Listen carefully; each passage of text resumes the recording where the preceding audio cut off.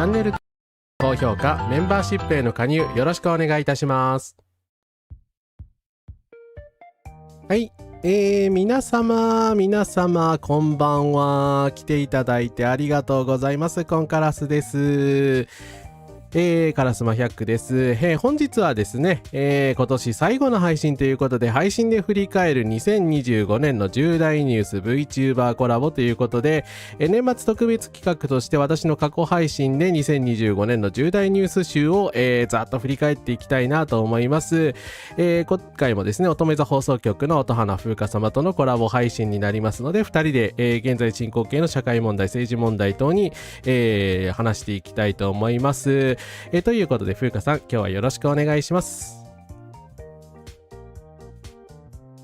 あれ？風花さん。あれ？はい、ミュートゲーしておりました。大変申し訳ございません。申し訳ございません。はい、びっくりした。よかった、怖かった。とある塔からオレンジ色を取り返す。はい、スカーレット黒ワレツピンクの方、音花風花魔法少女音花風花でございます。どうぞ今晩もよろしくお願いいたします。はい、よろしくお願いいたします。よかった、なんかトラブルかと思った。びっくりしてしまった。はい、私の方がミュートゲーをやらかしました。今、はい、自分でもビビりました。あれ何かしたっけ？よかったです。配信中にですね、まあこうやってね、笑いとかあるかもしれないですけど、深刻な話題を軽く扱ってるつもりではありませんので、よろしくお願いします。あと、差別や誹謗中傷とのコメントはお控えください。はい、ということでですね、皆さん集まっていただいてありがとうございます。ケイトさん、ペタさん、ミニラトルさん、アブソリュートさん、ゴゴブリンさん、いつせとこぞのいつせさん、うしおさん、しょうがさん、コンカラスです。いつも来ていただいてありがとうございます。ありがとうございます。コンカラスです。振り返りましょう。地獄の1年をというね、なんか覚悟が決まりまくってるコメントがあるんですけど、いや、ほんときつかったですね、今年は。マジでいろんな意味で。そうですね、やっぱ、世界身のどこかで誰かが苦しんでるってだけでこんなに辛くなるんだなっていう嫌な事実をね、改めて思い知らされた1年だったなって思います。はい。で、こちら可愛いイラストはですね、おばけさんという方からですね、いただきました。おばけさんありがとうございます。はい、ありがとうございます。はい、私のおばけちゃんからいただきました。とても可愛いイラストとお褒めいただいて光栄でございます。ありがとうございます。おばけちゃんも見に来てるのかな？お伝えしておきます。ありがとうございます。ありがとうございます。芸人のナイツが参政党ネタをやり参政党を批判するネタではなかったので神谷にも受けが良かったらしいです。なんだあいつなんだあいつちょっと成仏してほしいテレビから消え去ってほしいですね。まあちょっとすいません、本題に入る前にすいません、可愛いイラストを紹介させていただいたりしたんですけど、ですね、生活に困った時の相談先リスト2025年、2026年を、もやいの理事長の大西さんがまた出されております。皆さんもですね、いろいろあると思うんですけれども、一人で悩まずにですね、気軽に、相談してください。こちらの相談のね、ホームレス全国支援ネットワークさんにはですね、ホームレス状態じゃない人にも、SNS 相談とかいろいろできるね、ホットラインとか紹介されてますので、ぜひともチェックしていただければと思います。はい。やっぱ年末年始にね、この寒い中で、あと、お祝いムードの中ね、こう苦しむ必要は一つもないので、ぜひ正しい福祉に救いを求めていただければなと思いますので、実際なんでしょうね、自分が必要としてなくても誰か必要としている方にも届くように、こうやって広めていけたらなと思ってるので、ぜひ、はい、よろしくお願いいたします。周知の方お願いいたします。よろしくお願いします。あと今回もですね、ちょっと今、急ピッチでやったので、なんか、まだらというか、文字になってたり、文字になってなかったりするので、ごめんなさい。リンクになってなくて。10月、11月まではね、この大量の、ですね、Google ドキュメントをリンクにしましたので、リンク処理してますんで、よかったらチェックしてみてください。はい。ということで、早速、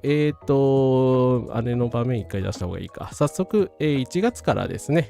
やっていきましょうか。風花さん大丈夫ですか？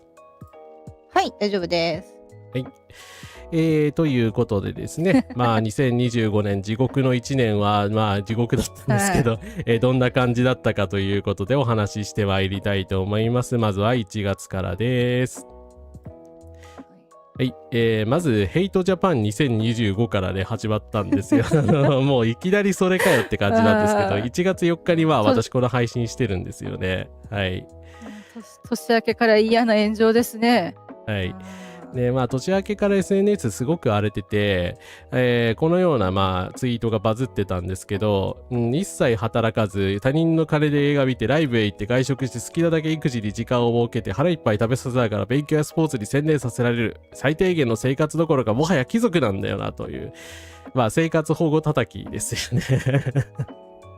新年一発目からこれっていう。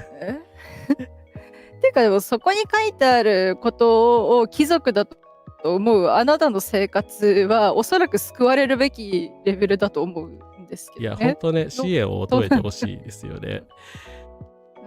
ね、なんですけど、まあ最近はですね、まあこのようなですね、小竹正義官さんによる弁論というですね、今の生活保護のですね、引き下げ問題とですね、やったお笑い芸人の小竹さんの、内容が非常に話題になっておりますので、よかったらこれチェックしてください。そうなんですよ。こちら18日 ?1 月18日まで無料公開なのかな、はい。ですかね。はい。ですかね。なのでぜひご覧ください。スタンドアップコメディとしても成立してるし、鋭く社会問題に切り込む水際を見てきている方の、こう重い言葉だなって思わされる側面とかまたハッとしたりもするので、ぜひ、ね、お時間ある方見てください。はい。はい。あ、ゆきおさんコンカラスです。オラ君泣くに嫌だって。いや本当にそう。そうですね。小竹さんは本当で、グッズ購入とかもそうですね。望まれているので、よかったら皆さんご協力、余裕ある方はご協力ください。無料公開してるから僕には収入がないって言っておられたので、広告収入はあるでしょうけど、やはりね、グッズを買って応援っていう形とか、ライブもね、やっておられるかと思うので、応援したい方と、ですねやっぱこういう本当になんでしょうね、社会正義をある方がちゃんとこう正当な報酬を得られる社会になるといいなと思うので、はい。こういう方をね応援していけたらなと思っております。はい。ということで、この小竹さんが取り上げてるのがですね、この違法な生活保護基準引き下げの事件なんですけども、未だに被害の完全な回復が見えないという状況になってます。最良最善の判決に最悪の行政ということで、2025年11月7日、都内で開かれた記者会見で、命の砦裁判全国アクション共同代表はそう指摘したと。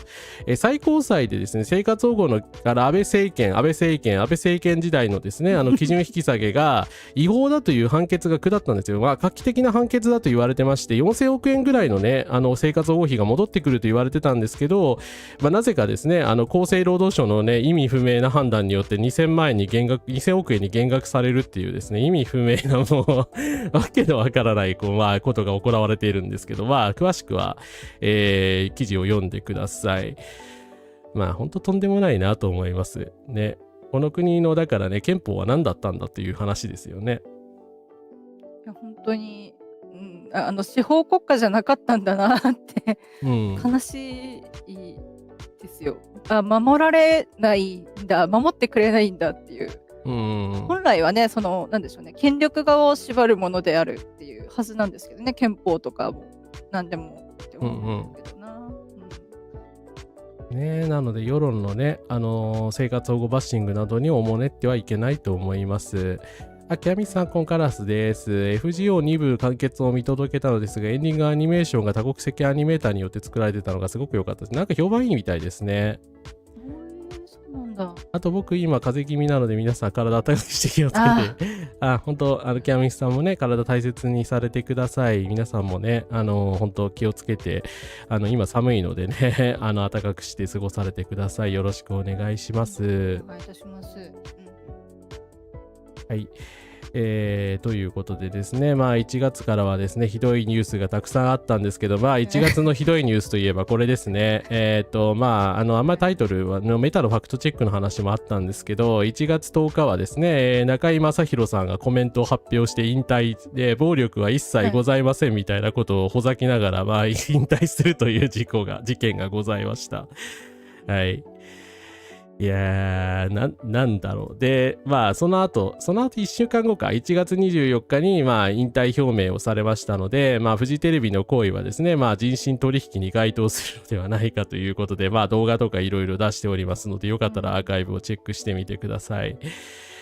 そもそも、なんだろう、いろんな意味で本当ありえない事件ですよね。芸能界にかつてはトップにいたような人が、こういった行為をやって、しかも私は悪くないみたいなことを言いながら引退するというですね。どれだけ自分がお金を持っていて、どれだけ地位を築き上げていて、どれだけファンダムがよしよししてくれるか分かっててやってるっていうのがすごく醜悪なんですよ。だから悪いって思ってそんな私のせいでそんなことを言わないであげてっていうなんでしょうね、よくあるざま者の前日そこにたどり着くまでのこう嫌な悪者ムーブをしてるんですよ。っていう感じがあってもう最低っていう、もう言葉がないですね。解決してないからな、未だに。はい。なのでですね、ただこれでね、松本さんと中居さんが2人とも引退して、二度と来ないっていう結論だったらまだあれなんですけど、知っての通り松本人志は復活しました。このニュースの今後はということで、なんかフライデーが面白おかしく書いてるんですけれども、松本さんがですね、なんかダウンタウンプラスという有料配信サービスで11月から活動を再開いたしまして、もしかしたらこれに中居さんが出るのではないかみたいな話が出ております。出てくんなっていう話なんですけどちょっと信じられないですよね。出てこれると思ってんのっていう。で実際出てこれてるし、芸人たちも一斉にテレビで名前出し始めたでしょ。またそうですね、もちろんなんでしょうね、言っちゃいけない禁句みたいな扱いではなかったんですよ。結局宮迫の方は禁句みたいにされてましたけど、こっちの方は逆になんかずっと帰ってきてほしいな、チラッチラって感じにしてて、で帰ってきたっていうか、そのダウンタウンチャンネル設立と同時にブワッと余計にテレビ地上波でももう目につくところで言い始めて、だからね、また一応疑惑の段階で刑がなんでしょうね、有罪無罪とか刑が確定したわけじゃないので断言することはできないんですが、だとしてもですよ、疑惑があるという人間がこうやって大手を振って加害者が出てこれるっていうことがどれだけ被害者にとって恐怖かっていうのはやっぱちょっと改めて、苦しいなって思いながら年末過ごしておりますね。はい。ね、これ今日出たばかりの記事なんですけど、年忘れても忘れてはいけないフジテレビ問題って、いや当たり前だろっていう感じなんですけど、7月にいい煽りですね。はい、7月6日にですね、フジテレビは検証フジテレビ問題廃正と再生みたいな番組を作ったんですけど、ね、性被害をプライベートな問題として矮小化した経営陣の認識の甘さが公表された。また現役社員などの証言を通じ社内に蔓延していた声を上げづらい風土も、浮き彫りになったが、取締役相談役本人が番組内で証言することはなかったということでですね、何も変わってねえじゃんっていう何も変わってないですし、そうですね、本当に今回の件で良かったので、結局善意ある善意あるといっても、おそらく消極的加害者だったり、もう下手するともっと直接的に加担してきたかもしれない社員たちだとしても、労組が団結して対抗してたじゃないですか。その点だけは良かったですね。いいなって思ったんですけど、結局こうやって今改めて忘れちゃいけないって言って記事が出てこないと、そういえばこの問題どうなったんだっていう、その行き先を知らない、終結したかどうかも分かってないっていうことになってるので、テレビも結局ね、大谷さんの話しかずっとしてなかったので、今は大谷さんの話じゃなくて誰の話してんだろうなって感じですけど、そんな感じなので、本当にそんなもんなんだな社会の関心ってっていう、やっぱちょっとげんなりする気持ちはありますよね。はい。伊沢さん、コメントありがとうございます。ありがとうございます。コンカラスです。宮迫は完全に追放されたのに松本は復帰してくるっていう、いやそれなんですよね。結局力がある人間戻ってくるだけじゃんっていう、ね、だから結局悪いやつばっかり生き残って悪路巣窟になるし、そう殴る蹴るとかね、凶器で脅すだけが性暴力だと思ってるような人とかも多いし、被害者への二次加害もほぼ放置だし、ジャニーズ問題もまだ終わってないですよね。はい。あと宮迫が追放されたのにっていうところは、やったことっていうか問われてるものが違って、宮迫は多分反社会的勢力との関係が噂されたがために追放なので、あれはね、一発でコンプラとしてアウトになってるから、逆に宮迫と仲いいっていうか、宮迫と一緒にそういうことをしてたとなると、自分の出番がなくなるから言わないんだろうなっていう。でも逆を言うとですよ、逆を言うと松本がやった性加害は疑惑ですけどね、残念っていうか、性加害疑惑、性犯罪については軽視されてて、やっても帰ってこれるんですよ。反社会的勢力とのつながりが出たら一発アウトなのに、性犯罪は OK っておかしくないっていうところから、やっぱちょっとおかしいと思います、私は。はい。いやという感じなんですけど、あと最後にというか1月最後なんですけど、1月といえばですね、ユン・ソンニョル大統領が逮捕されました。はい。皆さんもだいぶ忘れてるかと思うんですけどですね、1月韓国目覚ましくね政治が立ち直ったので、あれ忘れてるかと思うんですけど、昨年本当ファシズムに移行するかもしれないっていう瀬戸際だったんですよ。でユン・ソンニョルもね、だからアンチフェミニストとか右翼の人たちからすごく支持されていた人なんですけれども、あえなく逮捕、懲役10年が求刑されておりまして、おそらくですね出てこれないだろうと、で統一教会に関する捜査もねガンガン進んでるということで、なんか法治国家羨ましいっていう感じなんですけどただね、韓国がこういうね厳しい、国家体制を敷いているのはやっぱり大日本帝国の抑圧があったからっていうのは日本人は忘れてはいけないと思います。はい。そうですね、珍しく良いニュースだったし、ついこの間のね、もう話のように思えるんですけれども、なんかね、早いですよね。だって、イ・ジェミョン政権になってからもうね、1年近く経ちますからね。はい。でもそうですね、松本と一緒に現場にいたスピードワゴン小沢ってやつはね、芸能界から追い出されたままなので、なんかあれですよね。だからやっぱり力のない芸人は戻ってこれないんだなっていう。まあそうですね。そこはそうですね。他の、そうだな。あとは何ですかね、ロンドンブーツ1号2号のはい、金髪の方も、ちょっとみそぎみたいな感じで結局戻ってはきてるので、はい、そんな感じ。芸能界なんてそんなもんだろっていう、なんかこう、でもそうですね。やっぱちょっと、芸能界解体して一回解体したいですね。はい。でも本当ね、性加害軽視だし、だから小沢がダメだったらね、松本も当然ダメなはずなので、なんでお前だけ帰ってくるんだよっていう話ですよね。はい。そうですよ。そうですね、韓国のことに関してね、言うときはやっぱりちょっとそこはね、歴史を踏まえて気をつけなければいけないと思います。はい。だし、そうですね、ユンさんは本当ね、韓国のね、シャバにいたら殺される可能性もあるので、刑務所にいた方が、ね、安全かもしれませんね。そうですね。某立花さんと一緒ですよね。捕まってる方が安全っていうところ。で、そうですね。でも、朝鮮問題の問題に関しても、そもそもね、DPRK 北朝鮮と対立して戦争状態にあるっていうこと自体が日本のせいだっていう、やっぱり認知を持つべきだなというふうに思いましたよね。はい。そうですね。そこを全然踏まえないから、韓国は民主主義が根付いてないとかわけわかんないことをそういうやつがね、日本国内のアナウンサーにいるっていう恐ろしいことがね、あったりしたわけですけれども、やっぱそこは、それとこれとは話が違う。いや違わないけど、また切り分けてっていうか、こうごっちゃにしてごまかしてはいけないっていうか、見えないように濁らせてはいけないなっていうところはある。改めて感じますね。ですね。はい、ということで1月の状況でした。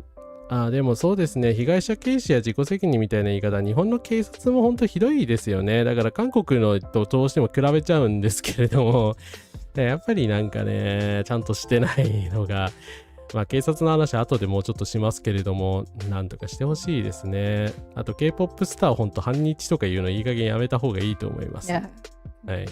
もう反日とかそういう問題じゃなくないっていうとこじゃないですか。日本が過去やってきたことを批判することと、今の日本人と友好関係を築いていくことって両立するはずなので、だからね、中国のスパイって言うんだったら、お前は今すぐスマホものパソコンも捨てろよっていうとある YouTuber さんのね主張がね、その通りだなっていうところですよね。だからそこは、だからやっぱなんか問題を賠償化しまくってデフォルメ化しまくってごちゃ混ぜにした結果、なんかそういうわけわかんない出力になってると思うので、ちゃんとなんでしょうね、やっぱ正しく学んで正しく知って正しく議論を深めていくっていう場がやっぱちょっと必要というか、それを義務教育の段階でしておくべきなんじゃないかなっていうのはちょっと改めて感じますけどね。ですね。ということで、ちょっと2月の話に行ってまいります。で、これ関係ないんですけど、2月にですね、私のね、父親とかについて話をしたんで、面言の雑談をしたので、ダース・ベイダーの話が聞きたい人はよかったらメンバー限定登録してください。よろしくお願いします。割と好評な回なんでしょう、これ。そうですね。すごく好評でした。なぜか知らないけど。はい。はい。で、新たな性教育国民運動、プレコンセプションケアって、当時これ、自慢でも何でもないんですけど、当時全く注目されなくって、2月4日ぐらいに私取り上げ一部で話題になってたんで取り上げたんですけれども、これがですね、9月29日になってようやく朝日新聞が取り上げることになりました。プラコン施策、そう駆け足し遅いんですよね。産むこと前提でだから卵子の老化をですね熟女キラーですみたいな言い方で言ったのがね冊子があったんですよ。とんでもないでしょこれ女性差別の極みみたいな。そうでだからこれを見てもだけど、じゃあ精子の方は老いてる描写あるって話でしょ。なんで男の方はずっと元気みたいな感じで書かれて、女は老化するみたいな書き方するわけっていうのが気色悪くて、めっちゃ気色ないです。ほらね、もう会えないのって、お前はじゃあいくつだってなるじゃないですか。その精子の主はいくつだって話だし、きっしょい、そうですね、私から言える言葉はきっしょいですし、こんな教育をするとやっぱりその女性の客体化はまあなんでしょうね、治らないというかお墨付きになってしまう。AV による性のファンタジーがお墨付きになってしまうのがこんな感じなので、ちょっとご勘弁願いたいというか粉砕したいなっていう感じですね、これは。はい。そうなんですよね。だから当時はね、だからあんまり最初注目されなくて、あんまりこれもね再生伸びなかったんですけど、まあ全然自慢でもなんでもなくて、その私より先に掴んでた人たち、フェミニストの人たちがすごいんですけど、やっぱりフェミニストの人たちの言うことはねちゃんと聞いとかなきゃいけないんですよ。絶対後から問題になるから。はい。という話、教訓ですね。はい。サンセットオブクワッサンコンカラスです。そう、韓国の親日って言ったらね、本当にその売国度って言ったら強い言い方だけども、スパイのこと言ったりするから、本当ね、言葉の使い方気をつけなきゃいけないんですよ。はい。そうだから養子縁組とかねもっと広げようっていう話にならないのがところがおかしいですし、そのならないっていうところ自体やっぱり差別ですよね。だから血統主義的な視点も伺えるっていう。やっぱ、自分の遺伝子を持った子を育てる、それを産ませられる産ませる女が、俺が産ませる女がいるっていうところの価値観、結局これも家父長制的なものですけれど、それがきっしょいっていうところですし、でもだからこの点で本当養子縁組とかのその制度もすごく、ね、家庭を必要としている子どもたちが結局施設で育っているっていう現実があるわけで、赤ちゃんポストっていうものがあるのはなんででしょうねっていうところですよ。そこを解決しないのに産めよ育てよしか言わないっていうところの気色悪さは、やっぱその女性蔑視以外の何者でもないし家父長制だろうっていうところで、やっぱちょっとね2026年はもうちょっと本腰入れてぶち壊しにかからないといけないなと思って、はい、頑張っていけたらなと思っております。はい。やっぱプレコンの問題はね、国策でこれをね秋田県とかがやってることなんで本当ねやばいですよね。だからやばい。フィクションの血統主義とかも気持ち悪いし、そのねいろんなところで女性差別する変な YouTuber とかいっぱいいますけど、選択的夫婦別姓とか同性婚がねそう実現しない問題とも同じで、やっぱり政治の問題だっていう視点が必要かなというふうには思いますよね。はい。ことでちょっと次に行きますが、アメリカもですねひどいことにねいろいろなってたと思うんですけど、2月のニュースですねイーロン・マスクのどっちの職員が本部に入り削減と脅迫の報告を先導ということで、イーロン・マスクというおじさんがですねアメリカを破壊しようとしたんですが、結果的には彼の計画は失敗しました。良かったといえば良かったんですが、11月24日にですね米政府公立化省が解体しまして、トランプ政権の目玉政策だったんですけどもそもそもですね、何億兆円もですね削減するぞ削減するぞ削減するぞネオリベだみたいなことを言って出ておきながらですねトランプと大喧嘩して結局やめてしまうというで、マスクが全て投げ出したのでどっちもなくなるっていう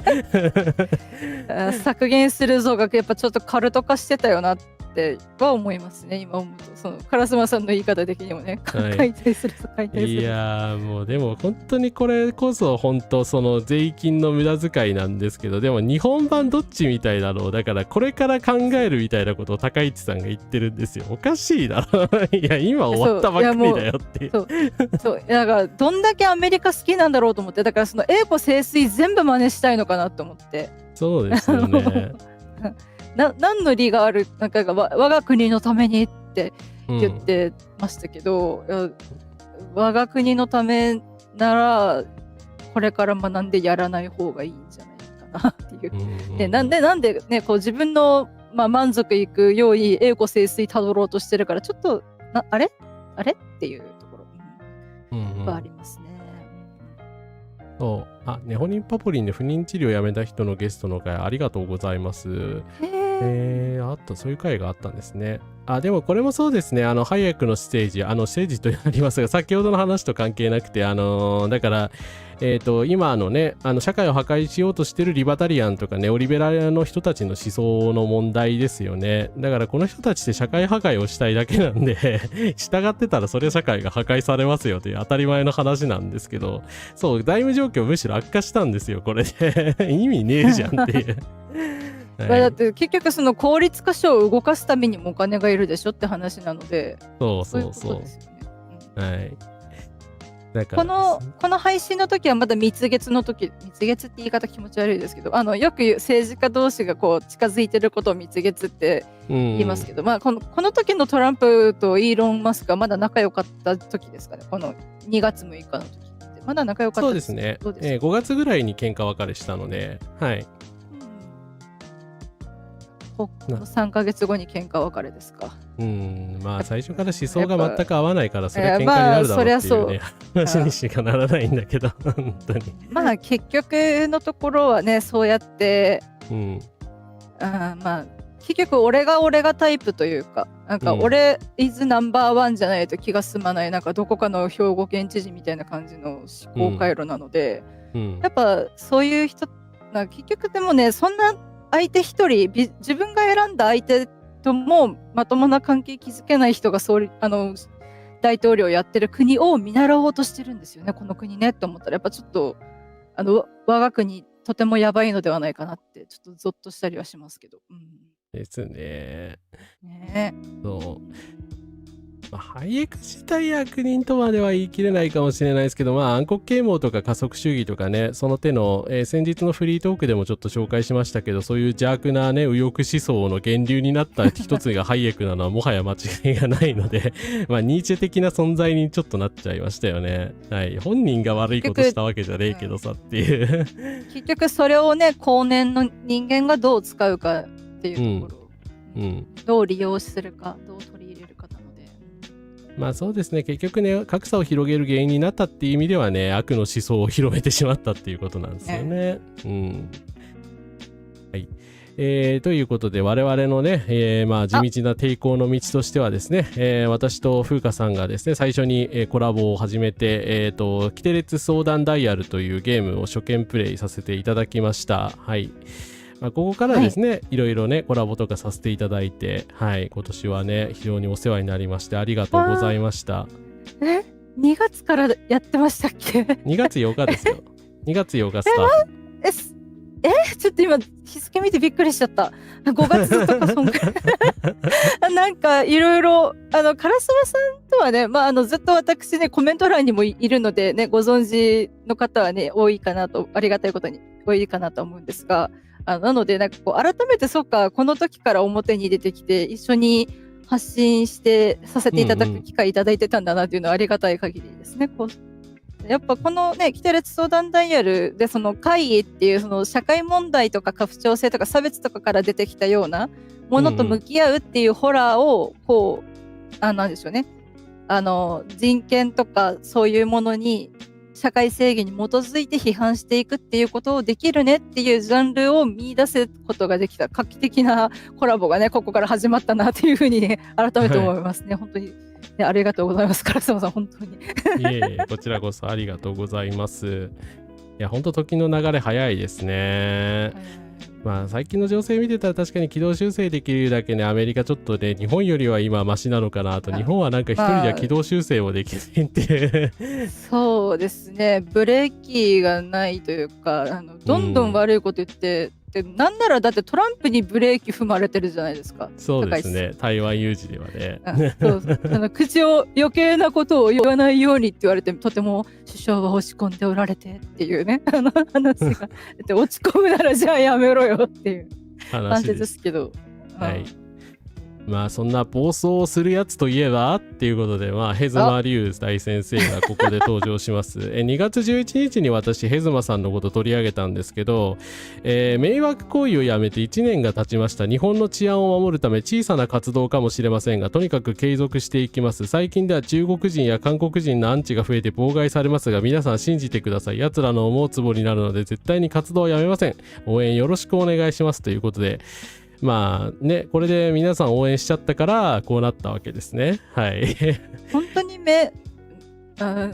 なんだろうな、結局でももうこの人の場合も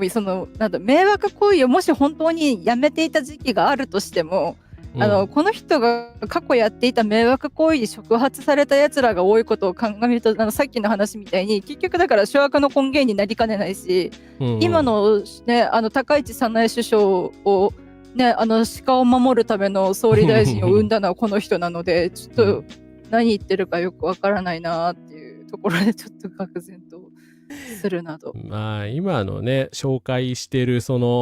なんかヘイターとかねヘイト活動家みたいなのの元祖みたいな迷惑系流の元祖みたいなのがことをやっている人なので、絶対にここでねまあ市議会議員とかにすべきではなかったと思うんですけど、残念ながら我々のルートでは市議会議員になってしまいました。おかしいですね、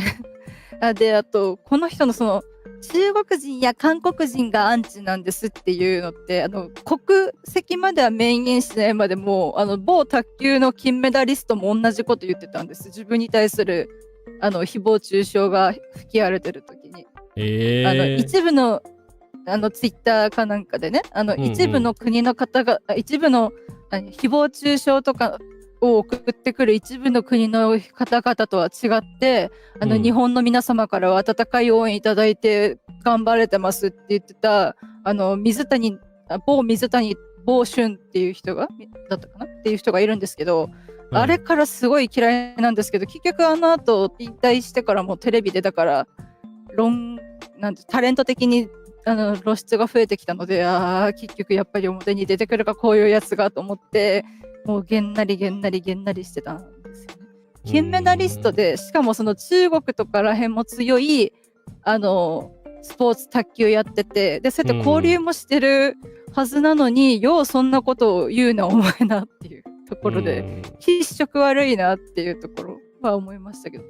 それがやっぱ正されない、むしろよく言った、そうだ日本人はあなたを応援しているみたいな感じの、だから結局スポーツ選手にね、愛国心を投影する気持ち悪い代理戦争をさせてるっていうのがやっぱ浮き彫りになってんじゃねえかなって、やっぱちょっと一回スポーツ界も芸能界と一緒に解体すべきかなって思いましたね。はい。僕さん NF104 さんコンカラスです。迷惑行為やめてませんというですねいや全くですよね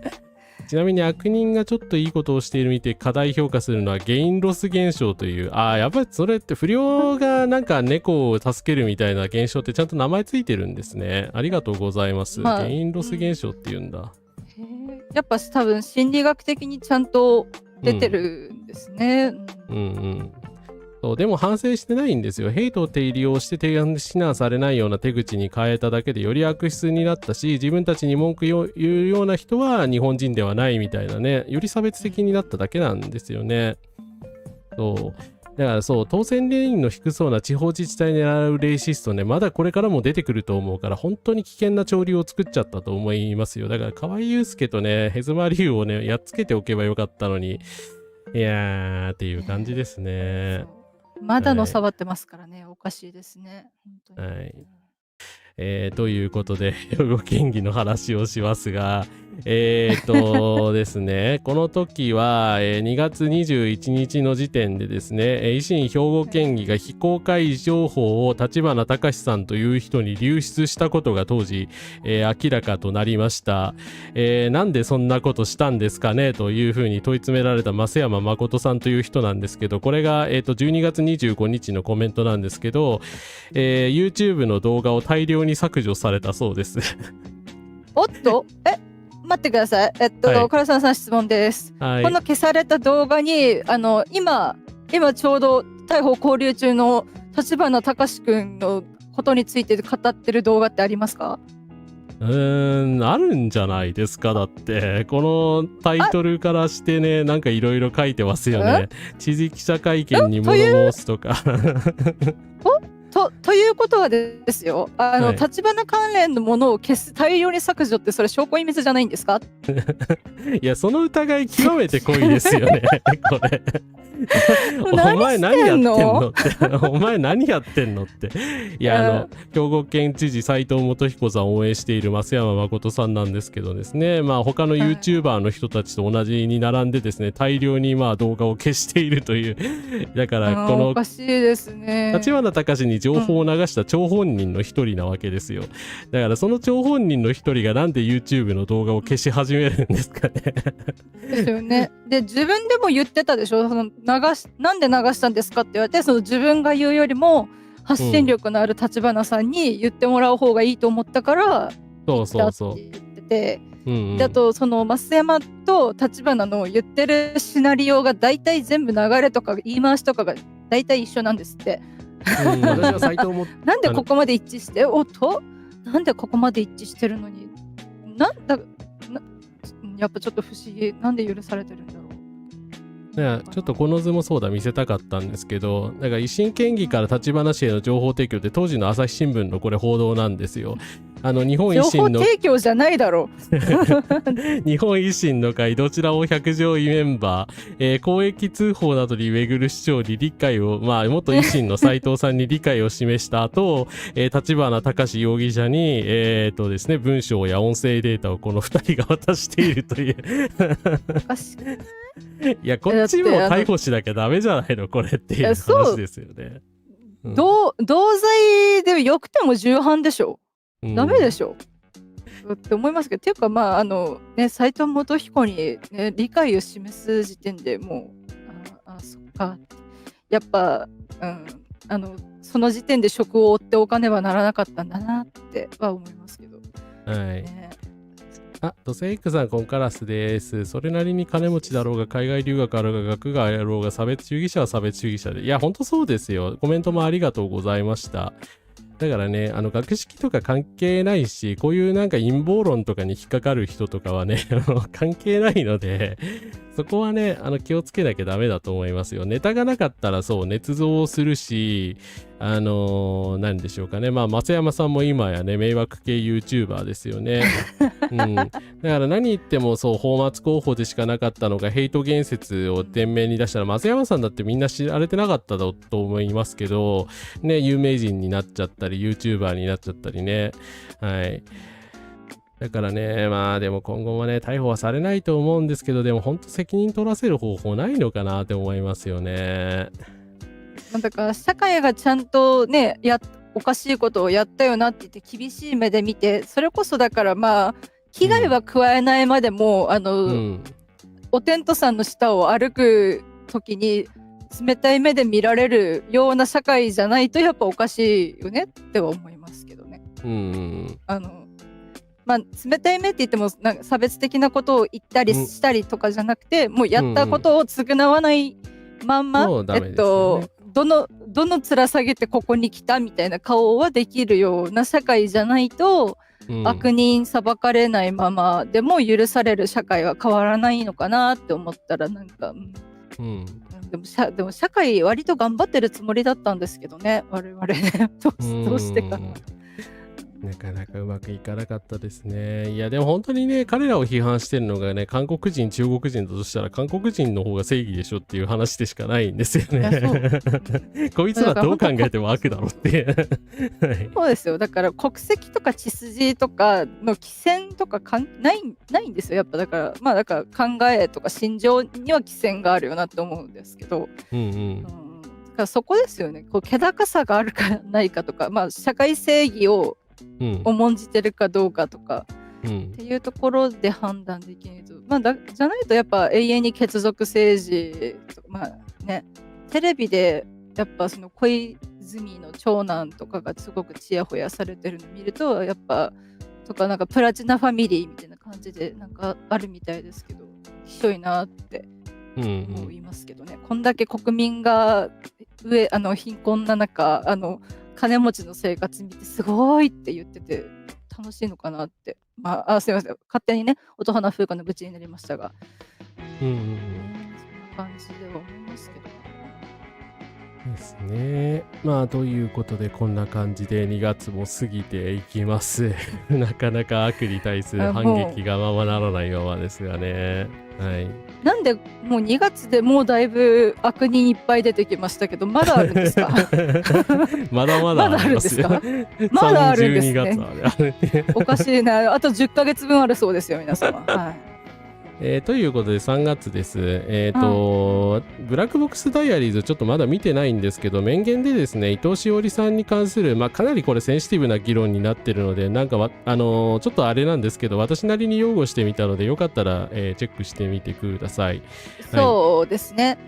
私、性犯罪被害に遭った私の立場から言わせると、やっぱり、伊藤詩織さんを支援した方々ももちろん称えられるべきではあるが、あなた方は主役ではないっていうことは忘れちゃいけないとは思います。はい。はい。ですね。あくまで主役というか主権があるとすれば伊藤詩織さんのみです。被害者なので。そうですね。そのことに支援者はあくまでそう支援者は支援者であるし、代理は代理でしかないっていうことを忘れてはいけないんじゃないかなっていうのが私の意見ではあります。もちろんいろいろ問題を起こさずに済んだ可能性とかを考えていくとまたそこもねあれしますけど、個人的にはやっぱり伊藤詩織さんの主張って大事だと思ってるし、結局加害者のうのうとねのに解き放たれてるので。そうですね。とにかく山口紀之を、頑張ってですね、社会から追放する、運動を頑張っていきたいと思います。はい。はい。よろしくお願いいたします。よろしくお願いします。ということでですね、なので伊藤さんとは全く関係ないんですけど、3月の話といえばですね、高額療養費の話がありましたね。で、当時ですね、自民党さんがどのようなコメントをしているかと、これは見ていただいた方がいいと思うので、ちょっと動画を流します。高額療養費の引き上げ、患者の皆様にとっては実質的な負担がまさに生じているんじゃないんですか。お金が足りないのは分かります。他の手段も含めて検討しましょう。凍結を求めます。より少ない負担でこの療養を受けていただくためにどうすればいいか、一方においてどうやってこの制度を持続可能なものとするか、保険者の負担というものをこれから先も過度に増やすことがないようにできるかということも十分に考えてまいりたい。はい、当時のね、石破首相のあくまでも発言でございますけれども、当時彼こうやって言って、患者団体の意見を受け入れて、中止したじゃないですか。なんでまた復活してんのこの話って。しかも来年からやるんでしょ。ロキソニンの値段上げるとか言ってますよね。いや、ロキソニンの値段はまた OTC 治療薬だからまた別の話だけど、いや、ちょっと待てよって。でも全部つながってますよ。全部つながってます。医療とっていうかそういう福祉、困っている方々を困らせたまんまにしておきたいとか、切り捨てたい。もうそのまんまにしときたいっていう消極的加害からもう加害したいっていう直接的攻撃性に変わってきてるなっていう恐怖を感じてて、本当怖いです。いや本当恐ろしいですね。だから石破さんいなくなってね、よりこういうのが露骨になってきてるのは本当に恐ろしいなというふうに思います。はい。そうですね。ちゃんと石破さんはね、会話してくれてたんだな、一応なっていう、ちゃんと国会で討論してたんだなっていうことをね、なんでしょうね、思い知るというか、そうですね、みんなまともに討論してほしいんですけど、おかしいなっていうところですね。はい。でもそうなんですよね。実際はその資本家と労働者が対立しているのであって、格差が広がっているんだから、その病気の人とかですね、弱い立場の人に対して、やっぱり詰めるようなね、こうやって祝辞を削るようなことはやっぱりないと思いますよね。だから財源はそう、防衛費とね、法人税からまず削れやっていう話でしかないんですよね。人権侵害ですからね。だし本当国民皆保険をなくしたいんじゃないかというふうに疑われますよね。マヨフさん、今年は最後のノーヘイト凱旋してきました。お疲れ様でした。お疲れ様です。音花さんこんばんはということでありがとうこんばんは、ありがとうございます。りがとうございます。本当いつもね活動してくださってる方にも頭が下がります。本当にね寒い中、ね、お疲れ様です。ありがとうございます。寒い中お疲れ様です。ありがとうございます。いつもありがとうございます。だからね、本当労働者こそね、連帯しなきゃいけないのに、なんかね、分裂されてますよね。結局、高い位置を支持するかしないかって、いや、支持するなよっていう話でしかないんですけど。いやそう支持するがまず選択肢にないんだよっていうところから話しなきゃいけないのっていうところがねだいぶがっくりきますけど、結局高市人気でね病気の人までねそうやって高市政権を支持したってなると結局人気で押し通されちゃうわけなんで本当そこをねしっかり考えてほしいですよね。だからこれもねネオリベ政策の流れだし維新がねやっぱりやりたかったことなんでしょうからね。はい。ということで社会保険料引き下げじゃないんですか、やりたかったこと。もちろんそうですね。社会保険料引き下げはいいんじゃないですか。あれでだから社会保険料逃れをする方法を身につけたんでしょう。いろんなねそれちょっと今回取り上げませんけどいろんなところ理事になってね国保じゃなくて社会保険に入って毎月最低限額だけ払えばいいというスキャンダルが今、話題になってますけれども本当にいい加減にしてほしいですね。脱税集団やんで。多分毎回言ってますけど国って国を保たせるために存在してるんじゃなくて、国ってそこに住んでる人々の生活のためにある共同体なわけで、だからそこに住んでる人々の命とか権利を守らないのであれば国に存在価値ないんですよ。ないですね。なのにこんなことしてるから本当にそこ分かって政治してるのっていうところはありますけどね。素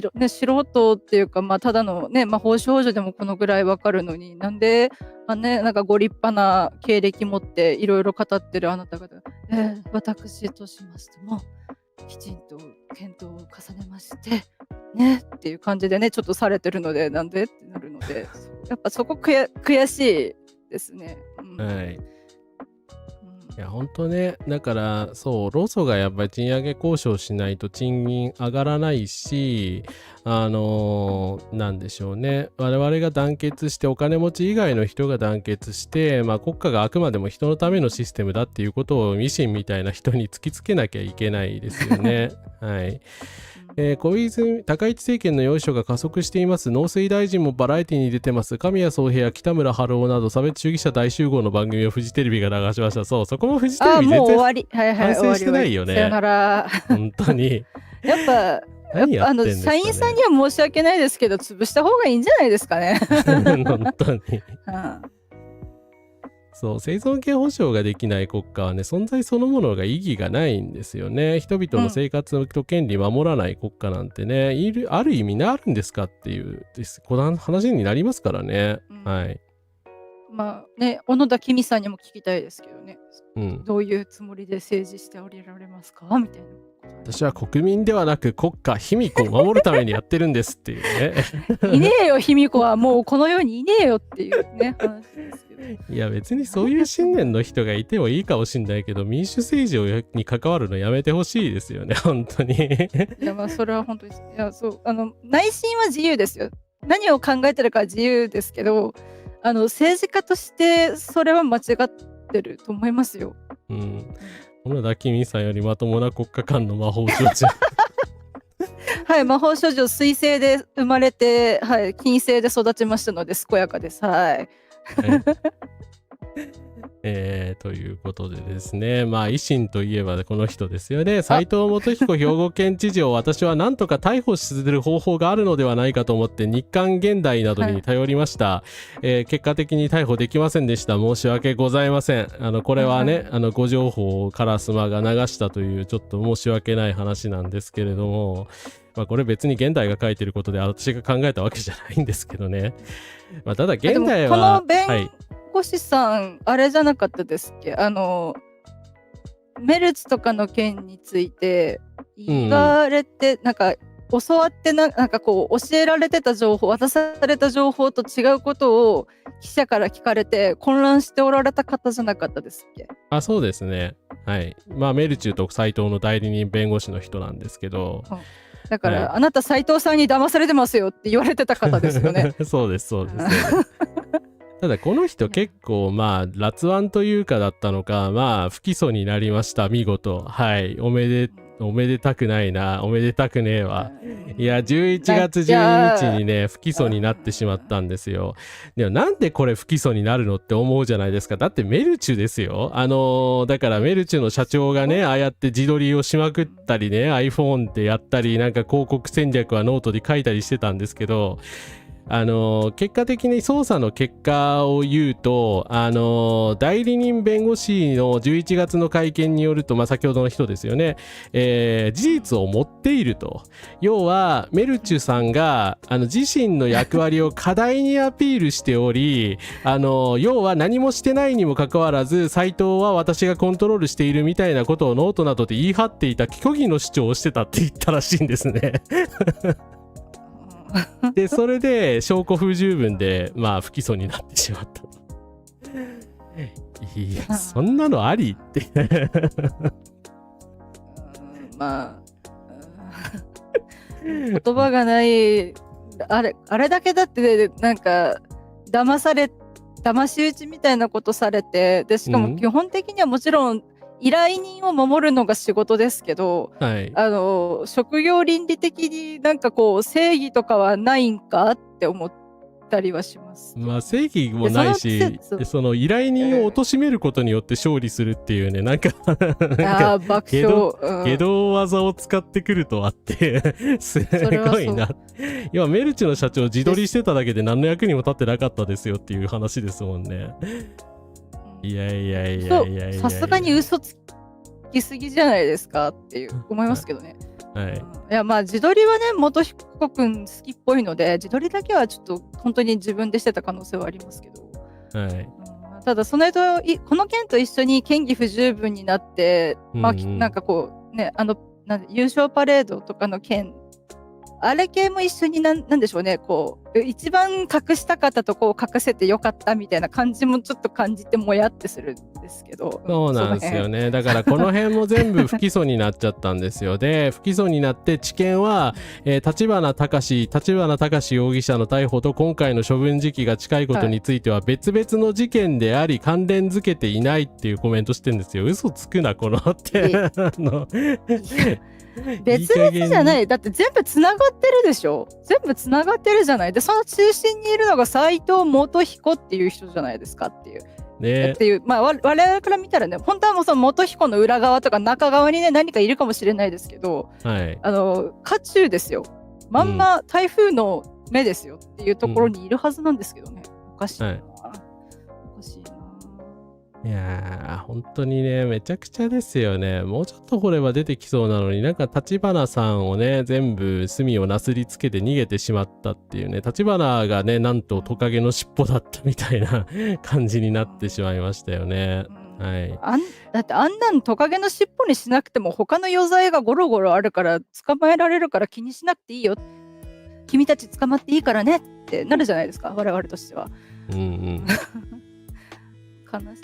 なんだろうな、やっぱ法治国家じゃなかったんだなって思うとすごくやっぱ腹渡がにえくり返りますね。地大さんのアイコンに載ってる方々の無念がやっと晴れるかなと思ったらちょっとまだ遠そうだというところで余計にやっぱちょっと気が重くなるというか、やっぱ悲しい。こんな気持ちで年越させるんですかっていうちょっと怒りはありますよね。本当ですね。結局立花しか逮捕されなかったです。立花逮捕されたのはそれは良かったですけど、ね、結局斉藤は許されてしまうのかとね。そう玉を甘やかすことが存在意義なのかこの国はっていうふうに思いますよねだからまあ私がね地上波に行ってこれを暴くしかないですかねそうですよ。皆さん2026年何をすべきかというとカラスマ100個地上波に、はい、そしてカラスマラジオに特別ゲストとして米津玄師さんをお呼びして LGBTQ+ についての学習会をし理解を深めた上で宇多田ヒカルさんと和解の和解でちょっとこう、なんでしょうね、インタビューをお互いになんか対談していただくところまでをやって、っていうところをちょっとね、烏丸さんの名のもとにやりたいなと思ってるので、ぜひ皆様のね、応援でね、烏丸100区を地上波にどうぞよろしくお願いいたしますというところ。よろしくお願いいたします。私の代わりにタグを書いてくださっている吉尾さん、ありがとうございます。いや、本当ね、民主主義破壊してますよ、本当に。SNS で使う方がいらっしゃるけど。いや、使ってください。烏丸100個地上波にね。確か私タグ使ってなかったっけ？どうだったかな。まあ、それはいいんですけど。立花隆、煙に巻くのが得意だから検察が巻かれてしまったのでは。なるほど。立花がね、まあ、口車でなんとかした可能性はありますよね。いや、もはやちょっとわかんないけど、ね、逆にですよ。じゃあ、その立花隆みたいな、めちゃくちゃに、煙に巻くとはいえど、論理は破綻してるんですよ、あの人の言ってること全部嘘だから。そうですね。で、それに巻かれる検察の意義って何ですか？本当に何の仕事してるの？そういう嘘をつく犯罪者と相対する仕事をしてるんですよね、あなた方。立花隆に騙されていいの？あんなにまだ分かんないですよ。まだ一般の人の犯罪とかだと決定的な証拠がなくて煙に巻かれるしかないっていう悔しい終わり方でってあるかもしれないですけど、あんだけツイッターとか YouTube とかに証拠ゴロゴロ残ってるにもかかわらず、煙に巻かれるっていうことを検察君は一体何を見てるんですかってなるじゃないですか。やっぱちょっと残念としか言いようがないですよね。ないですね。はい。で、まあ、ただこういうね、極右勢力の人たちって何者なのかっていうような話なんですけれども、まあ、これちょっとね、ですね、中野浩一先生が超わかりやすく解説してるので、ちょっとこれ流しますね。すいません。はい。は一旦失われた過去をそっくりそのまま復旧しようとするよりも、改革や刷新を標榜した別の装いで強者の支配を再建しようとするものです。フランス革命に対する反動で言えば、応答派ではなくボナパルティズム、つまり民主主義を帝政というブルボン王朝とはまた異なる強者の支配にすり替えてしまったルイ・ナポレオンの手法にあたり、国家の栄光のためにタブーを恐れぬ大胆な改革を断行する強力なリーダーのもとに民衆が結集するという集権的な支配構造を作ろうとするわけです。今の日本政治でいうと、日本維新の会がまさにこんな感じですね。実際の政治では復興保守と改革保守の要素は混じり合って、自由な共存への進歩を拒み、強者の支配を再確立させようとします。はい。ということで、なんかすごいわかりやすいので、まあこれね、興味ある人はぜひ見てほしいんですけど、今のまあ、だから維新とか、まあ維新、まさに高市さんとくっついた、維新派保守みたいな人たちがやってることって、まあいわゆる反動なんですよ。だから、石破さんみたいなのが、まあいわゆる穏健保守ですよね。で、ただそれに対して改革保守っていうのは何なのかっていうと、近代化を取り込みつつですね、新たな、その強力な強権的支配を作るっていうことを目的として活動してるグループなんですよね。だからこういう人たちがやっぱりトップに立ってしまうと、社会がどんどん破壊されるという、まあ、現象が今年はずっと起きてるなと思います。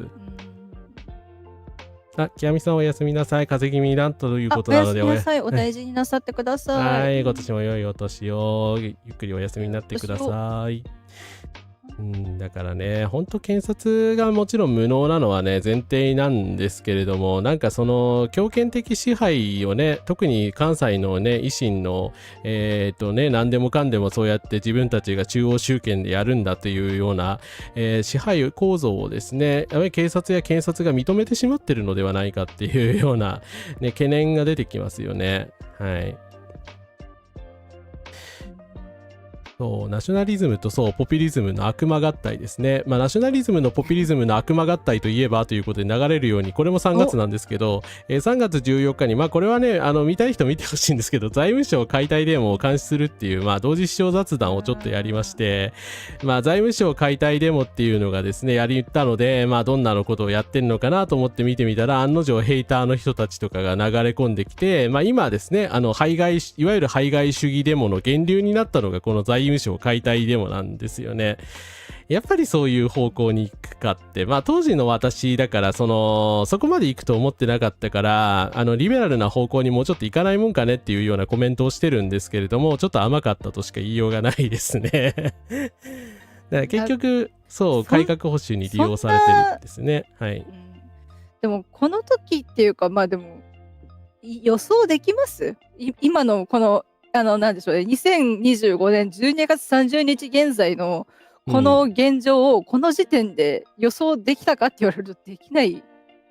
すよねっていう。まあ予想できてたらね、私もうちょっとなんかその地上波に出れてたかもしれないけど、そうなんですよ。だから中野先生とかはね、ある程度予測した上でそういうね、いや本当維新が危険だからね、警戒しろってこの時点でもう言ってくれてるので、ま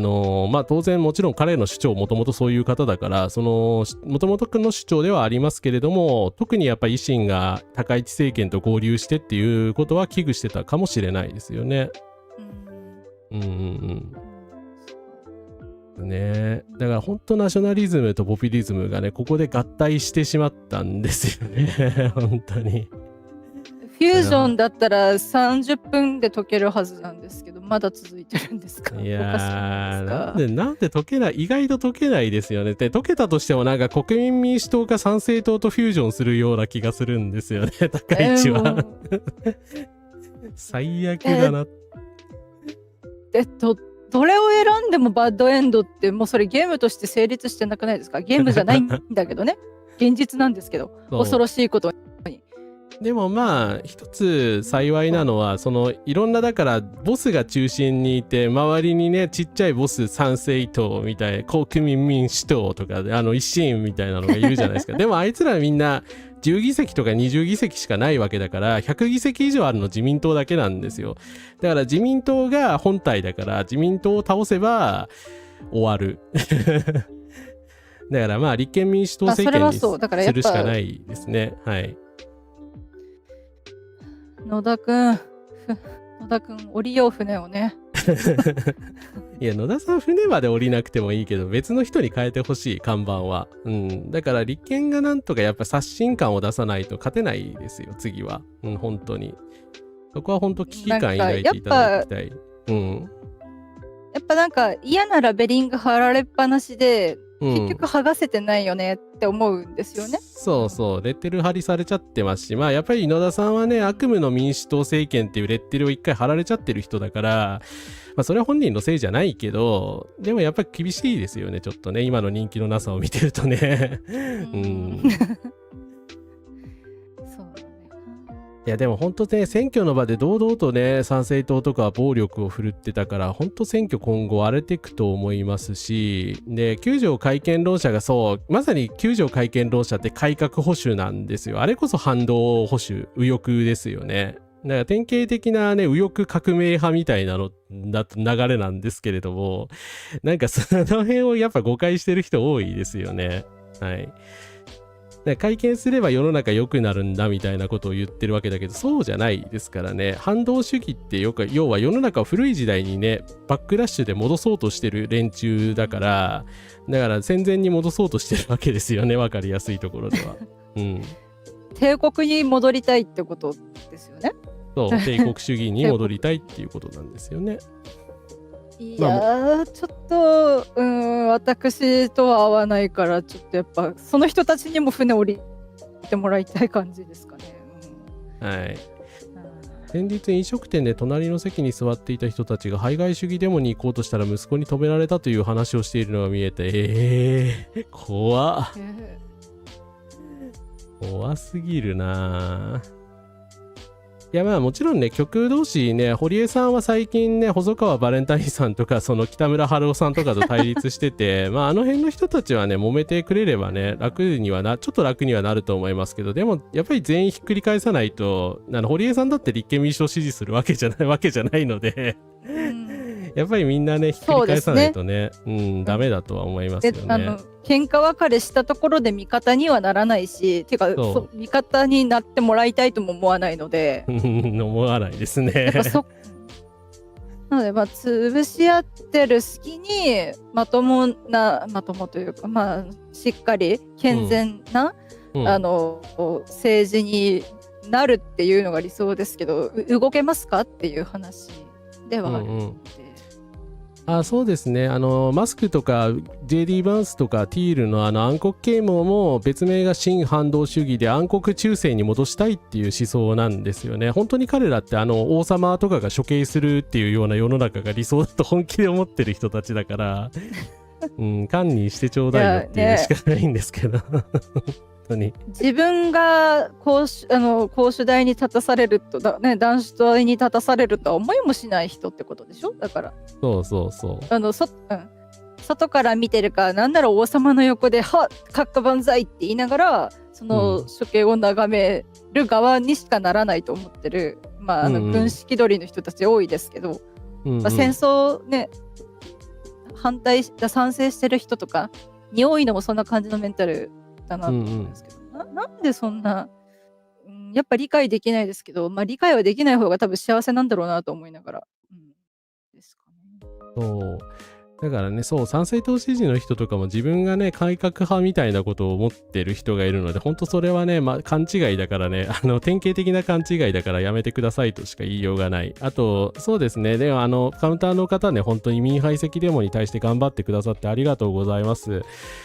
夏頃ね、かなりいろいろあったので、ようやくね、少しずつね、今少ししぼんでますよね。だから冬だからっていうのももちろんあると思うんですけど、暴力的なやっぱりデモにはね、参加するのはどの党派であろうと絶対良くないので当たり前ですけど、いや、それはそう。春になる前にね、ああいう流れをちょっと止めておきたいですよね。はい。そうですね。島民じゃなくて永民してもらいましょうね。そういう悪意は。そうですね。そう、はい、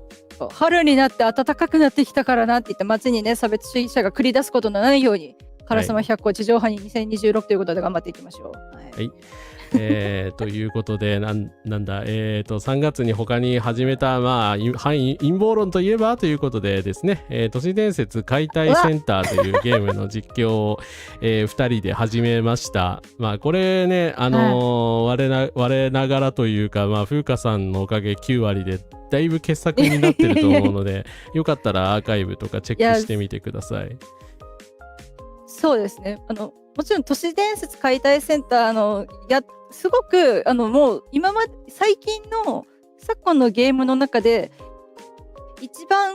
差別とかそういうものに対して中指を立ててくれている素晴らしい作品であるとは思うんですけれど、もちろん問題点とかももちろんないわけじゃないので、全部が全部ねっていうところはあるので、あとコミカライズとかでもちょっと問題、読んでないのであれなんですけど、いろいろ媒体が違うことによって我々が観測しきれてない都市伝説解体センターがいろんなところにあると思うのであれなんですけど、ただやっぱりこのゲームの言いたかったことはやっぱ我々が一番実況をして拾って怪異に潜む差別をね、ちゃんと批判しながらも物語をちゃんと見届けたっていう自負があるので、もしまだ未見の方いらっしゃったら見ていただけると幸いでございます。はい。一部にね、風花さんのこの名演技のシーンをちょっと流してみましょうか。はい。こんなことな。うるさい。この7年どんな気持ちで生きてきたかあなたにわかるの？世間は天中事件って騒ぐだけで私たち伊坂のことなんて気にしてない。如月勉が怪しいとなれば如月を人殺しみたいに扱って、その如月が死んだら過剰な報道が原因じゃないかって責任転嫁、騒ぐだけ騒いで飽きたら終わり。野村さん、このシーンちょっと若干ネタバレだったんですけどごめんなさいね。でもこのシーンハイライトだし、やっぱ犯罪被害者の問題とかにもねフォーカス当ててるところだと思うのでですね、この名演はぜひとも見ていただき、3話のね後半ぐらいまで私が邪魔かもしれないけど見ていただきたいです。いや、そんなこと3話の見どころは烏丸さんが誤訳してるところです。はい。5人分烏丸さんが訳してるので面白いですよ。ありがとうございます。はい。ナミさん、ルミさん、コンカラスです。来ていただいてありがとうございます。ありがとうございます。なる中ほど。指に関そういうしてはこともある。私もねなんかいろいろ怒られたり、やる人はね、やりたい人はね別にやればいいと思います。ただね嫌がる方もいるので、そこはねちょっとやっぱ考えた方がいいかなぐらいの中間的な私は立ち位置なので、賛成党さん怒らないでください。別に否定してるわけじゃないなるのほど。で別にねすみません。否定してるわけじゃない私の場合は知らなかったので、ちょっとうん次からやめるようにいたします。すみません。ありがとうございます。そうですね。ルミさんみたいなね、その感想も間違ってないと思いますので、はい。ということでですね、ちょっとですね、た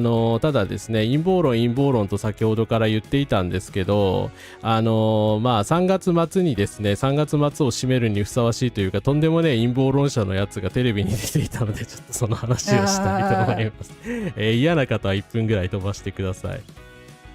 自分でその事情聴取、事情を知りたいって警察から言われてるんだよなっていう話はどこで見聞きネットです。ネットですか。ネットのネットの情報ということですね。そうです。そのはい1分もなかったな。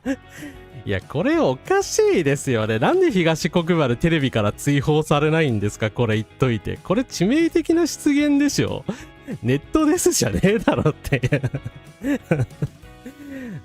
で東国原さんなんですけど、3度目の宮城崎県知事の出馬を考えてるとかでですね、いい加減にしていただきたいですね。そもそもテレビにまだ出てんのがおかしいのに、政治家に復帰するみたいなことをですね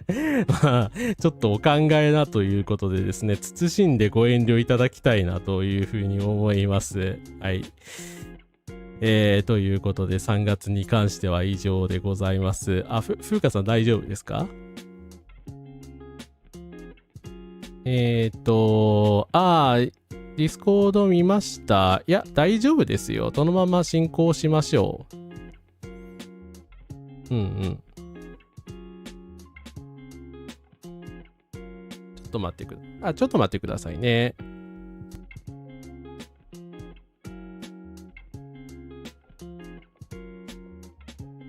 ミュートにしたまま喋ってた、もしかして。大丈夫ですか？聞こえてますか？はい、すみません。私が多分ミュートにしたまま喋ってました。忘れてた。いや、私もね、ディスコのメッセージちょっと気づいてなかったんで大丈夫ですよ。とりあえずこのまま、進んでいきましょう。そう、全然ね、この人ね、テレビに出張ってんですよ。だから参政党推薦で、だからね、これ本当に参政党推薦で出てくんじゃないかって気がするんですよね。やばいですよね。宮城県の次は宮崎県かよっていう。そう、勘弁してほしいんですよね。いや、本当やっぱ九州ですもんね。そうですよね。やめてほしいですよね。やっぱね、こう地震被害とかも多いところなので、ちゃんと、九州はね、火山ありますし、温泉があるということはそういうことなので、そうなんですけど、そうだからね、そう吉村さんもそうなんだけどね、テレビに出てごまかそうとするのやめていただきたいし、だからテレビでこの発言しちゃったんだから、もうあなたは退場しなきゃいけない人でしょっていうふうに思うんですけどね。はい。ということで、3月は陰謀論の月でしたが、すいません、長引いてしまってるので、ちょっと早足でいきます。はい。4月の入ってからなんですが、任天堂スイッチ2が人種差別の疑惑でですね、なんか、外国語対応のやつと外国語対応してないやつの値段差を2万円ぐらいつけるという暴挙に出ました。はい。なので批判したんですけど、結局ですね、何も対策されず、そのまま販売今でも続けられております。でも本当こういう態度がさ、マイノリティを無視してますよね。いや、そう。で、結局、これで責められても買う人とかやったって純粋無邪気に喜ぶばっかりで、誰も、最終的にこうやって批判する側の声がかき消されるし、で最終的に最近結局撮影開始されたんでしたっけ、ゼルダの映画。そうですね、はい。最低だなって、子供のためにやるメーカーのはずなのでおかしいと思うんですけどね。うんうん。そう、任天堂ステートメント出さなかったんですよ。で、ネトウヨとかのね、人たちがめっちゃ盛り上がってたのに、なんかそれで、なんかその、ステートメントもろくに出さねえし、いや、ちょっとっていう感じでしたよね。そう。そう、しかもゼルダの伝説、リンクとゼルダ、白人声優でね、制作者がシオニストっていうね、積んでるよねっていう、なんだそれはっていう。最低ですよね。はい。という事件があったんですけど、まあ、この漫画を示してましたが、これは半分兄弟という作品です。皆さん読んでください。この漫画がすごい2026年1位です。1位。私がね、取り上げた作品がね、珍しく世間に評価されるという珍しく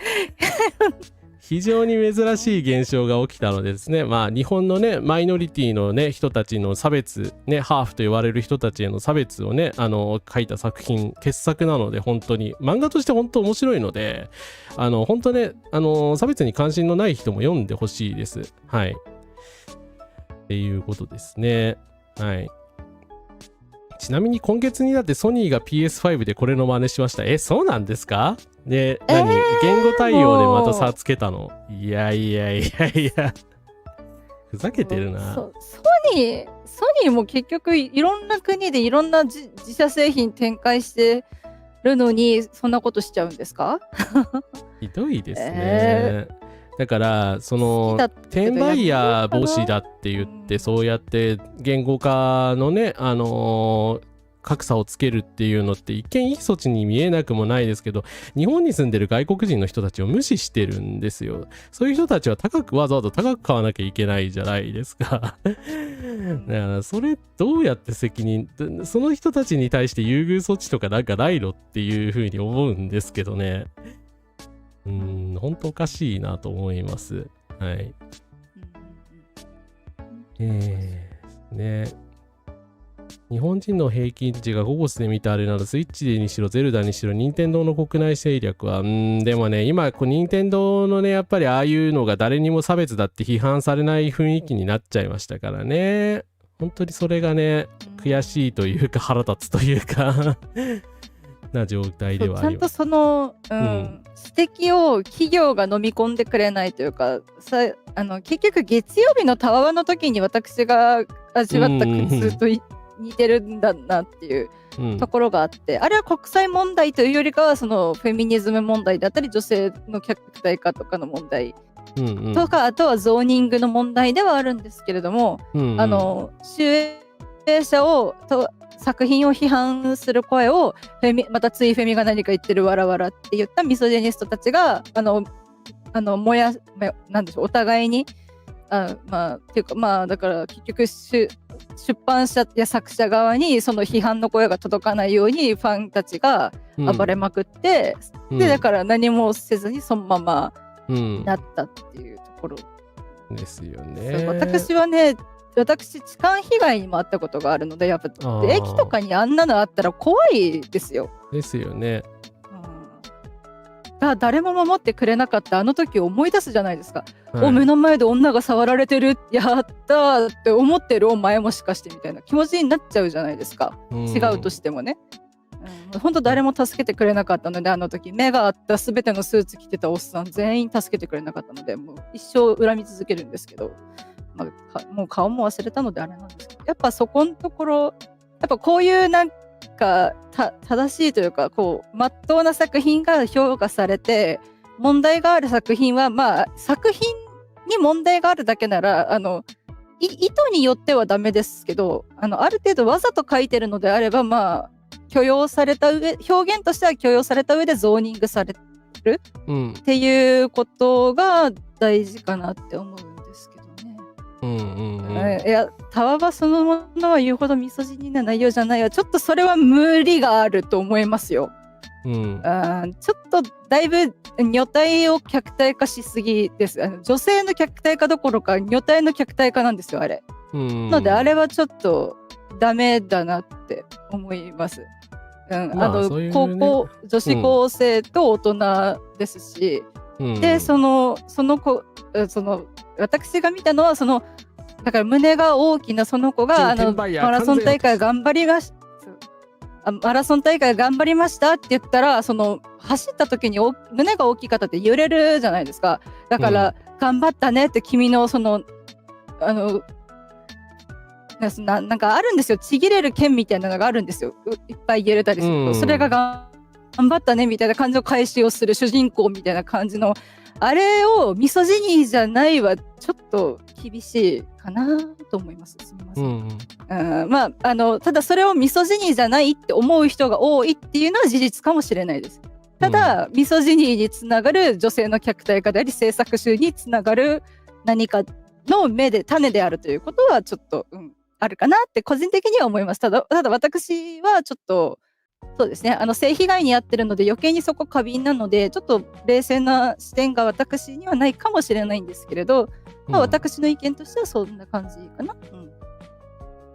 そうですね。いや本当任天堂のだからこういうファンのちょっと今ちょっとすいません示しましたけど、こういう霊障的なファンとかね、ネトウヨのファンとかが喜んでいるんですよ。でだから社会問題に対して霊障的だったりそういうミソジニーの問題だったりに向き合ってるようにも見えないし、確かに任天堂の作品ってね差別に配慮してる作品もたくさんいい作品もたくさんあると思うんですよ。いい作品はたくさんあるけどやっぱりこういうことするともったいないですよね。なんか全てを破壊してるというか。TTS さんコンカラスです。ゾーニングを表現規制呼ばわりする。そう、ゾーニングを表現規制呼ばわりする連中もいますからね。いい加減にせえやって。そんなこと言ったらもう何もできないし。そうですよ。逆に表現の自由を守るためにゾーニングが必要じゃないですか。まあそうなんですよね。ということでですね、すいませんちょっと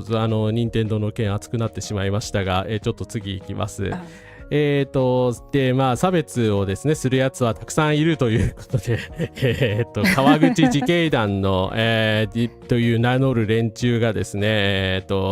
テレビに出ました。おめでとうございます。 NHK の取材で川口自警団代表が事実がなくてもクルド人についての投稿をしていることを言っていて、なぜそのようなことをするのかと問われたら嬉しそうに絶賛されるからですというですね、NHK のね再放送されたりされなかったりしたちょっといろいろネトウヨからのクレームがあったらしくていろいろあったんですけど、そういった番組に出てですねわざわざ堂々とそのようなことを言ったんですよ。なんかここでちょっとまた一個そこが抜けたなっていう、参政党がねまだ台頭するちょっと直前ぐらいなんですけれども、だからなんかね堂々とテレビでこういうことを主張するもちろん NHK は批判的に書いているんですけれども連中が現れたっていうことですよね。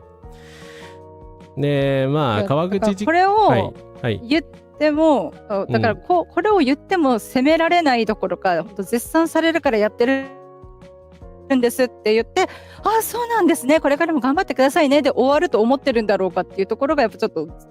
うすら寒いというか、やっぱそこが抜けたなって思ってたけど、さらにそこがあったかみたいなでまたそこが抜けるかみたいな感じは、思う怖いんでございますよね。で最近ね有名な YouTube の取り上げられたので、知ってる方多いと思うんですけどね、川口駅前でクルド人を害虫に例えるというとんでもねえヘイトスピーチをしたやつがいたんですよ。でこれがこのデモこれでも言った人はねさっきの太田ってやつなんですけど、太田じゃないですよ。一応女性表彰の人なので、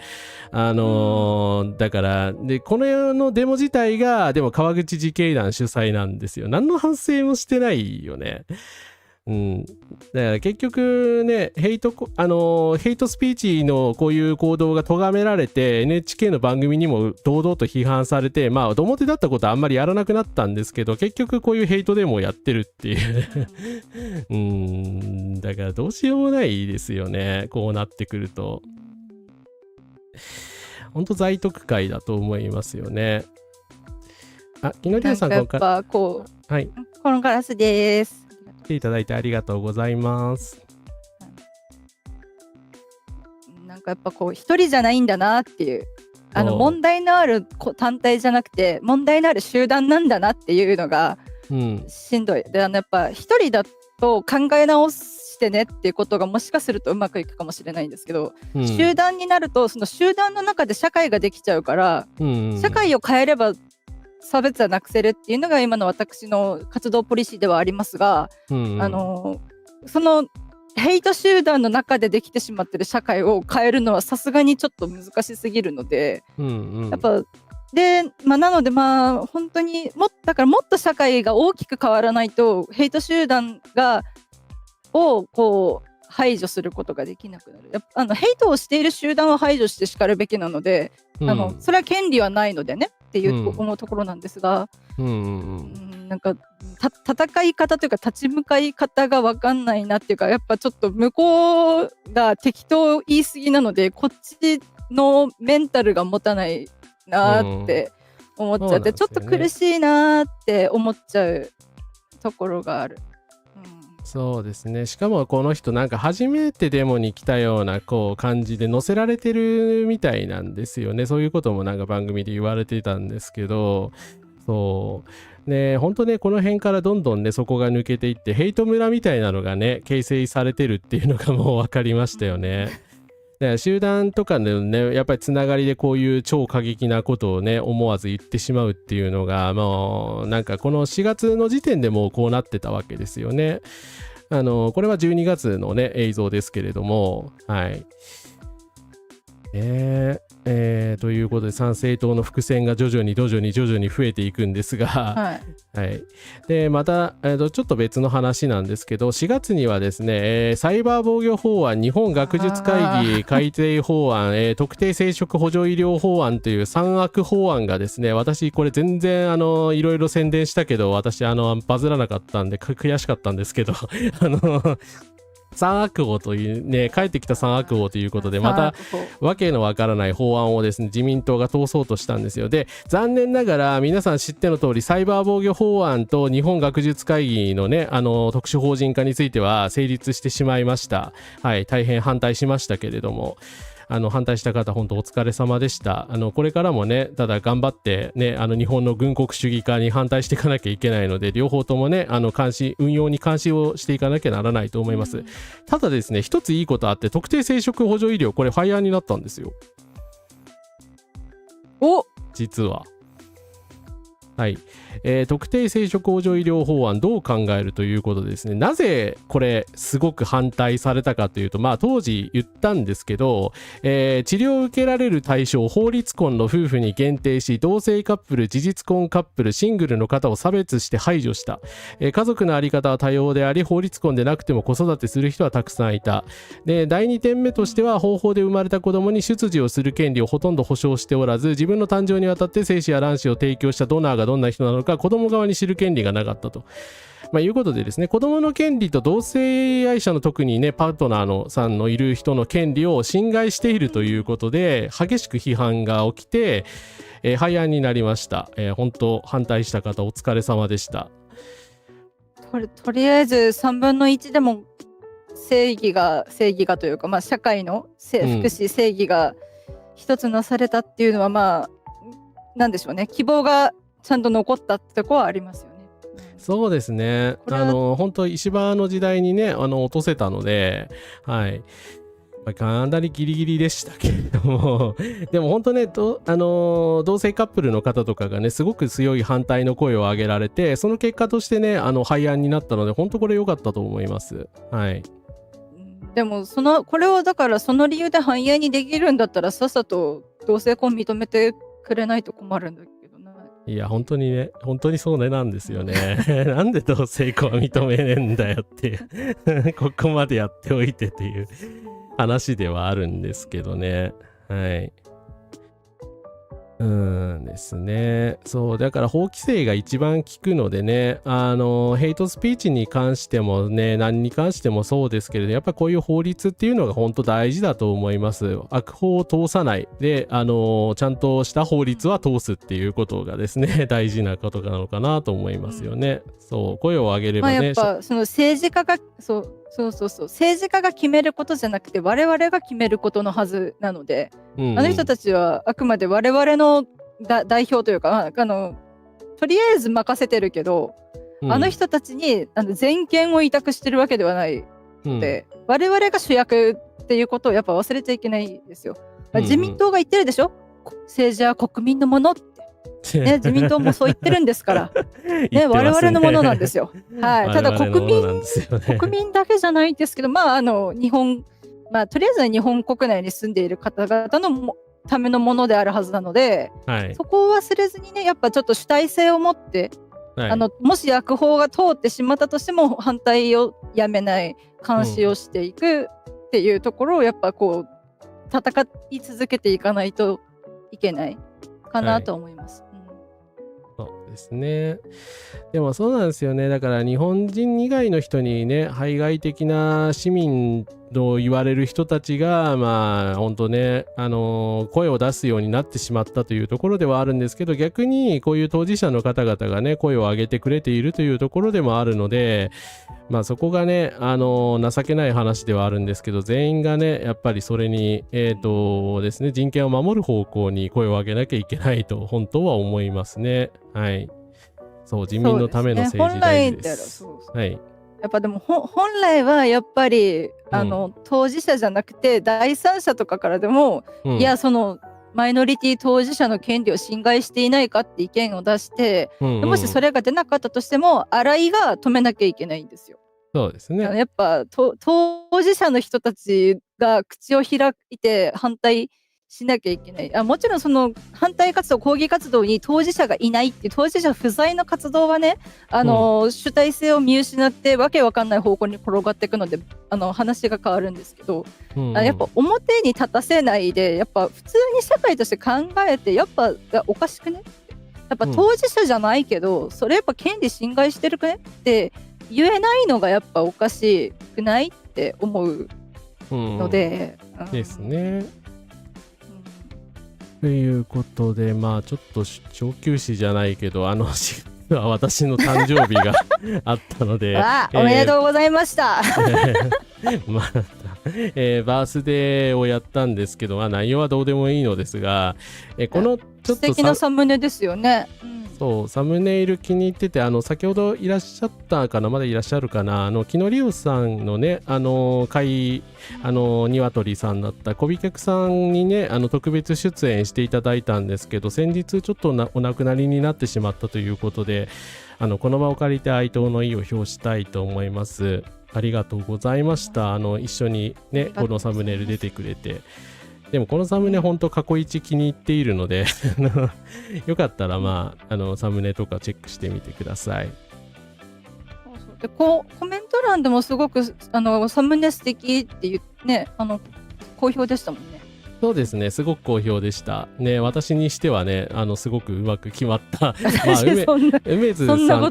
夫先生とね、だから小飛脚さんのね、いろいろな画像をいただいて、それを組み合わせただけだからパクリなんですけれども、俺の大事なパートナーでした、可愛がってくれてありがとうという、いやこちらこそ本当ありがとうございました。ありがとうございました。キノリオさん、ありがとうございました。本当今年協力してくれていろいろありがとうございました。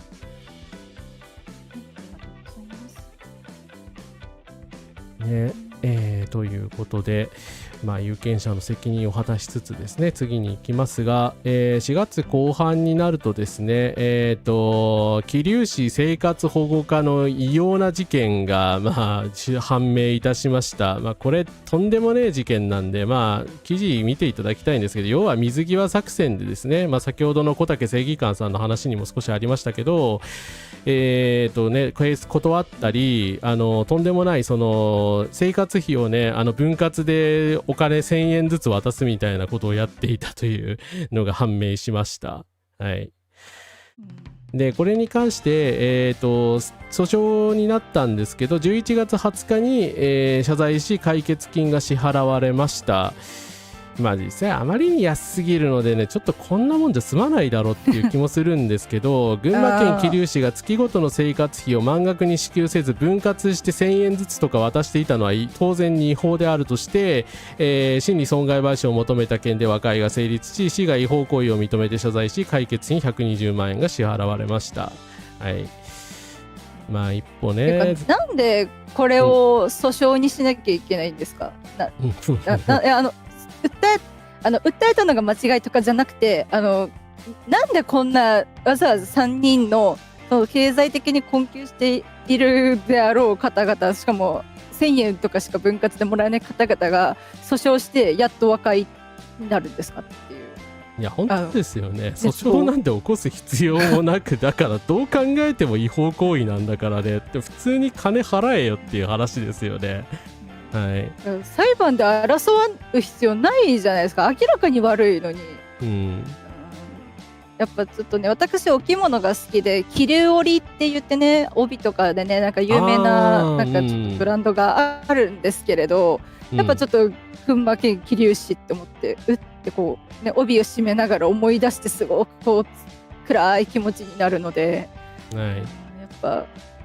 さまざまなものを既存してると思いますよ。冷たいことだけ考えるっていうか、まあ理になることしか考えてないにしたって理にすらなってないので、何してんだろうなって思いますけどね。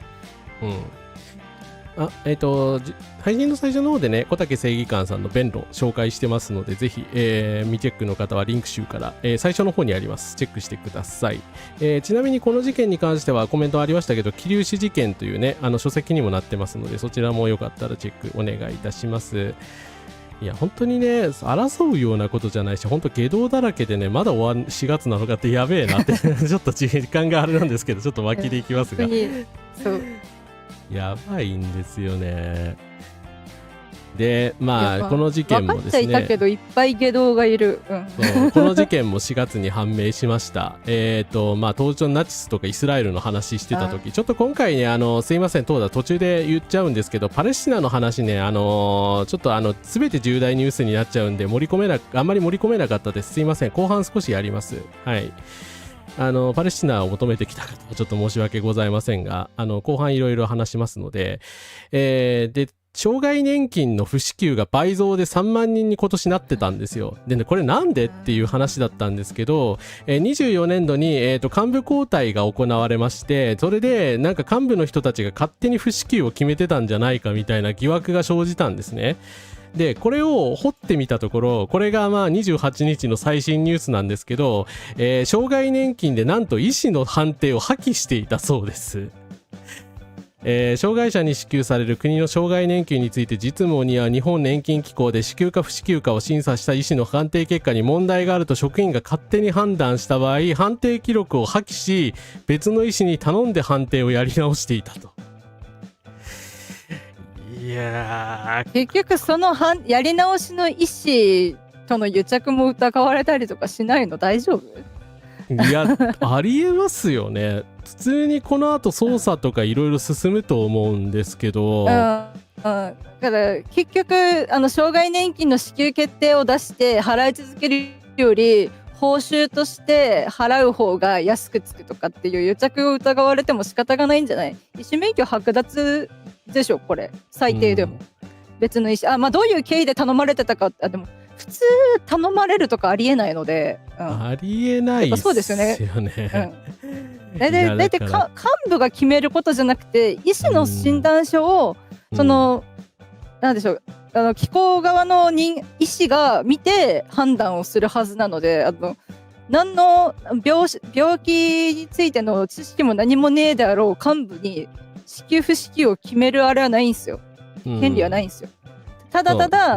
そのための手続きであったり啓発であったり、なんか別のいろんな事業であったりするためにいるだけの人間なので、人の人生を命を左右できるような権力を貴様は握っていないっていうことを忘れてるんじゃないですかね、とは思いますけど。だからね、さっきの桐生市も合わせてね、桐生市の話が発覚してその1週間後ぐらいにこの話ですからね。私も正直なかなかね、一応障害年金もらってるので生きた心地しなかった感が当時ありましたね。しかも誕生日配信のね直後にこれが起きるっていう何これって殺しに来てるだろうってめちゃめちゃだから落ち込んでおられますよね。もうね、そうで、私も障害年金で生きているので、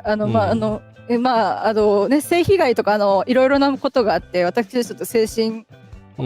障害者ということで保険年金受けてなんとか生きているんですが、なので、やっぱちょっと冗談抜きに私はこの事件については当事者うん。になり得た可能性があるというか、まあ一応はもらい続けられてるのであれですけど、うん、まあそうだな、怖いですよね。本当ですね気づかずに落ちちゃっただけで終わってる人何人いるんだろうと思って、そっか落ちちゃったんだ、じゃあ頑張って自分で生きていかないと、でもどうやってお金稼げばいいんだろう、働けないのにって言って路頭に迷わされてる人何人いるんだろうと思ったら、やっぱちょっとゾッとするし、怒りを覚えますよね。そうですね。何人のどれだけの人の生活を壊して権利を踏みにじってるんだっていう怒りがある。うん本当ね、弱者を虐げるために異様な、ね、熱意を出すっていうね、まあ、さっきのね生活保護の事件もそう、満額の半分しか渡してないのに書類上は全額渡したことにしてたりとかね、もう異様なんですけれども、本当にね、やっぱ弱者叩きはこれからも進むのかなと思うと、ちょっと暗々とした気持ちになりますけどね。そうですね、まあ、ただ弱者叩きをなくすためにははいその弱者を叩いてる人たちの中の弱者を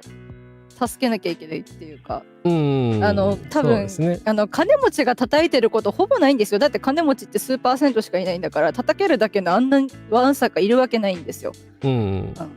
そうですね。なのでだから自分が苦しいと思ってるから、まあ叩くっていうような気がするんですけど、それはね、だから違うっていうか、自己責任の論理を内面化してるからそうなってるだけなんで、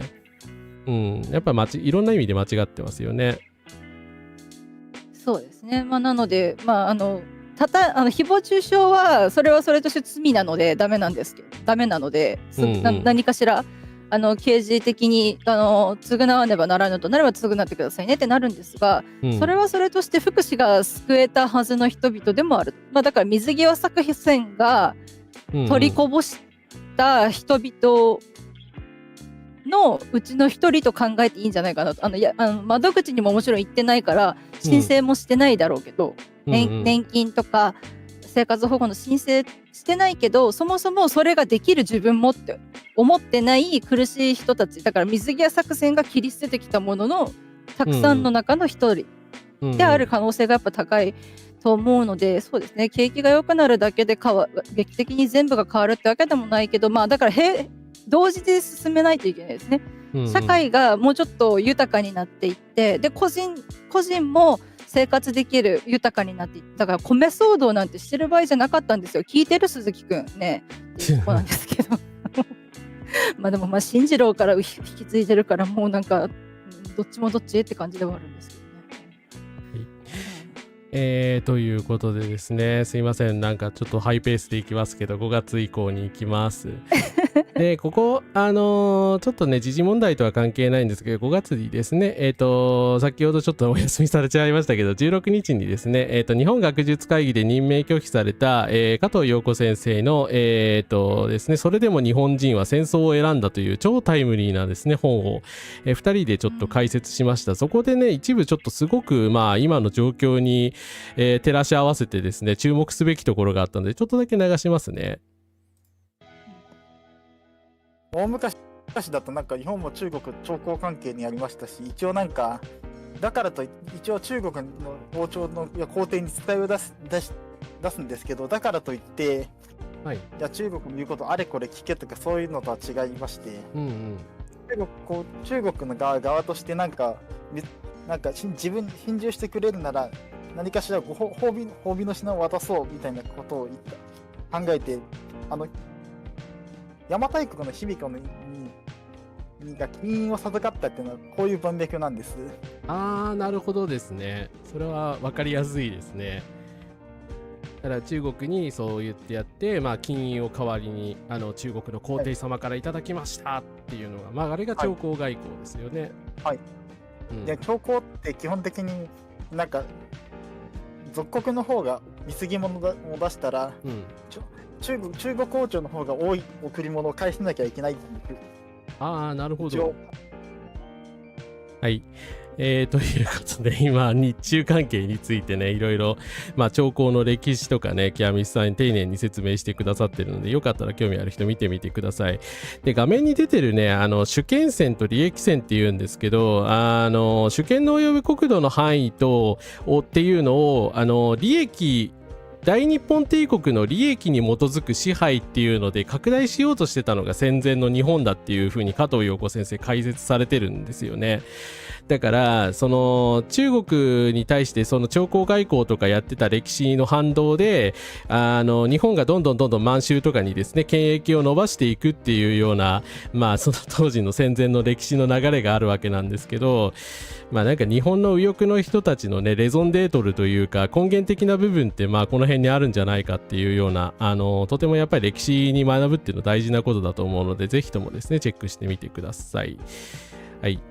そうですね、歴史を正しく学ばないと繰り返すので、人間大体同じ考えを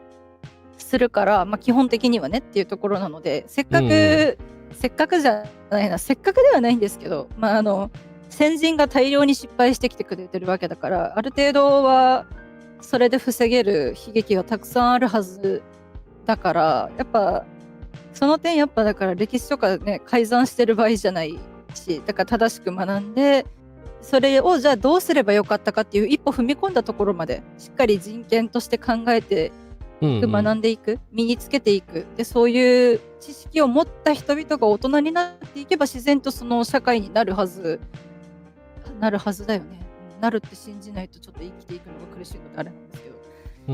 やっぱ知らないってことはやっぱちょっと知らないっていう自覚を持っていないといけないなと思います。知らないことなどないっていう姿勢がどれだけ危ういかっていうのはやっぱこういうところからも伺い知れるなと思いますね。そうですね。はい。配信拝見した後この本読みました。ありがとうございます。いや本当ね、この国ね歴史に学ばなさすぎですからね。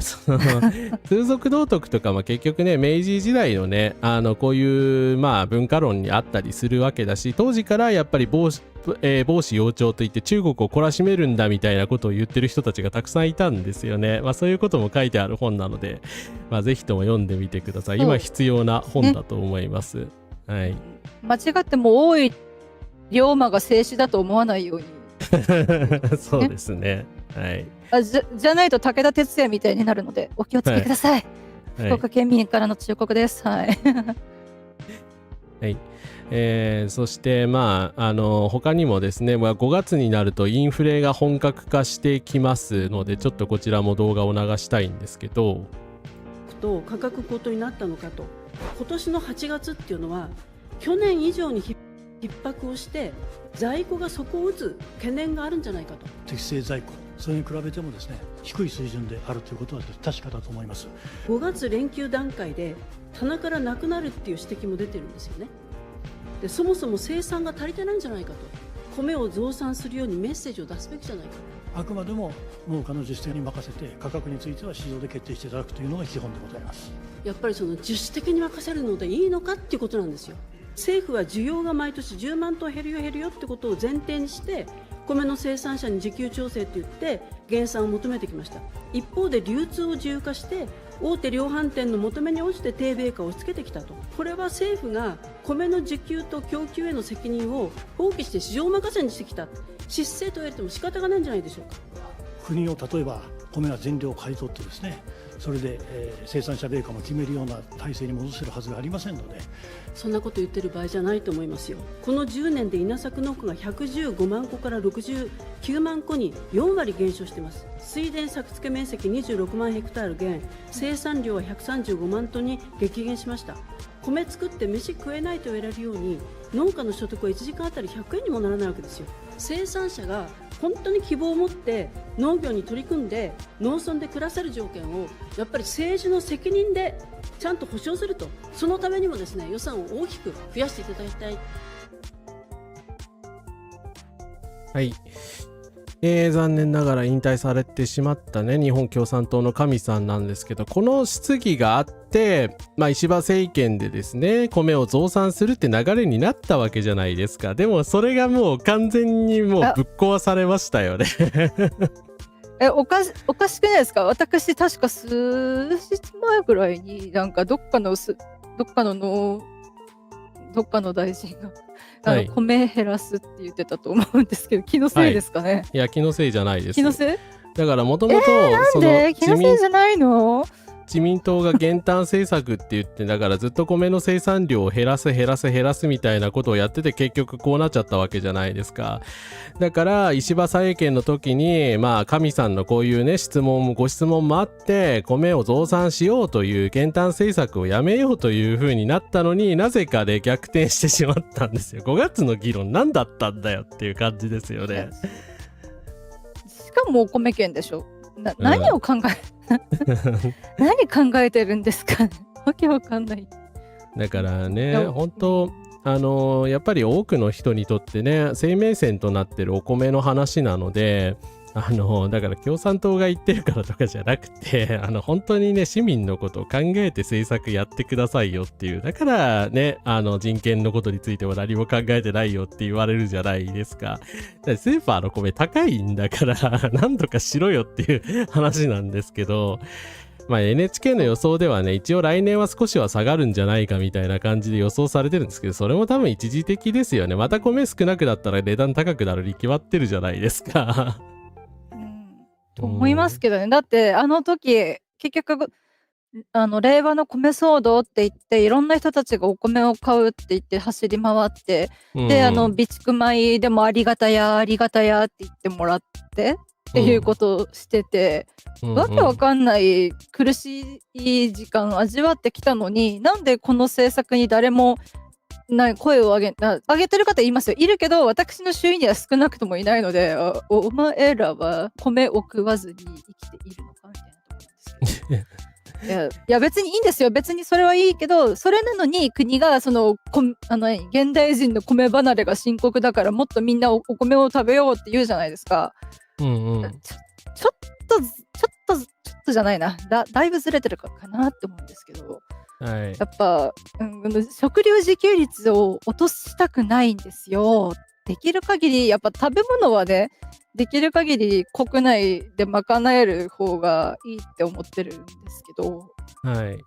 いろいろ災害的なことも考えてですね、結局その輸入できなくなるっていうことを考えたら、外に頼るってことがどれだけ恐ろしいか。空路回路ね、断たれた時に島国どうやって輸入するんっていう話でしょ。で、そのせいでね、金沢を能登半島見捨てたでしょ、お前らっつってね、ほらいけないからって言って、切り捨てたような国がですよ、何を考えてるんだろうと思って、おぞましすぎます、本当にマジで。本当ね、高市さんのせいで元の木阿弥なんですよ。だからお米券がどうとか言ってる場合じゃないんですよね。そうだから参政党でさえね、なんかその米騒動だみたいなこと言って応援していたりしたのになんかこの状況でね、未だに円高とインフレを心配して消費者にねお米券を配れば解決しようとしているのが今の高市首相なんですよ。なんで高市を支持するんだよっていう。そう 70% でしたっけ？ 70% ぐらいですね。なんで？どこを調査してるどこを調査してるんですかね。本当ね、これぐらい米の値段が高くないと農家やっていけないんだから金払えみたいなねことを言ってるんですからね。そうだから確かにその農家さんは農家さんで原価が高いから、それはねお金を払わなきゃいけないんですよ。お金を払わなきゃいけないんだけど、だから増産すればいいでしょっていうだから需要と供給の問題で言ったらね、供給量少なすぎるんだからね増産するしかないだろっていう感じなんですけど、そうですね。なので薄利をするなら多倍じゃないとダメなんですよ。薄利多売でやるしかないわけですよね。っ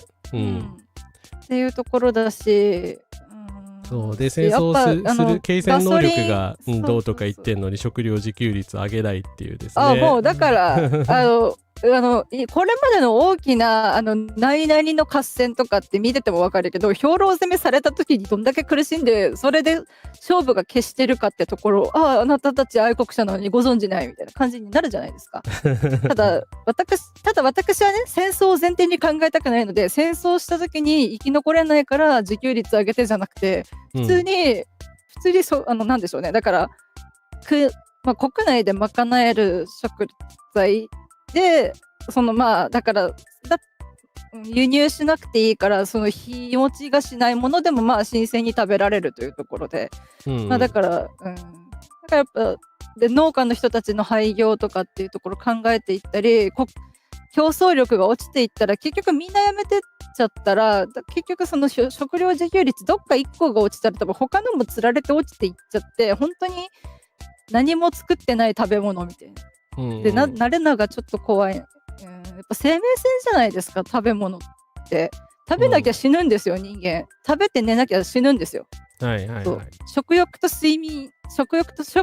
大事なんです。いい食住って言うじゃないですか。やっぱね、だから食べ物でガソリン価格とかが上がってるから農家さんの手取りを上げなきゃいけないっていうのはそれは正しいんですけど、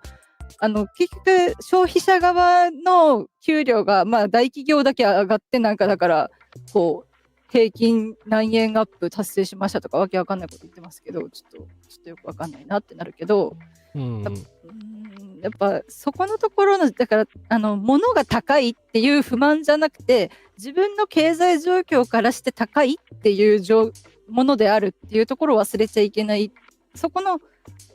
高いっていう声をまず2つに分けて、だから高いって不満言ってる人たちにとっては、じゃああなたの買うものじゃないんじゃないっていうところだとして、その自分の経済状況的に食べ物が高いっていうのはやっぱ命に関わるので、そこをやっぱ解消していかなきゃいけないっていう段階のはずなのに、それをガン無視して、いやちょっと米の生産量いっぱい増えすぎちゃったんで減らしますとか、お前何言っとるんですかねってやっぱなるじゃないですか。ですね。ちょっとだからそう簡単にね生産を増減できると言ってるのはどうしようもないんですよ。農業はね工業生産と違うんでそんなことできないし、原産はねやっぱ輸入をね増やしたいんじゃないかっていう、やっぱ外国のねお米を食べろというね、外国の米を食べて戦争に備えろみたいな意味がわからないんだけどそういうことをね言きたいだけなんじゃないかっていう気がしちゃいますよね。やっぱ農業って土地がいるじゃないですか。でも農家やめたらそこにだから建物建てないと、固定資産税がやばいから、だから田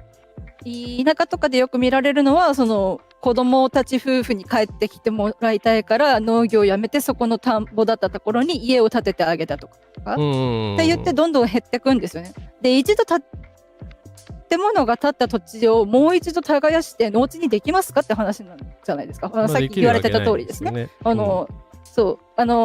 一朝一夕でできないんですよ。何年もかかるんですよ。土壌を作るとかそれを育てるで、やっぱ育てるノウハウとかで苗もいります、種もいりますってなった時にスッと戻せないって分かってって言ってるのかなって。でそれなのに何でしたっけ、中国が韓国がブランドイチゴの種を盗んでいってブランド化して売ってるとかって言うじゃないですか。守る気もないのによく言うよなっていう。国内の生産を守る気もないのにそうやって県中県間だけ煽ってよう言うわと思ってね、私はちょっと怒りに震えているんですけれども、ね。ということで5月は以上です。村上さん、ここからです。来ていただいてありがとうございます。そうまだ5月なんですか？そうなんですよ。ちょっと巻きでいきましょう。お互い。いやちょっとやっぱ重大ニュースが多すぎるのが悪い。あと私がちゃちゃ入れるのが悪い。いや大丈夫ですよ。ということで6月に入りますと、深田萌さんと萩生田光一さんの争いが起きました。どうやら八王子警察は、内乱罪の共謀罪、選挙妨害の3つで私が出頭した瞬間に捕まえようとしているようだというですね、まあ陰謀論者で知られる深田萌大先生が萩生田光一さんとなぜか戦うという、芸を見せてくれたんですけど、まあこれに関してはですね、深田萌さんについてまとめているブログがあるので、その後の経緯とかもいろいろ書いてあるんですが、まあこの時はですね、彼女のまあ人気絶頂で、その萩生田 VS まあその極右の深田っていうですね、どちらが勝つかみたいな、感じでですね、すごい盛り上がったんですよ。で、萩生田さん嫌われてるから、右翼の人にも嫌われてるから、深田頑張れっていう人たちも多くてですね、結構人気がこの人あった、YouTuber の人陰謀論者の人なんですけど、まああったんですけど、まあただですね、残念ながらこの後、深田さんの人気が急落していくことになります。風花さんなぜだと思います？クイズじゃないけど萩生田といえばだからでもあいつあれかまた選ばれたからですか？それもあるそれも重要なんですけど、まあ正解を言うと高市さんを批判し始めたからです。あー、なるほど。そう正しいじゃん、そこだけ。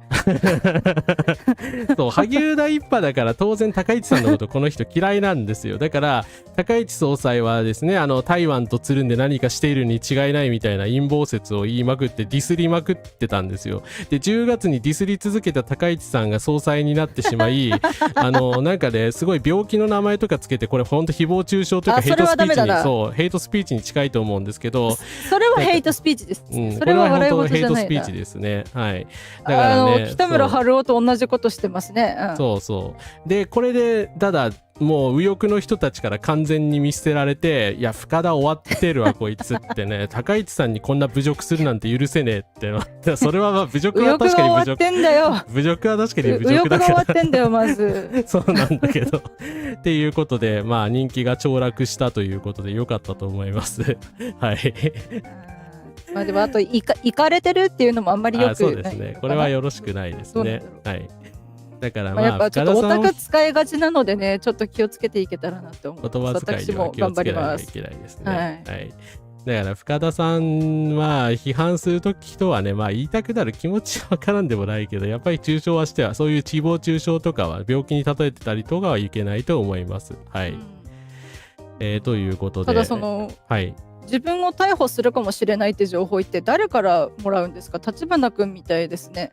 なんか信頼できる情報筋から、逮捕されるっていう。深田さんは割とそういう、独自のなんかね陰謀者ネットワークみたいなのが、まあ彼女は彼女であって、まあ、そういう人たちからそのなんかね、自民党の陰謀で自分は消されるみたいなね、私は都合の悪いことをやってるからみたいなことを信じ込んでたみたいですね。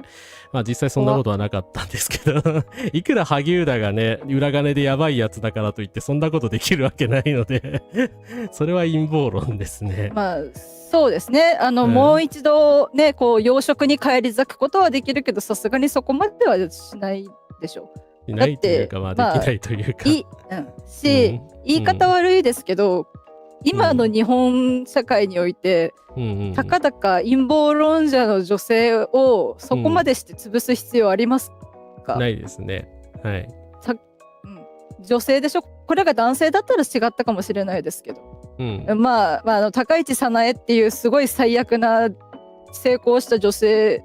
右翼っていうか、女性差別主義者がいるので、ちょっと、まあ、いかんともしがたいですけど。はい。ということで深田さんの話は以上です。で、ただ深田さんのそうなんだけど、カジュアルにやっぱヘイトとかを広めた人っていうと、やっぱ林原めぐみさんじゃないかなと思うんですけど、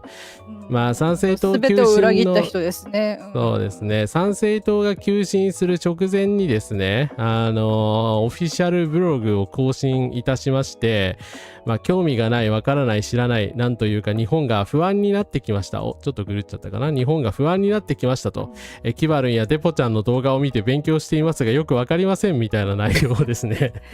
教科書が間違ってます。ブログに書いたんですけど。教科書が間違ってます。はい。ブログに書いたんですけど、はい、皆さんまあ知っての通りですね、デポちゃんがですね、韓国警察から怒られたということになっております。日本好きとして活動する韓国人 YouTuber、これ11月の記事ですが、国民の不安を煽る発言として現地警察が調査ということで、まあこれただ日本ヘイトとかいう韓国ヘイトじゃなくて、韓国でね、中国の人によるなんか損傷遺体が発見されたみたいな、まあ中国ヘイトデマを流したんですね。さすがにこれは、まあ、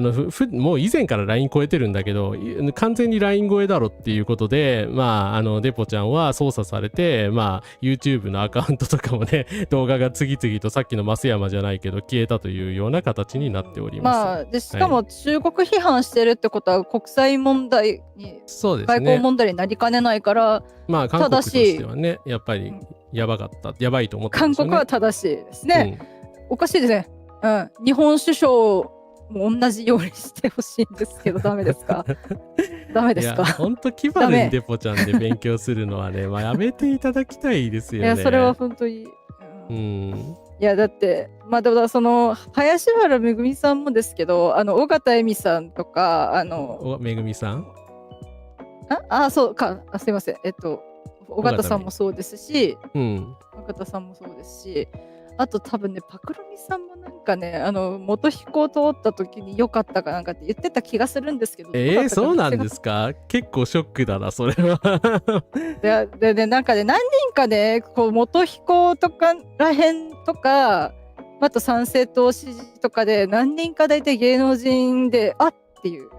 そうだ、あと、ボムボムさんコメントありがとうございます。そうです。ポケモンの松本里香さんですね。はい。そうですね。そうなんだよな。で、やっぱそこら辺あるので、ちょっと、で、やっぱ関わってるものが多すぎるので困りますよね。でも知らずにいればよかったっていうよりかは、知れてよかった、これからはバイバイって感じですけど、でも結局業界はその人たちを使い続けるから。ですね。いや、本当尾形さんにはがっかりだよ。本当に。そうですね。すいません。先ほどちょっと言おうとしてましたけど、その中国に住んでる朝鮮系の方々、朝鮮族に対する差別の文脈なんですよ。だからデポちゃんの本当二重に悪質なんですよ。単なる中国人差別だけじゃなくて、その、朝鮮族の人たちに対する差別でもあるので、はい、極めて悪質だと思います。はい。そうですね。ありがとうございます。フォローありがとうございます。世良正則とか黒沢敏夫とか、そうですね。やっぱり芸能関係の人がなんか次々と馬脚を表したのがね、今年だったと思いますよね。まあブランキー・ジェットシティの浅井健一もだけどな。アリプロジェクトさようなら。アリプロジェクトもだけどな。本当に。椎名林檎はね、旗振ってたので気持ち悪いので、あの人もさようならです。はい。福岡に帰ってこないでください。パクロミはひろそらかねさんフォローしてた聞いた。そうなの？そうなんそれでなんかね、多分ね、元彦が通った後かなんかに、よかったっていう、なんか安堵のツイートしてるんですよ、確か。違ったっけ？もしかしたら別の方かもしれないです。あまりにも嫌すぎて、多分スマホをぶん投げた覚えがあるので、ちょっと詳しく見てないんですよ。ちょっと私こそ違ったら申し訳ございません。デマになっちゃうので申し訳ないですが。いえ。まあでもね、林原さんがこういうこと、結局削除しましたけれどもね、本当安心して押せる芸能人がいなくなっちゃった感じがありますよね。なんか、それこそラサール石井さんは政治家になっちゃったし。やはり烏丸百が地上波に出るしかないですね。もう烏丸百しかいないというですね。いや、自分で言うのおかしい。そうですよ。もう皆さんは烏丸百しかいないですからね。ただこの後ね、烏丸さんに続く人たちがたくさん出てくるのでいいんですけど、まずはね、まず第一弾として烏丸百地上波活動ですよ。ただそうだな、心してますよ。で、まあ、こんなこと言ってた中でですね、6月17日にはもう参政党の支持率が共産党を超えました。はい。これ、三浦春さんのデータなんですけども、当時で、まあ、リアルタイム投票率でおそらく400万票ぐらい獲得できるだろうというね、まあ 5% 以上かなの支持率があったんですね。で、実際にはね、700万票獲得したんで、もうっていう、まあこの時にね、もう多分勝利がもう決まってた感じがありますよね、今考えると。はい。やっぱこうやっぱ今の不安定な世界、現代社会においてマルチ商法的なナラティブとか喋り口やり口がどれだけ有効かっていう、だから詐欺に引っかかる人の心理を、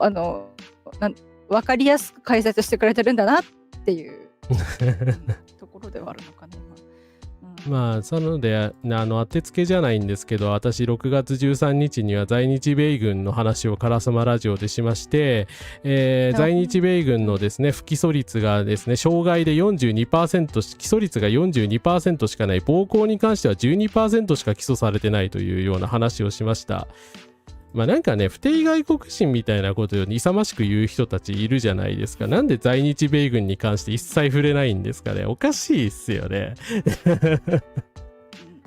いやだからダブスタなんですよ。はい、在日米軍には何も言わないん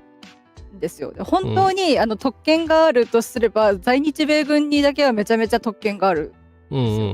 いろいろだって結局罪を犯してもアメリカに引き渡さなきゃならなくなっちゃったりとかして帰国して、で家族にあなたは悪くない、私は何もしていないって言ってで、無罪になって無罪方面、楽しく生きてる生活してるみたいなことが起こっちゃってるんですよね。本当に沖縄の人々をこういう風な状況を分かっててやっぱ沈黙してきた結果がまあちょっと、この間やっておられたみたいななんかミサイルとかなんかいろいろこう配備しますみたいなところとかで熊本になんか大きいの置く、ね、そうですね。はい、ちょっと面言でやったんですけど、はい。そっかそうだった、すいませんそうだ、でだから私は九州に住んでいる人間として沖縄を見捨てていたというか黙認して黙っていたから、もちろん黙ってるばかりの人ではないんですが大勢が黙っていたから次はじゃあ九州が切られるんだねっていう、自業自得だねっていうふうに、そうですね。はい、ちょっと先日ね、全員が全員そうではないんですけど、はい。ペンパー限定の配信でしたんですけど、今ね、沖縄と九州にね、弾薬庫とか作るっていう計画を今、日本のね、小泉進次郎様が計画を立てておらっしゃるそうなんで、沖縄にね、ずっと押し付けてたツケですよね。次は自衛隊のね、そういう基地はこっちになるんだなっていう。塚山正音さん、沖縄の講義に参加してる。そうなんですね。素晴らしい。さすが。やっぱ沖縄ルーツの人なんだよな。結局は広い意味で当事者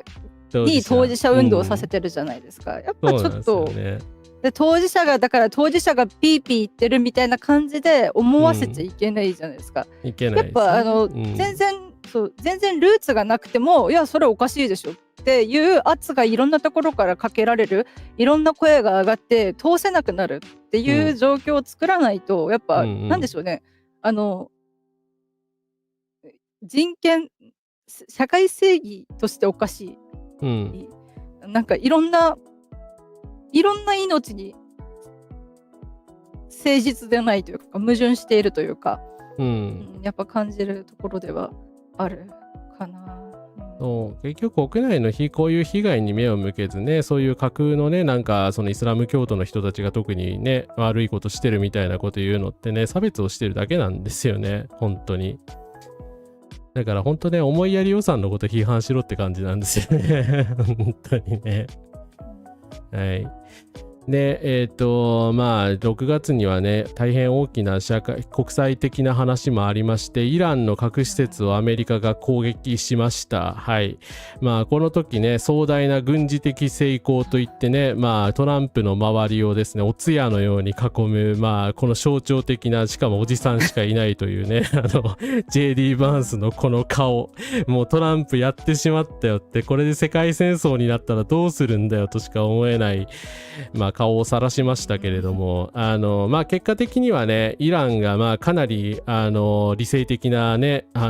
理想的と言ってもいいかもしれないぐらいの対処をしたのでよかったんですけど、イランって独裁国家ですからね。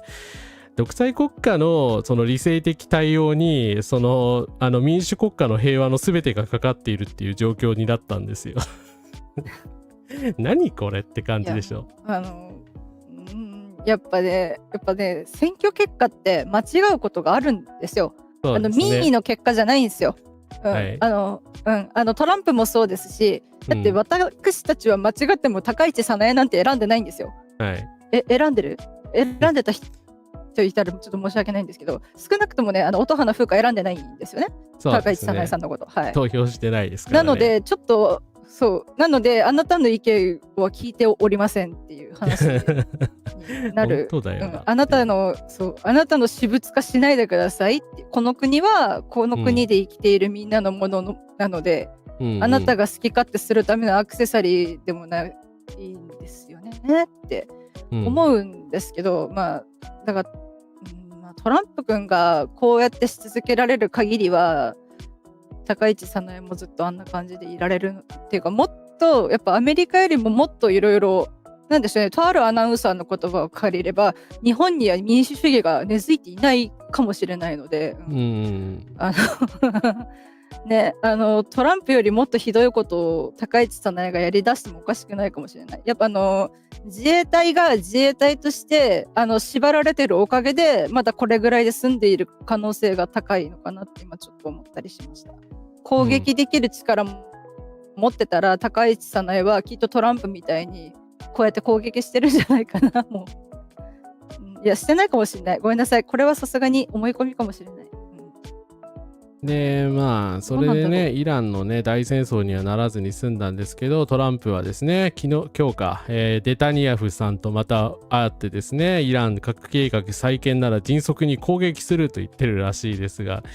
加減にせよって、お前らが世界の安全保障上の脅威じゃというですね、もういい加減この局面になったらそれも全世界の人が認めてほしいんですけど、なんか日本だけですよね、こんな感度低いの。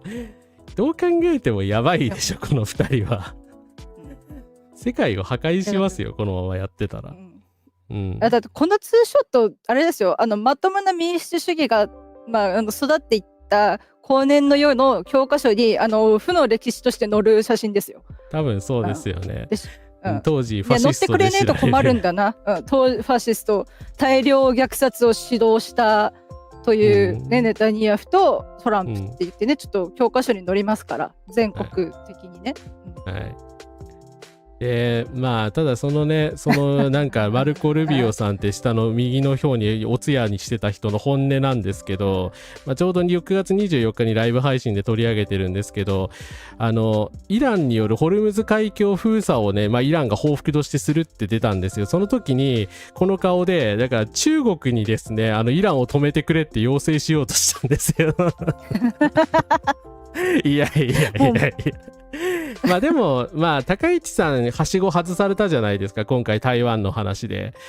だからもう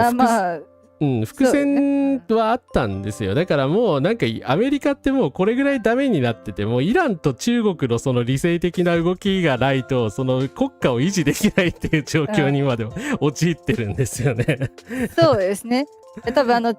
国を仲間と思ってるとかじゃなくて、その中国をうまく使わないともう保てないっていう自白ですよね。中国頑張って助けてくれないかみたいなね、トラストミーとかヘルプミーとか言い出しそうだと思うんですけど。だからトランプは、ね、ああやって及び腰だしね、明らかに中国に気使ってますよね。それ自体はいいことなのかもしれない。回り回っていいことなのかもしれないけれども、その中で一人ね、タカ派的な発言をした高市さんが完全に孤立しているというのが現在の状況だと思いますね。はい。いやでも本当にね、自分から核捨てろってこういう顔するぐらいだったらね、言いたいですよね。それをいやでも本当にね、選挙のシステムにやっぱり問題あるんですよ。だから二大政党制がもう無理があるし、中間選挙である程度止まると信じたいですけど、その後トランプがやっぱどう出てくるかっていうところを考えると、だからね、そう、核持ってたら攻撃されないなんてのがね、全く嘘っぱちだったんですよね。イランは攻撃されましたし、実際ね、核保有みたいなこと言い出してる人がなんか日本にもいますけどね、核保有してたってね、攻撃されるときはするわっていう話ですよね。はい。やっぱね、核とかやっぱ武力が抑止力が嘘で、逆に抑止力どころかそのプレッシャーになるんですよ。奴らは武力があるからやってくるかもしれないっていうプレッシャーにしかならないですよ。なんでしょうね、バリアのようなものにはなってくれないんですよ。逆に挑発にしかならないと思うんですよ、個人的にはね。だから世界全部で兵力を武力を放棄する、恒久的平和を世界にもたらすっていう風な方向に行かないと、やっぱ武を武で取りなしてもまた武で奪われるんですよ。ですね。って思ってるので、はい。そこはやっぱちょっとどうしても、思うので、やっぱ、平和がいいなって思うのって贅沢なのかなっていう、こんな思いしたくないなって思い、すごい苦々しいです、最近つかずっと。本当ですね。本当ね、だからね、みんなプーチンと習近平の射程みたいになりつつあるから、本当ね、やばいですよ。全体主義者ですからね、2人とも。はい。だから今はね、習近平さんは特に理性的にまだ振る舞ってくれてるからまだいいけど、ね、怖いですよね、どうなるか。だから本当は民主派の人たちがね、ちゃんと結集しなきゃいけない状況になってると思います。はい。ということですいません、7月の方に行きますけども。やっと半年終わったんですか？そうなんですよ。すいません。時間がやべえので、ちょっと早回しに行きますね。申し訳ない。いや、大丈夫です、大丈夫です。多分こうなるというかですね、やっぱりいろいろ語らなきゃいけないことが山盛りだったので、思ったより長くなるだろうなと思ってたので、ごめんなさいね、皆さん。無理してお付き合いしなくてもね、アーカイブ残しておくので、ぜひともですね、見てみてください。はい。はい。お願いいたします。ということでですね、参政党が言いたいのは、アメリカファーストであるって7月1日にやたらとこれ伸びたんですけど、やっぱり当時参政党に対する注目度がすげえ上がってたんだと思います。で、高橋史郎さんっていうですね、親学を推進している人たちから薫陶を受けてですね、めちゃめちゃなね、ことを言い出すだろうというふうに当時から予想されてたんですけど、やっぱり言い出しましたよね。はい。で、他にはですね、7月4日に、これはちょっと省略というか紹介だけにしときますけど、イスラエルはなぜ滅ぶべきなのかというね、ちょっと刺激的なタイトルなんですけど、早尾貴則先生のですね、イスラエルについて知っておきたいことっていう本を読みながら、イスラエルの支配がなぜ不当かっていうことについて改めて解説してますので、よかったらこちらチェックしてみてください。はい。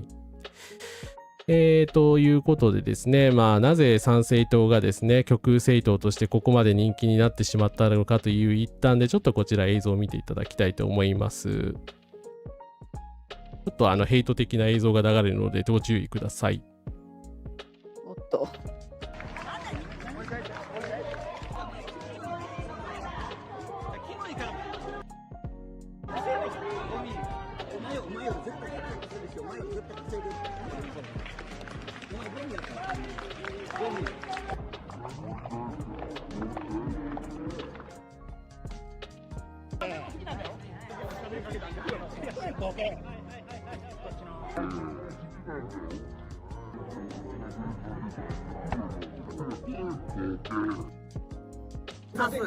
お前がずれるの数なんか変なありがとう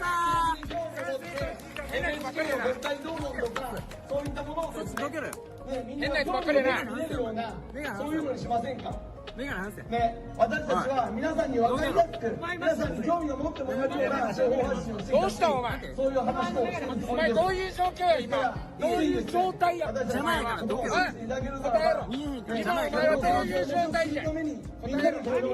そしてできることなら賛成党に皆さんの一票賛成党にこんな人ばっかりお前また学ぶに一票やばすぎるやろカメラの前で言うたるわ賛成党さん間違ったこと全く言ってないお前らみたいな売国のさっさ出ていけクソがどうせ中国のもんやろがこれどこのもんやこれアホが日本やったらお前らさっさ日本から出ていけボケヘイトスピーチやめろアホお前がなどこでやお前がヘイトスピーチやってるやろ自分でヘイト集団って書いてるやん外事な頭ようもお疲れお前のヘイトスピーチすんな勝手やばい。溢れる殺意を止められないんですけど、どうするんですかね。ということでですね、まあ、7月8日にもなるともう参政党人気が止まらない状態になってて、だから参政党をですね、当選させるためにこういう人たちがですね、路上に繰り出すようになります。まあこれで完全になんかタガがね、まあ今までも外れてましたけど、少しずつ外れてったんだけども、完全にタガ外れてますよね。だから、要は、まああまり今までねその政治とかに参加しなかったようなこういう類の人たちがまあ参政党がね受けてるからね、でそれで堂々とこうやって暴力的なことを言えるようになって、まあ嬉しそうにこうやって出てきてるっていうことですよね。でちなみに当時から私ねファンだったというか、まあただのファンなんですけど、水谷、信之さんのドキュメントチャンネル可視化する試み、これ皆さん絶対チェックしてくださいね。ちょっとサムネ怖いですけど斉藤キック斉藤キックの追加検証とかねこの水谷さんねほんとすごいんですよ。もともとプロの映像作家なので動画のクオリティがね本当にすごいのでぜひとも皆さんチャンネル登録しておいてください。はいですね。いや本当ね、そう参政党のせいで人間関係壊れたような人いたし、そのねいきなりその何人だって聞かれたりとか、そう他人のねゴミ呼ばわりするようなああいうね暴力的でどうしようもない人たちがね次々と湧いて出てきましたよね。だから本当他人に暴力振るうことのハードルを下げたっていうのが最悪だと思いますよ。はい。だから大手を振ってそうヘイトスピーチができるようになったから当然こういうやつらがね出てきちゃったわけですよね。お墨付き与えたっていうか、なんか許可証をね神谷宗平が与えたって感じですよね。こういう差別主義者に。そうですそうですそうですそうです。言っていいぞもっと言ってくれて、君こそが日本を救う侍だみたいなことをね言ったってことでしょ。そうはい。だから知人に賛成党、いやそれつらいないやでも賛成党だからといってもちろんねこの人たちはマジで極端な人たちだと思うから全員が全員こうだとは言いませんよ。だけど確実にやっぱり差別とかこういう暴力的なことをしたくて入党してる人たちがいるわけですよね。だからその時点で反社会勢力だろってなると思うんですけどね。なんでならないのかなというですね。だから水谷さんみたいなチャンネルようやく今1万いきましたけど、本当は10万人ぐらいね登録者いないとねこれおかしいと思います。クオリティ本当にね桁が違うので斉藤元彦のねキック会見とか必見なのでぜひ皆さん見てください。はい。ちょっとそれはちょっと後から早速見たいですね。斉藤キックはちょっと検証見ないと。相葉修さんこんからです。来ていただいてありがとうございます。ありがとうございます。弟に参政党支持を考え直させたのは本当に良かった。頑張りましたね。素晴らしい。素晴らしい。いやでも本当身近な人を説得するのがね一番大変だし、難しいししんどいんですよ。素晴らしいと思います本当に。はい。まあみんなねなかなかできないんですよね。でというやっぱ笑ってしちゃうところがやっぱある。怖いというか、やっぱこうなるのが怖いから、やっぱり流しちゃうじゃないですか。ね、暴力的なことになりたくないし、やっぱ止められると余計に向きになって解説されたりとかするっていう、それにエネルギーもう割くだけのエネルギーが残ってないんですよね。もうそうって言ってやっぱだから距離を置くしかない、けどそうやって距離を取って関係を立てるだけの勇気もないみたいな感じだったりっていう、それで己が一番己のことが嫌になるみたいなねことがやっぱあるけど、ほんの少しでもいいからもうちょっと勇気を出していかないといけないな。そう参政党の主張でね真面目に論じる価値のあるものはないんですよ。ないんだけどやっぱり陰謀論を信じちゃってる人に近くなってるからこの前の持ってくればよかったな NHK の特集でもあったんですけど、ああいう人をねやっぱり説得するってね心を穏やかにして決して頭ごなしにこう否定したり罵倒したり、カウンターだったら別に罵倒してもいいと思うんだけどカウンターじゃなくて説得する場合はやっぱり罵倒したりしちゃいけなくて相手の主張を一旦受け入れたりしながらですね頭っていうか丁寧に話していかなきゃいけないのでしんどいんですよねすごく。はいそうだから本当はね参政党の候補者がねこういう暴力的な人たちに注意しなきゃいけないんですよ。でも増長させてるでしょ。だから私はね反社会集団だと思ってます。党員の人たちはまだだから党員とか騙されてる人たちもいるからそういう人たちはねまだ説得の余地はあると思ってるけどね、もう神谷とかねああいう人は絶対許せないですね。反社会組織を作るなっていう話なんで。はいそうですね。でやっぱ私も長年来の友人に早く同性婚ぐらいね、実現すればいいのにねって言ったら、でもあんまり同性婚とかすると余計少子化進むからそんな簡単にされても困るよねって言われて、固まったんですよ。あれ私この間君に私はバイで今女の子が好きだよって話したよねっていう絶望のことがございまして、だいぶ前ですよ。辛い。でもそれでだから、じゃあ同性愛者を同性婚認めなければ同性愛者が異性と結婚して子供を作ってくれるのか。いや作るって言い方嫌なんですけど、ただこの政策では作れって言ってるんでしょ。男女で結婚して生殖して梅を育てようって言ってるでしょっていうところなので、やっぱ希少って思ってしまって、やっぱ距離取りたいって思ってちょっと悲しくなったりとかねありましたので、やっぱそういう風だからあの子に対してはもう政治的な話っていうか、そういうことに税金高くて困るって言っててもそれは君が自民党を支持してるからじゃないですかってね思って、やっぱこう悲しい思いをしなきゃいけないっていうところはだいぶしんどいので、私としてはね自己嫌悪に走っちゃうけれど、皆さん説得できない私も悪いよねとか思わなくていいです。できるできないは本当ね、ケースバイケースだし、その人の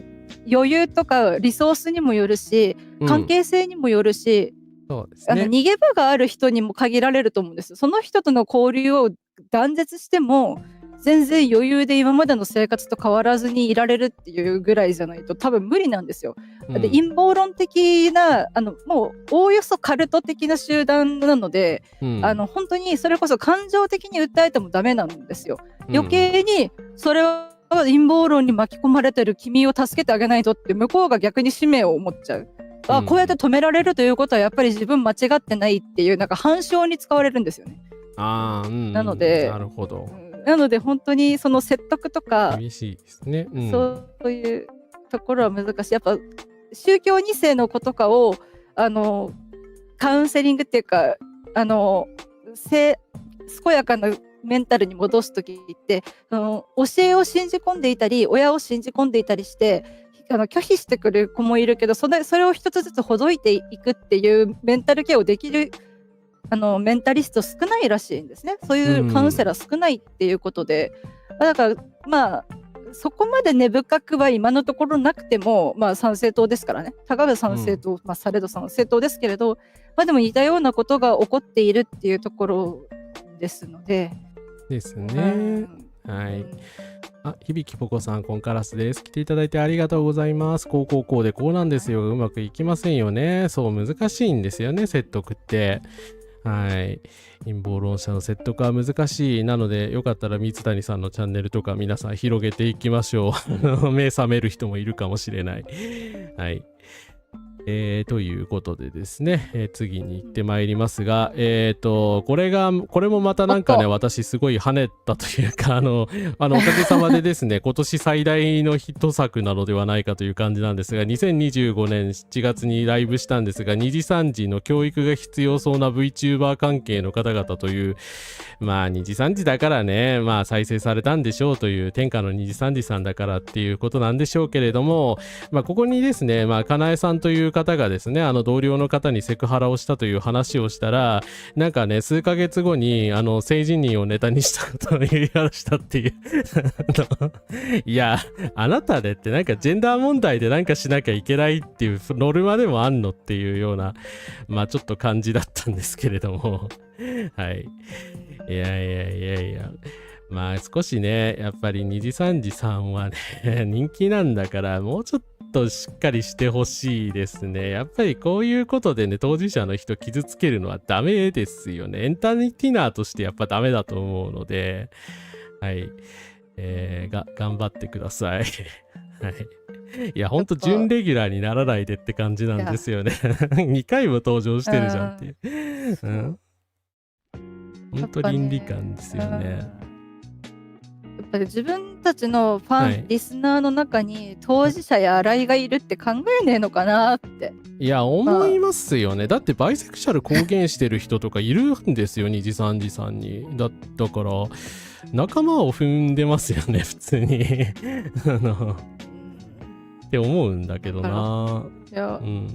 結局マイノリティじゃなくてマジョリティからお金取るからいいよポリシーっていうか、逆に何も見えてなくて透明化してるとしても、やっぱ、あ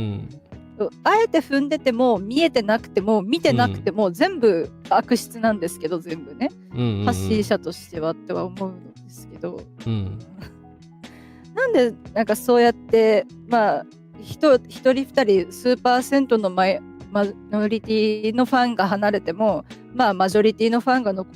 ればいいやぐらい、面白がって悪ノリに付き合ってくれるやつらがいればいいやみたいな感じでやっていける職業って思われるのが、いや VTuber っていうのがやっぱちょっとね、いろいろな経緯がある人でも自分の思う姿をして、思うことを喋って発信していろんな人とコミュニケーションが取れるっていう、まあ、稀有ななんでしょうね、形として VTuber っていうものがあるなって。だからいろんな人の受け皿になり得る可能性を持っているのに、こうやって人を傷つけることに特化し始めたら意味ないどころか進められなくなるじゃんっていうところがあるので、ちょっとね、ご勘弁ってやっぱ思いますね。一緒にされたくないじゃないですか。そうですね。正直一緒にされたくない。そう、VTuber って品悪いよねって言われたくないんですよ。いや、ちょっとそれは意義ありってなるじゃないですか。そうでない人もいますからね、実際ね。だからね、ちょっと勘弁してよという感じでございますので、勘弁してください。はい。いい加減にしろ2時3時ということでね、はい、素晴らしいタイトルで。はい。また拡散しなきゃな。ね、そして、残念なことに7月22日には、まあ、我々が敗北しました。ですね。この、まあ、グラフちょっと小さくてごめんなさいなんですけど、当時、朝日新聞にですね、載っていたんですけど、まあ、4の字ですよね。参政党、国民民主党から参政党にもうビームみたいなでかい線が入ってて、まあ国民民主をもともと支持してた連中とか、まあ維新の支持者とかの一部がゴッて流れて、まあ参政党を支持に行ったというですね、まあ結果的に参政党がまあ爆伸びして、まあ国民民主もそれなりに伸びてですね、自民党はまあ結局石破さん辞めちゃうことになったんですけど、まあギリギリまあ与党としてのあれを保つみたいな結果になってしまいました。はい。だからですね、まあこのなんでしょう、これただね、これの時のに思ったことがまあようやく証明されたんですけど、最近これがね12月23日に出たグラフなんですが、高市さんに対して誰が投票したかというですねグラフでございます。自民党支持に6月7月から自民党支持でなかった人で11月から自民党支持になった人なんですけれども、どこから来てるか、まあ残念ながら立憲からも結構来てるんですけど、なぜか国民民主党、参政党、日本保守党日本保守党ですね。日本保守党のだってさ、支持数でこの太さってほぼ全員じゃないですかごそっと言ってんじゃん。まあ参政党はね3% ぐらいまで今支持率が落ちているんですけれども、どこに行ったのかな、残り 4%、5% ぐらいの人たちはどこに行ったのかなっていうおかしいですね。まあ感じなんですけど、まあ本当に分かりやすいですね高市さんに行ったんですねっていう、はい、いやだからそうですね、だから参政党とはバチバチするんじゃないかみたいには言われてますよね。支持層を食い合うからって言ってた気がするんですけど、いやでもただね、まあ連立しちゃったら一緒なのかな。そうなんですよ。思ったよりね、やっぱり参政党がやっぱり思った以上に抑制してますよね。だから高市支持にここまでやられたらさすがに面白くないんじゃないかなって私もちょっと期待してたんだけど、もう連立することしかなんか頭にないみたいな感じで、だって国旗国家法とか提出したじゃないですか。でもう高市さんに媚びへつらいまくってるので、これは油党コースだなっていうですね。はい。だから本当どこ見渡してもね、本当極右政党ばかりでいい加減にしろって感じですよね。だから投票先がなくなる一方なんですけどどうしたらいいのっていう。いやもうこのグラフ見たときにうえって言いましたもんね、リアル配信で出ますよね、確かこれね。出てない、出てない、いやリアル出てないですけど、なんかどっかでこのグラフっぽいの見て、なんかうえって言った覚えがあるんですけど、わかんない、ブルースカイで見たのかな。ブルースカイかどっかで流したような気がする。はい。かな、リアルに声が出るぐらいめっちゃうえってなって、支持率高ってなって、怖っていうところ。まあでもあれだけ苛烈な人って多分ね、長持ちしないはずなんですけど、でもね、長持ちしない分でもここまで来ると多分ね、散るとき死なばもろともになると思うんですよ。はい。それが怖いんですよね。どれだけを巻き込んで道連れにして、あれですよ、悪の相当を道連れにしててくれるなら別にいいんですけど、絶対そうじゃないので、どれだけの罪だけ命を踏んで踏みまくったがせいに最後に沈むんだろうなって思ったら最悪で、ってやっぱちょっとね嫌だなって。そうですね、参政党は完全に第二新ポジションになんかつこうとしてますよね。はい。チーム未来を支持してた人が高市さん応援に行ったケースも結構あるみたいですね。というかあらゆる政党から言ってんのおかしいだろって感じなんですけれども、はい。いや本当ね、自分を所有している国旗を燃やされて困る人って誰なんでしょうかね。国旗損壊罪を制定しなければ守れない国の名誉って、そんな日本は脆いっていう解釈でよろしいんでしょうかねって言いたいけどな。やっぱ偶像崇拝が過ぎますよね。日本国旗に全てが込められているとでも不安ばかりじゃないですか。そうでもただね、昔からでもね、国旗に異常に執着してる人っていまして、いや異常というか、まあめちゃめちゃ執着してる人がいまして、オリンピック選手とかが国旗を肩にかけて走り回るじゃないですか。終わった後のパフォーマンスっていうか、こうメダル取ったぞみたいな感じで、オリンピックだけじゃないですけど、あれでね、確かね、羽生結弦選手は肩にかけてた日本国旗を畳んで床に置かずに人に持ってもらったりとかしてて、床に置かず素晴らしかったのに比べて、何々選手は床に置いたって、日本国旗への侮辱だって言ってる人がいたんですよ。だからなんか国旗に対して何かしらの神聖を見出してる人っているんだろうなっては思うけど、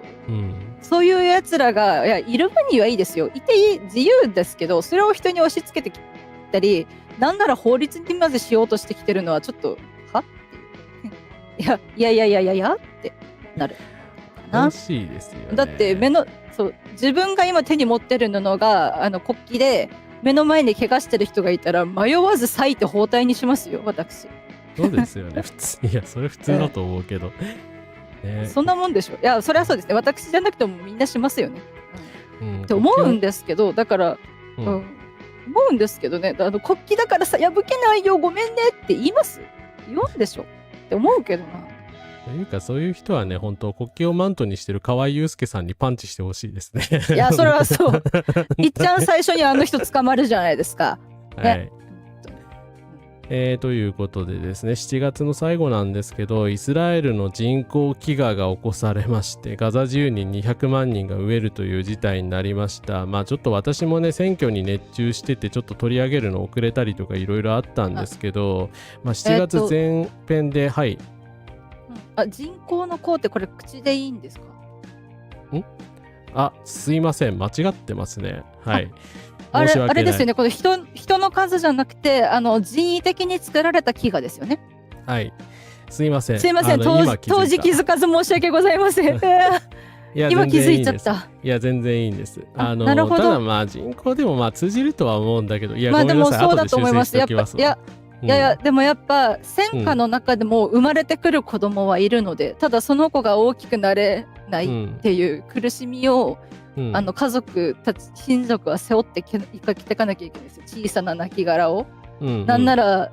衛生的な環境で出産できなかったら、その母体も、無事では進まないです。血もね、大量出血、出産って奇跡なんですよ。当然じゃないんです。今まだ医療が進歩して助かる命たくさん出てるからこそ、医療的ケア児への支援が必要になってる、たくさん支援が必要な子が増えているっていう、まあ喜ばしい反面、もっと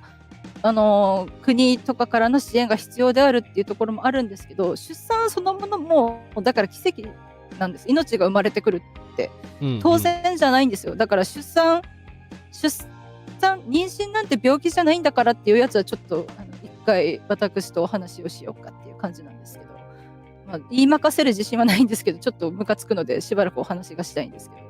ど、なのでやっぱ医療に恵まれてるところにいたらある程度は助けてもらえるかもしれないけど、この戦時下においての出産がどれだけ命がけかってことですよね。じゃあ子供産まなきゃいいじゃんって、そんなわけなんで、それで戦争虐殺されてて抑圧されてる側がなんで当然の生活を抑圧されなくちゃいけないんだって話なので、それもおかしな言い方だと思うんですけど、だから、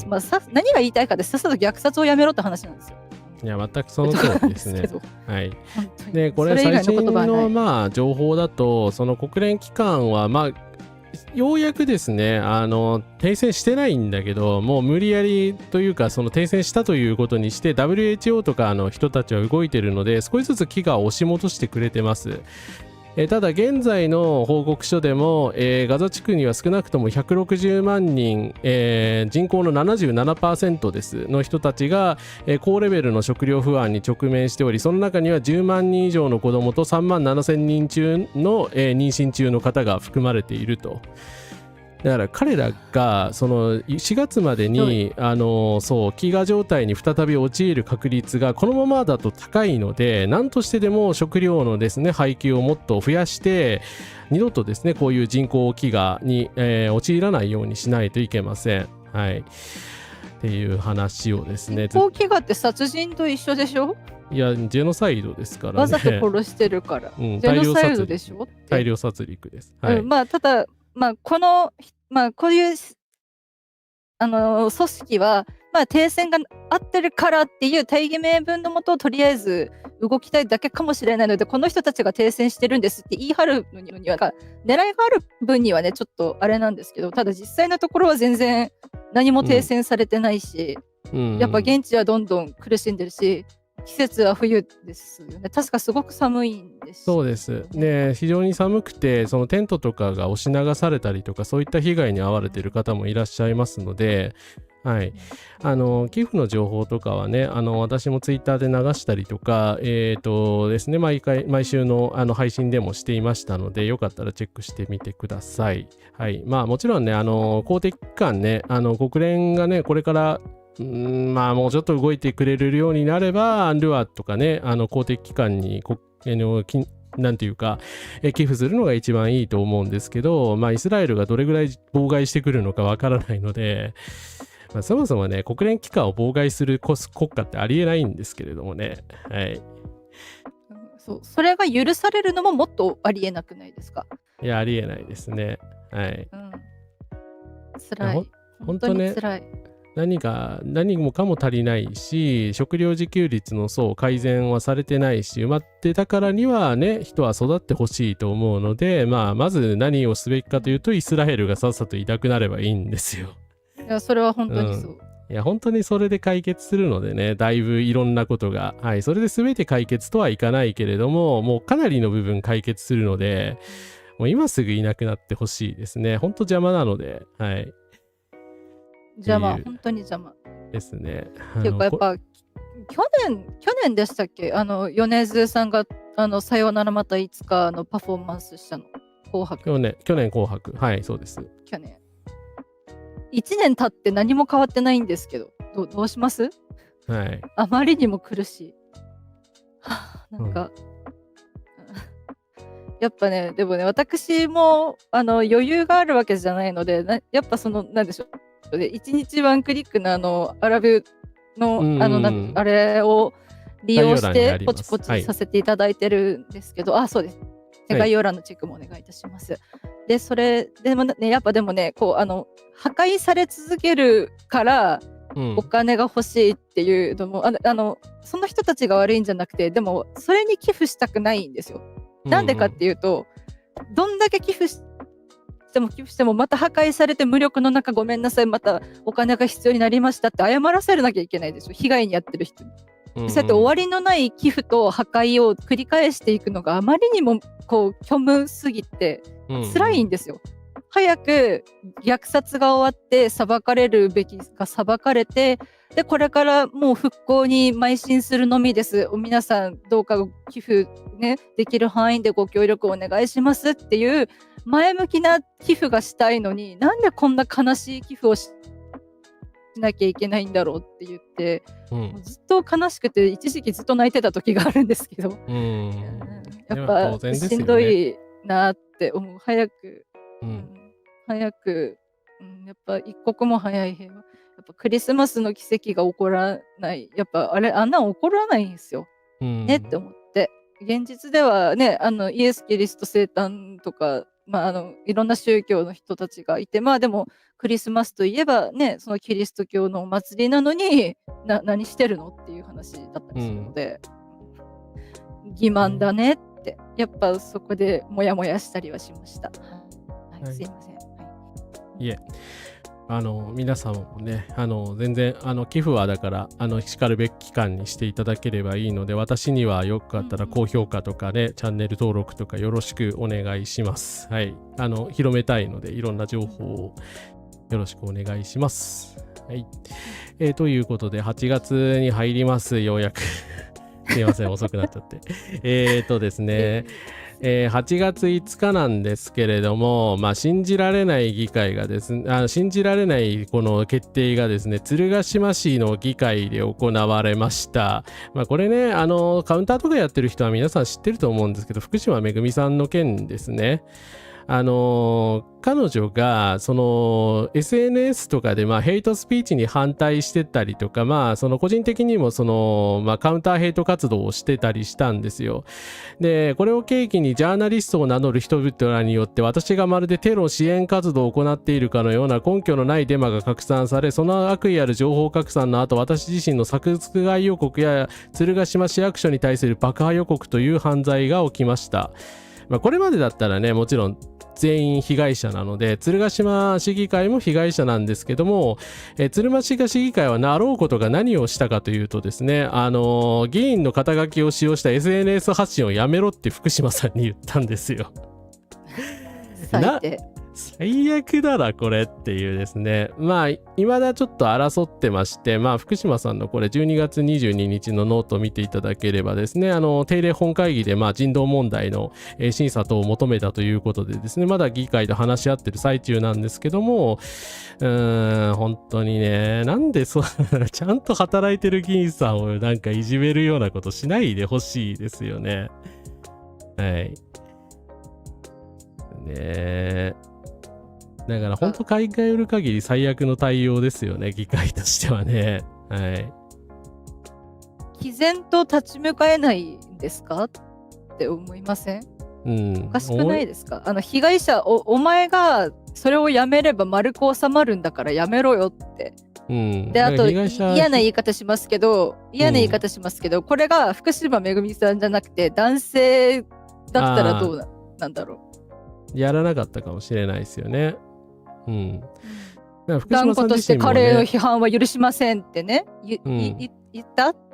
たんじゃないって思うんですよ。この福島さんの持っているいろんなマイノリティ性、こうやってマイノリティを支援する人も今残念ながらマイノリティじゃないですか。っていう新井っていう存在自体もまあ広く捉えるとマイノリティに含まれちゃう、マジョリティの中にいるマイノリティみたいな感じだと思うので、やっぱそうやって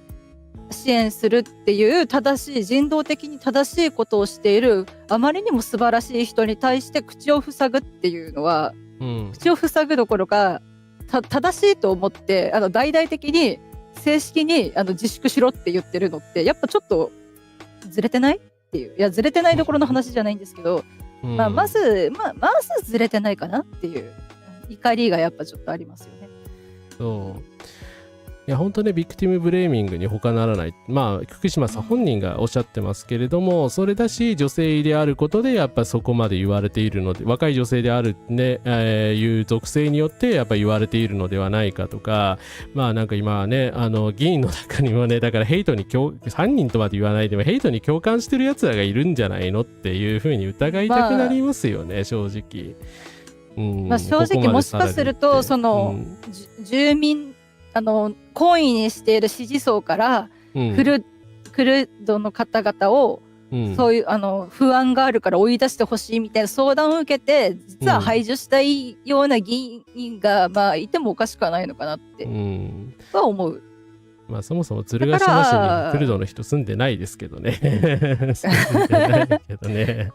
だからなんか余計によくわかんない。でもどこにどんな人が住んでても別に、どんな人でも安全に住む権利があるので、もちろんそれはそうです。もしかしたら怖くて言えないだけかもしれない。それはでも分かんないです、本当に。分かんないけど、でも何にしてもなんか全部間違いじゃないです。でやっぱそうやってこういう対応されると、本当は全然犯人じゃなくて疑わざるを得ないじゃないですか。やっぱ権力ってそういうこと、間違ったことをしたら疑われるっていうだけの責任はやっぱ重責っていうか、それはね、持っておいてくれないとずるいでしょってなる。ただ強いだけってやっぱずるいので、だからやっぱ疑われるような対応をしたのはそちら市議会ですよねっていうところはやっぱ毅然と言っていかないといけないかなとは思います。そうですね。はい。で、すいません。またなんか、急にあれになってあれなんですけど、烏丸レポート2周年で、なんか変な化け物が、おめでとうございました。登場したりしました。これはどうでもいいですが。いやいや、敗戦記念日が2周年が敗戦記念日でしょ。そうですね。最高ですね。はい。最高じゃないですか。はい。15日から始めたのでですね、初の顔出し配信でしたので、よかったらリアル実写ですからね。リアル実写が見たい人は、そうですよ。見てみてください。実写版なので。ということで、すいません。なんか、ギャグを挟むような感じになっちゃったんですけど、この時のね、配信も結構反響があったんですが、この時ですね、とんでもない事件が起きておりまして、広陵高校の野球部でこういう暴力事件が起きていたんですね。はい。甲子園にあるまじきですね、暴力沙汰があったわけですけど、ようやくですね、書類送検されました。これは本当珍しくちゃんと対応されたケースかなと。これだけね、大騒ぎにされたので、当然っちゃ当然なんですけど。無理でしょうね。うん、ただ本当に、これ他の選手がかわいそうみたいな感じで、だから被害者に対して誹謗中傷が行われてたっていうおぞましい事件だったんですよ。で、加害者がかばわれる。で、やっぱ体育関係の部活なんてそんなもんみたいな。なんでしょう、巨人の元ピッチャーの上原とかは、もうあの人体罰肯定派だったので、なんかね、体罰とか暴言をやめようっていう活動をしておられる元バレーの選手の方の取り組みを取り扱ってる時に、いやでも僕は別に言うこと聞かないやつとかには厳しく言ったり、ちょっとぐらいは必要だと思いますけどねって言いやがったから、こいつ何言ってんだと思って、それからまた余計に嫌いなんですけど、上原って人はね。だから本当にそうやってスポーツ界っていう免罪符を得ている、スポーツ相撲の可愛がりと一緒ですよね。なんか普通にというか、一般生活の中でやったら暴力事件なのに、部活内でのことだから指導の一環とかって言って、だから変な学校自治の話をね、前私グルーミングの話でしましたけど、部活内でもだから変な部活内自治みたいなのが働いちゃう。ででも学校も関わってくるので余計めんどくさいっていう感じなんですけど、やっぱちょっとね不健全すぎるよねってはやっぱ思います。結局、学校同士の代理戦争、親が子供に夢を託して子供を己の代わりにしているっていう側面があったりもするので、スター選手とか見てるとね、自分ができなかったことを子供にやらせてて、だからその親のだから甲子園とかでもやっぱ父の夢を叶えるために本当にやりたかったバレエをじゃなくて野球してるみたいな子がいたりとかして、あれゾッとしたんですよね。本当ちょっといい加減にしてくれって、やっぱね、だからやっぱそういうの見てると、だからこの事件が痛ましいのと同時に、でも多分氷山の一角だろうなって、他のところでも表沙汰になってない被害者の口を一生懸命塞ぐのに成功できた学校いっぱいあるんだろうなって思ったら、やっぱちょっと甲子園自体もやっぱちょっと解体しよっかって、ね、私も今回ね、財務省は別にとりあえずは解体しなくていいんですけど、それ以外はちょっとね、マスメディアとか芸能界とかちょっとスポーツ界とかね、ちょっと解体しようかっていう感じなんですけど。はい。イスラエル研究の金城美幸さんの話を聞きました。今までイスラエル軍がやってることを肩代わりすることを安保理決議で、国際安定化部隊がやるという。そうですね。いや、ありがとうございます。補足ありがとうございます。そうなんですよね。で、結局安保理がね、決議してしまって、国際安定化部隊っていうのを入れることになったんですけど、結局イスラエルの肩代わりをするだけじゃないかというような懸念が生まれておりまして、そうですね、民族と国家を感動する見方自体もちろん違うんですけれども、パレスチナがあった場所でね、そのイスラエルが権力を握ってるっていうところがおかしいんですよね。はい。イスラエル軍がやってたことを肩代わりするってことはあれですか？パレスチナの方々の虐殺を国際安定化部隊がやるんですか？そういうわけではない。直接の虐殺はやらなくても、だからその管理ですよね。要は今引いてるラインの管理であるとか、その検問所の管理であるとか、そのハマスに対抗するみたいな仕事をやるっていうことなんじゃないですか。だから結局そうなってしまうとね、違わないじゃないですか。だから結局違わないっていうことになっちゃうので、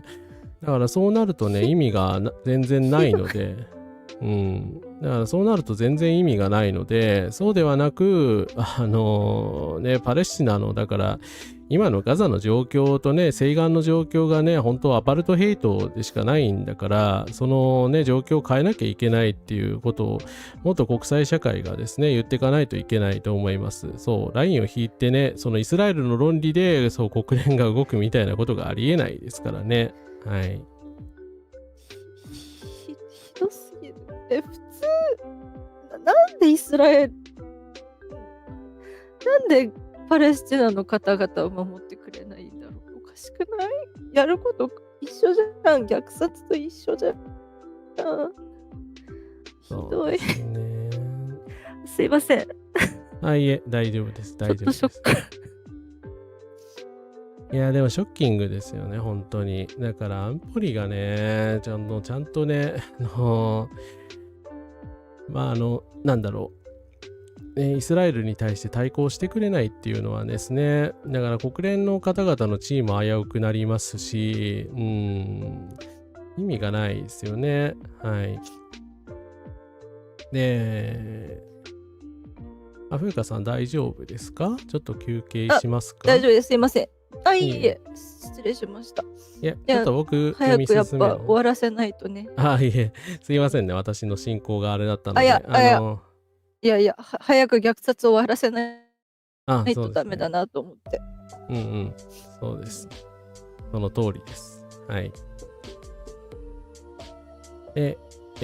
先ほど今コメントもしていただいたんですけど、この時期はね、私のね、チャンネルもね、ちょっと一時期、登録してくださった方増えて、いや、ありがとうございます。ありがとうございますなんですけれども、なぜかというと、移民排斥デモが本当ひどいことになってて、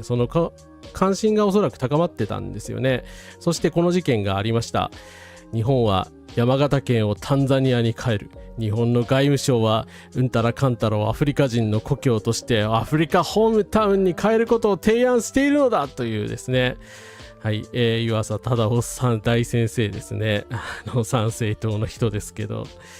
何を言ってんだお前はという感じなんですけど、JICA ホームタウン騒動というのがありました。本年8月の第9回アフリカ開発会議 TICAD9 のテーマ別イベントで JICA は JICA アフリカホームタウン構想というのを発表し、日本国内の4市を各々アフリカ4カ国のホームタウンとして認定し、各種の交流事業を通じて各国の日本の地方自治体との交流を図ることを目的としていました。アフリカ関係国並び JICA との間で交流事業を調整実施していくことを想定していましたが、その具体的な内容については今後決定されることになっていました。しかしながらホームタウンという名称に加え JICA が自治体ホームタウンとして認定するという本国のありそう方そのものが国内での誤解を招きましたので、ホームタウン構想をやめますという声明を9月25日に出しました。JICA がヘイターに屈してしまったという最悪の事案になってしまいましたね。はい、これもね、考えうる限り最悪の対応をしやがったんですよね、JICA 君がねっていう。いや、もちろん一番悪いのはヘイターなんですけど、屈させた、なんでしょうね、タンザニアっていう国の方々の誇りを守ることができなかったっていうか、そんな国になるだなんて嫌だって言い方してるように聞こえるじゃないですか。日本が変わっちゃうっていうよりかは、タンザニアになってしまうみたいな感じで、結局タンザニアっていう国への、差別にもなってて、そのくせタンザニアの空って言われてるタンザナイトって呼ばれてる美しいお石があって、それ好きなやつとかすごい高いねとかつくくせに、そうやってでもそれが取れる国だとかを差別したり、実際宝石はね、採掘の方々のまた労働環境も良くないのであれなんですけどね、やっぱそうやってタンザニアがそうやって差別されながらも日本と、友好関係を結んでくれる、こんなクソみたいな国とですよ、もう本当ありがとうございますって、お互いに、ね、文化交流していきましょうよっていう、ポジティブなことだと捉えたとして、それを邪魔する理由って何なんだろうと思って、こんなデマに屈したっていう、であなたたちのそのタンザニアをそれでも私たちは支持するよっていう、あなたたちとの友好関係をこれからも重視していくよ、だからあんなデマやヘイトに負けないで一緒に頑張りましょうじゃなくて、やめますって言ったってことは一緒になって差別してるのと一緒、同義じゃないですか。ふざけてんのかと思って、本当にこれもだいぶ怒り散らかしてましたね、私。今見ても怒りしかないです。いや、本当にね、だからね、撤回してはいけない話ばっかり撤回されてるんですよ。だから撤回しなきゃいけない話をね、撤回しないのに、本当にそうなんですよ。まあ、その一例としてね、続けていきますけど、8月の末なんですが、釧路湿原のメガソーラー問題を私取り上げまして、まあ、再生可能エネルギーはね、進めていかなきゃいけないです。ソーラーパネルは絶対にね、今後の社会に必要になるんで、ただね、釧路メガソーラーは本当にね、業者がひどすぎますね。で、また勝手にですね、伐採をしたみたいなんですよ。許可取らないで。だからね、もうこの業者さんにはもうやめてほしいですね、正直、開発を。だから、釧路の人たちも嫌がってるし、で、全国的なもう太陽光パネルとかメガソーラーに関するもうネガティブイメージになってるので、本当釧路に来ないでほしいですね、正直。そうだから、ちゃんとクリーンエネルギーなはずなのに導入がクリーンじゃないならそれはもう血の塗られたエネルギーなんですよ。いや本当ですよ、ふざけてんじゃねえぞっていう。で、ほんとそれこそさっきなんか一番最初に言ってた、ね、動画では動物映ってたけど、この動物たちの保護はどうなってるんだろうなって、そうって思ってたりとかして、もちろんね、ほんと太陽光いりますよ。だってもうどんどん社会として、で最悪ね、私ね、クーラーはつけないと人間の生命が脅かされるので、つけてほしいし、で暖房もつけないと命が脅かされるのでつけるべきなので、それ以外のところはできる限り節約できるところはしつつ、今みたいに化石燃料を燃やすとか原発とかじゃないクリーンなエネルギーを作っていこうっていう方向に、全世界でシフトしていかないと、一部から変わるじゃ多分足りないし間に合わないんですよねって、そうですね、いうところがあるから、中国みたいにね、うまいことをちゃんと進めればいいのに、また住民に何の説明ね、ほらまたね、住民の合意得られるまま、それでいい、合意を得なくてもやっていいっていう独裁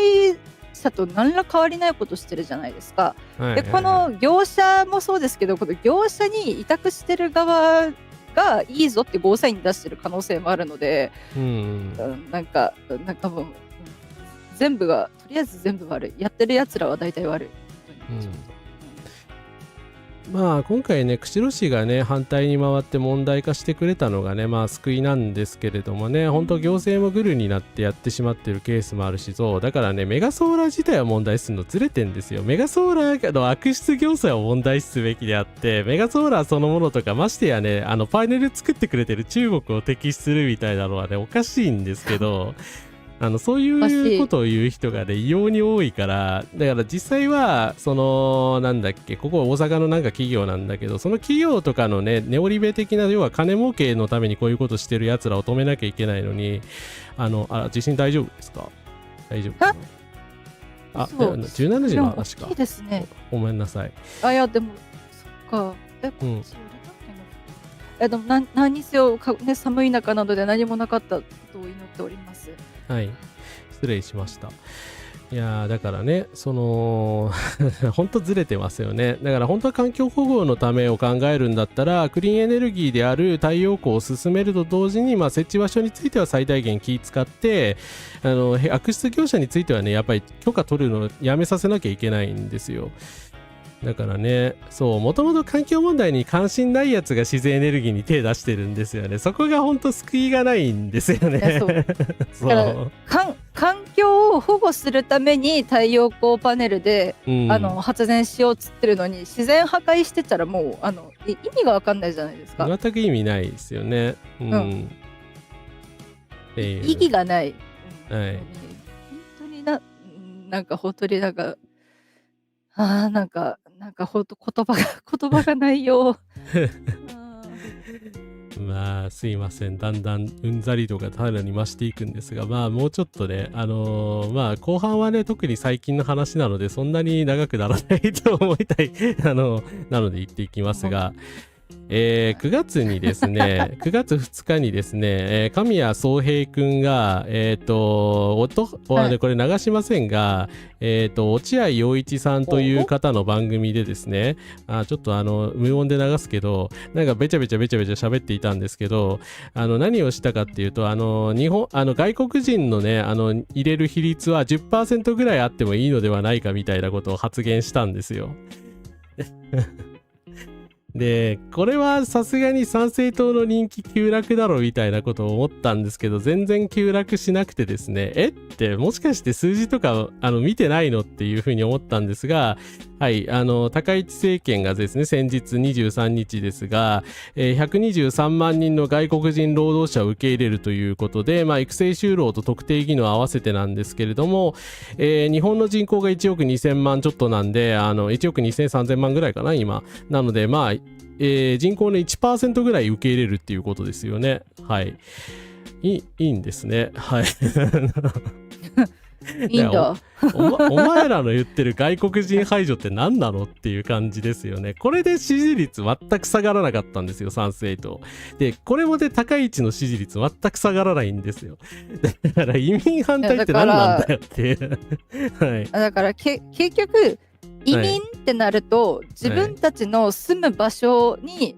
入ってきて、きっと外からこっちに来るってことは金を持ってやってこれるから、一等地とか買われちゃうんだろうとか、いい暮らしをするんだろうとか、でまた治安を乱されるとか、なんか異文化によってだからゴミ捨てを守ってくれないだろうとか、決まりを守ってくれないだろうみたいな感じで思ってるんでしょうけど、労働者となると自分たちがやりたくないブルーカラーの仕事をしてくれるので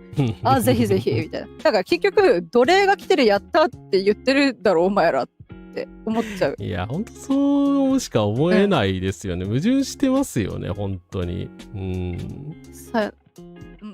うなら申し訳ないんですけど、多分違わないだろうなって思ってちょっと軽蔑してます。はい。外国人労働者金働いてくれるなら OK って。本当流されてるだけじゃないのかなというですね。はい。今年のニュースに対する怒りをぶつけながら準備をしてたら筑前煮が出来上がったよかった。おせち実はですね、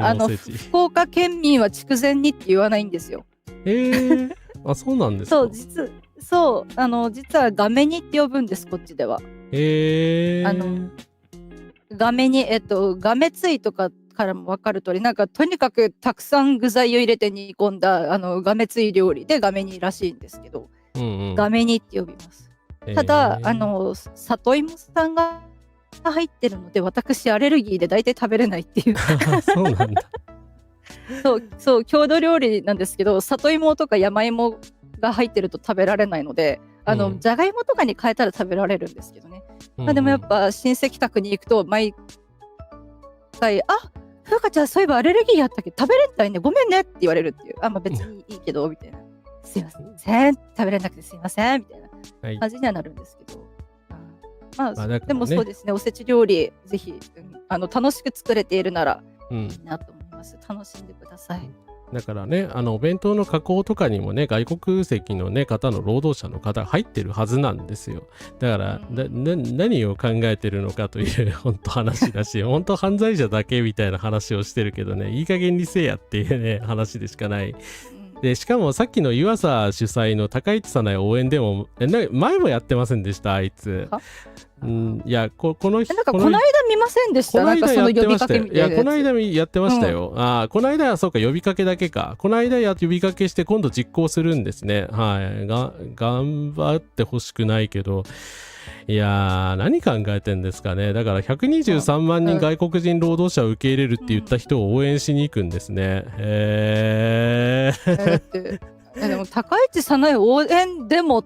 てクーデターレベルじゃないんですか、だっていうかなんで与党に応援デモしに行くんだよって意味がわからんわってそう結局体制を抑散する政権を抑散するので、万歳ってするのであれば応援ってなるじゃないですか、っていうとこなんですけど。そうだ、お弁当で有名な弁松さん、外国人労働者を守ろうってツイートしてくれてましたね。いやだからああいう業者さんはねちゃんと分かってらっしゃるんですよ。本当にてか多分ですよ、実体的に多分たくさん抱えておられるんだと思います。だから雇用自分の商売成り立たないから当然じゃないですかね。だから実際見てるし、真面目に、だから真面目か真面目じゃないかって国の日本人だから真面目とかじゃないんですよ。真面目な人は真面目だし、不真面目なやつは不真面目なだけで。湯浅忠夫さんは日本人ですよ。あと敬語が使えるおかしいですね。まあそれでなんかね、なんだろう、敬語が使える使えないって逆にですよ、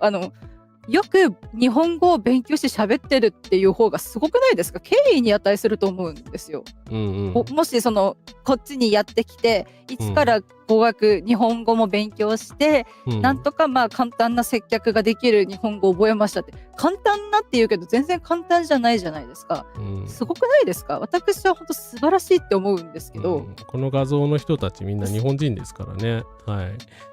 やば逆に日本人であることの方が恥ずかしいですけどね。いや本当に日本人ってだんだん恥ずかしいっていう属性になってきてますよね、すでに。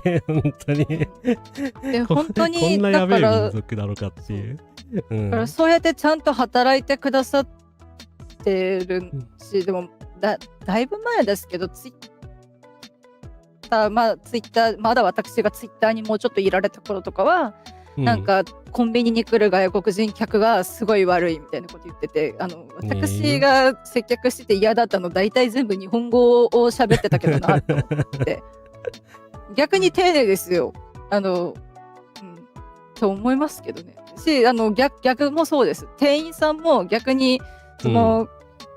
おそらく留学生であったり、出稼ぎって言い方古いですよね。そうやって労働に日本に来てくださってる方が、店員さんとして喋ってくださってる。丁寧ですよ。ちゃんと、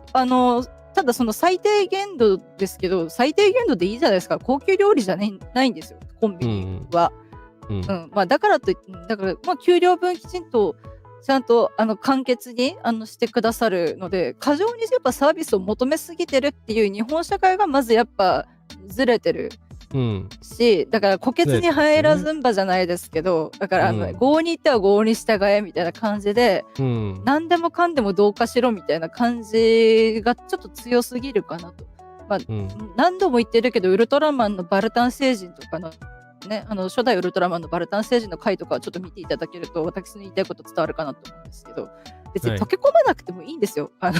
一緒に生きればいいだけじゃないですか。っていうところはね、全くその通りです。はい。ということでね、まあその手のね、排外主義の謎の陰謀論にはまってる人をどう説得すればいいのかみたいな話も配信で、いつだったかな、9月5日にやったんですけれどもね、でもこの人たち本当にやばいですよ。最近ね、どんどん暴走してて、最近何やってんだろうみたいなこと言ってたんですけどね、こんな感じのサムネのね、動画作ってんですよ。不法入国者、外国人犯罪、窃盗強盗、住居侵入、もう行くとこまでだいぶ行っちゃってますよね。待って、この国は日本ではありませんって言ってるってことは、不法外国人はこの人じゃないんですか？その通りだ。でしょ？自分のこと言ってませんって。自己紹介だったんですね。なるほどなるほど、そういうことか。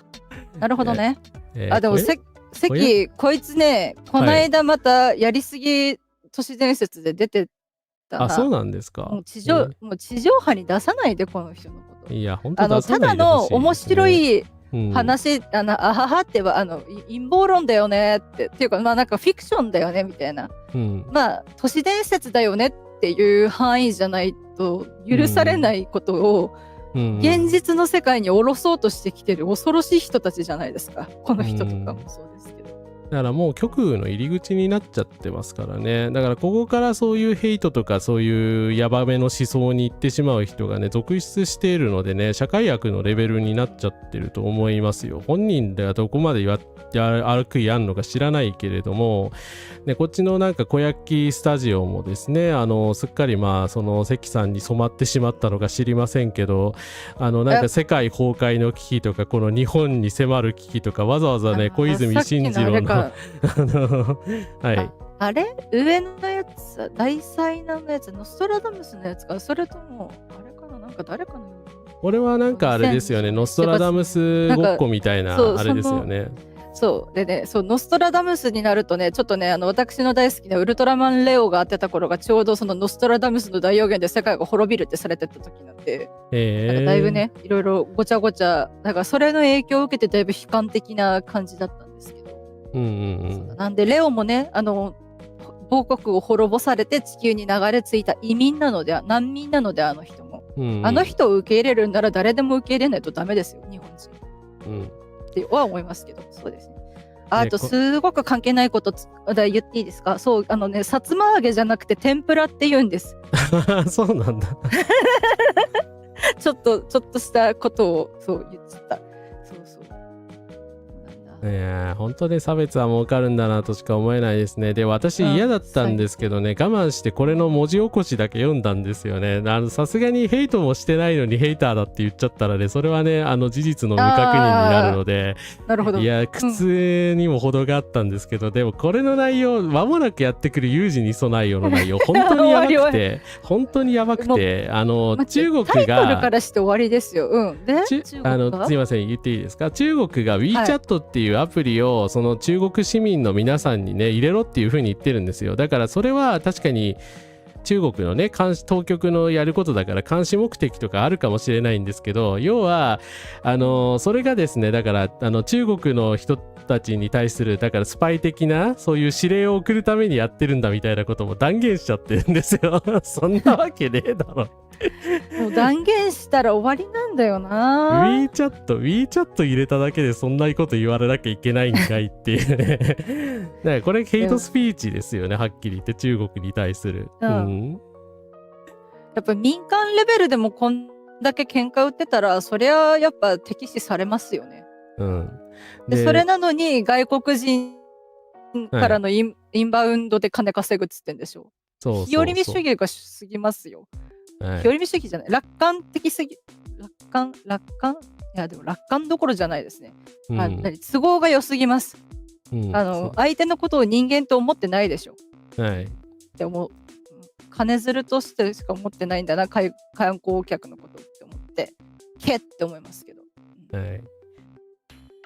いやでもなんかクレイジージャーニーとかね、関明夫って周りに怒鳴るような動画とか出してるんですか？終わってるな。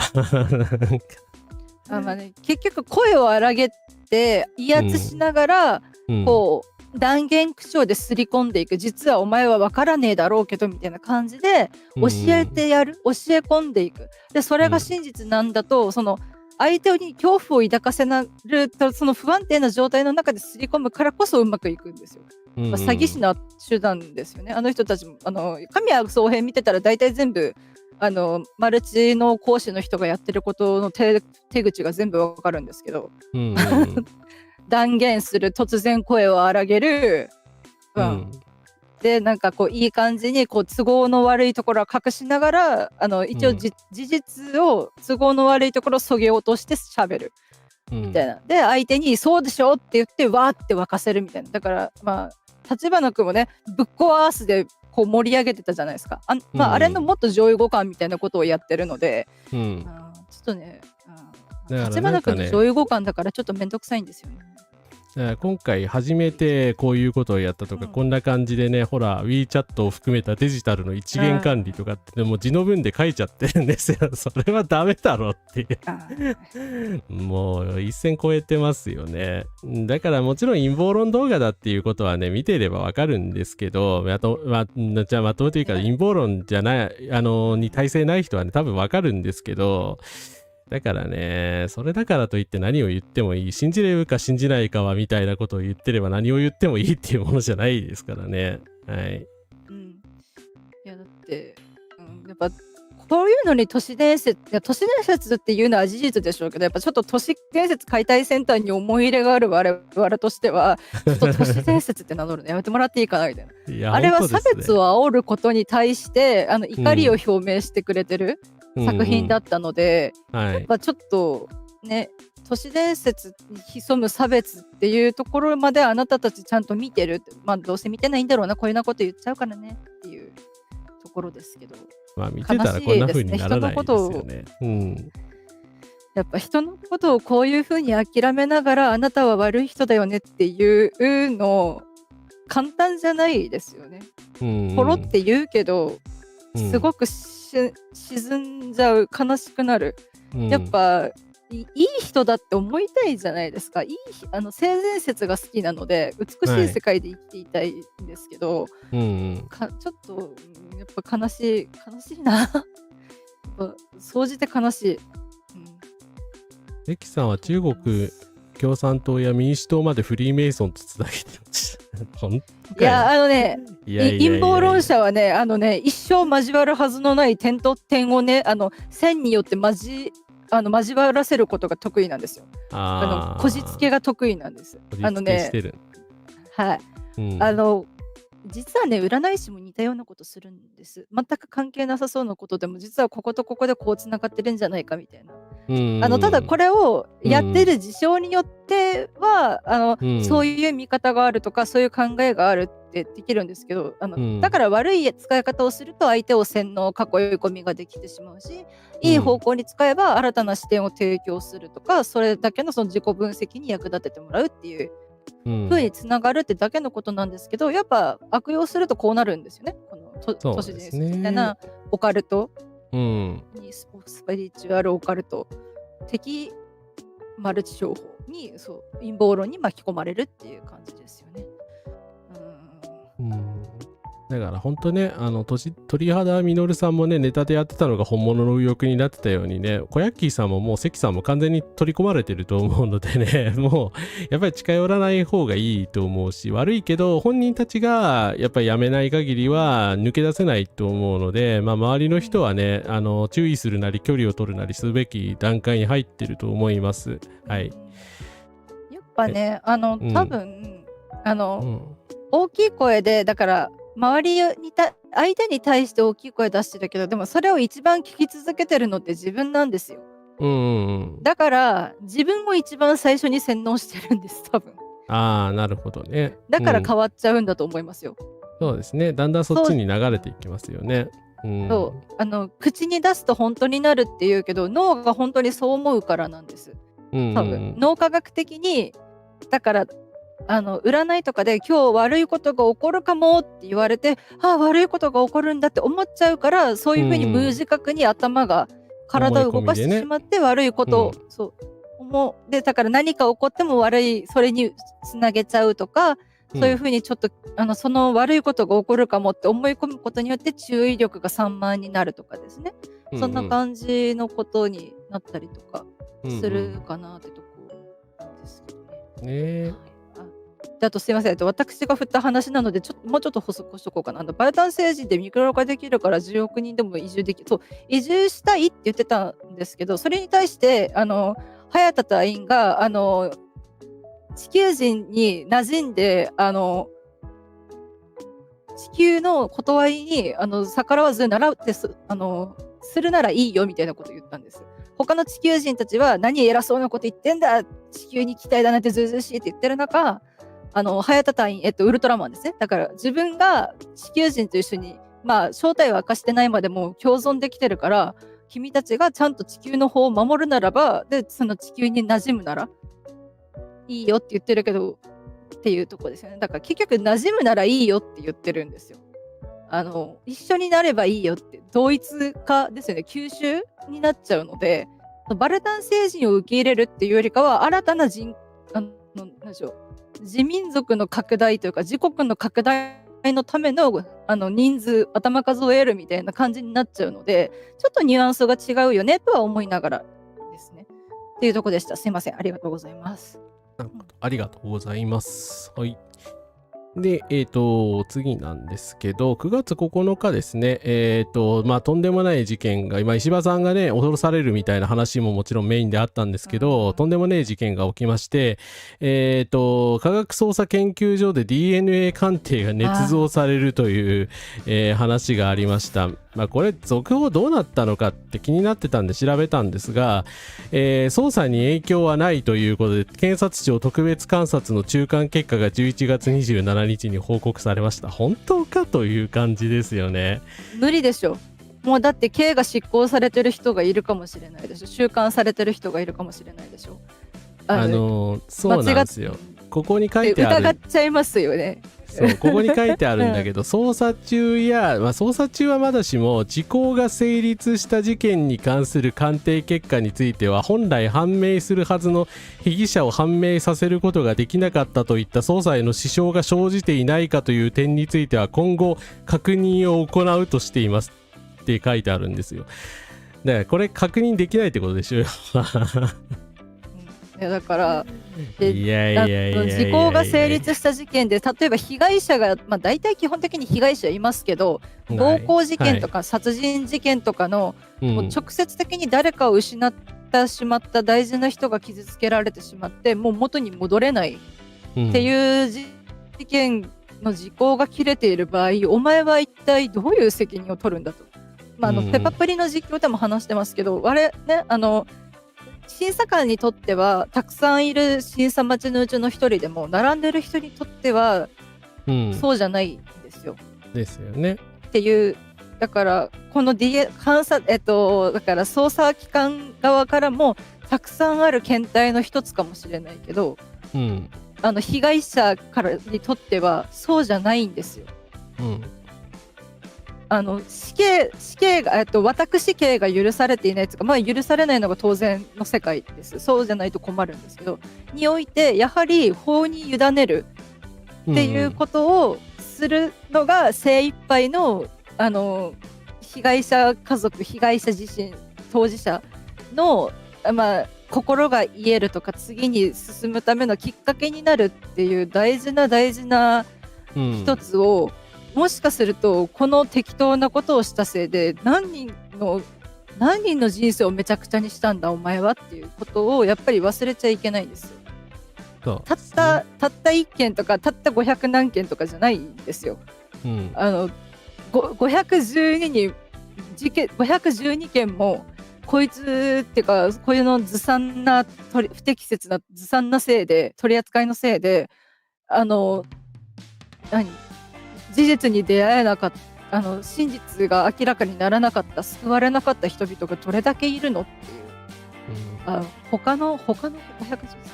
一応警察のいいですか、ごめんなさい。検察庁への送致件数としては、当初ね佐賀県警は16件だけだと言ってたんですよ。でも今回観察した結果9件追加されたんですよ。だから25件ですね。なんで隠したの？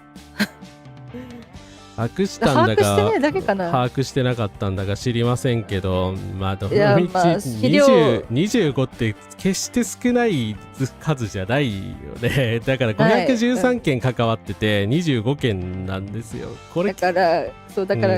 結局他の100件担当しました。99件はちゃんとしました。ただ1件だけ適当にしましたって言われても、信じられないでしょ。ないですよね。他の99件の試験検査についても疑わなきゃいけなくなるじゃないですか。こいつのせいでどれだけの真実が闇に葬られてしまったかっていうところをだから考えるべきです。やっぱ職業倫理を大事にすべきです。ひまそらさんの弁護士とかね、もっと職業倫理について考えるべきですよ。元彦さんとかね、と思いますけどね。元彦事件もそうですけど、警察や検察の信頼が揺らぐ事件が多かったと思います。でしかも佐賀なのでお隣、私福岡に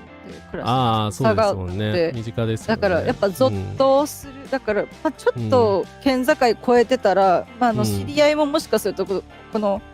佐賀県警の管轄だった可能性もあるわけなので、そうなった時にやっぱ関わってたらどうしようってなっちゃうじゃないですか。今は来てないですけど、やっぱ他人事じゃないなっていうのをやっぱちょっと近しいから余計に感じてしまった。本当は遠くても感じるべきですけどね、とは思いながらやっぱちょっとゾッとして絶対に繰り返されてはいけないっていうところ、やっぱそのだから作業員が職員がちゃんと仕事をしようって思える環境と報酬、福福利厚生をきちんとしておかないとこうなるんだよなっていうところをやっぱちょっと感じるなどしまして、やっぱ働き方改革は綺麗事じゃなくて仕事をちゃんと遂行してもらうためにも必要なんだよねって思うんですけれど。はい。で、で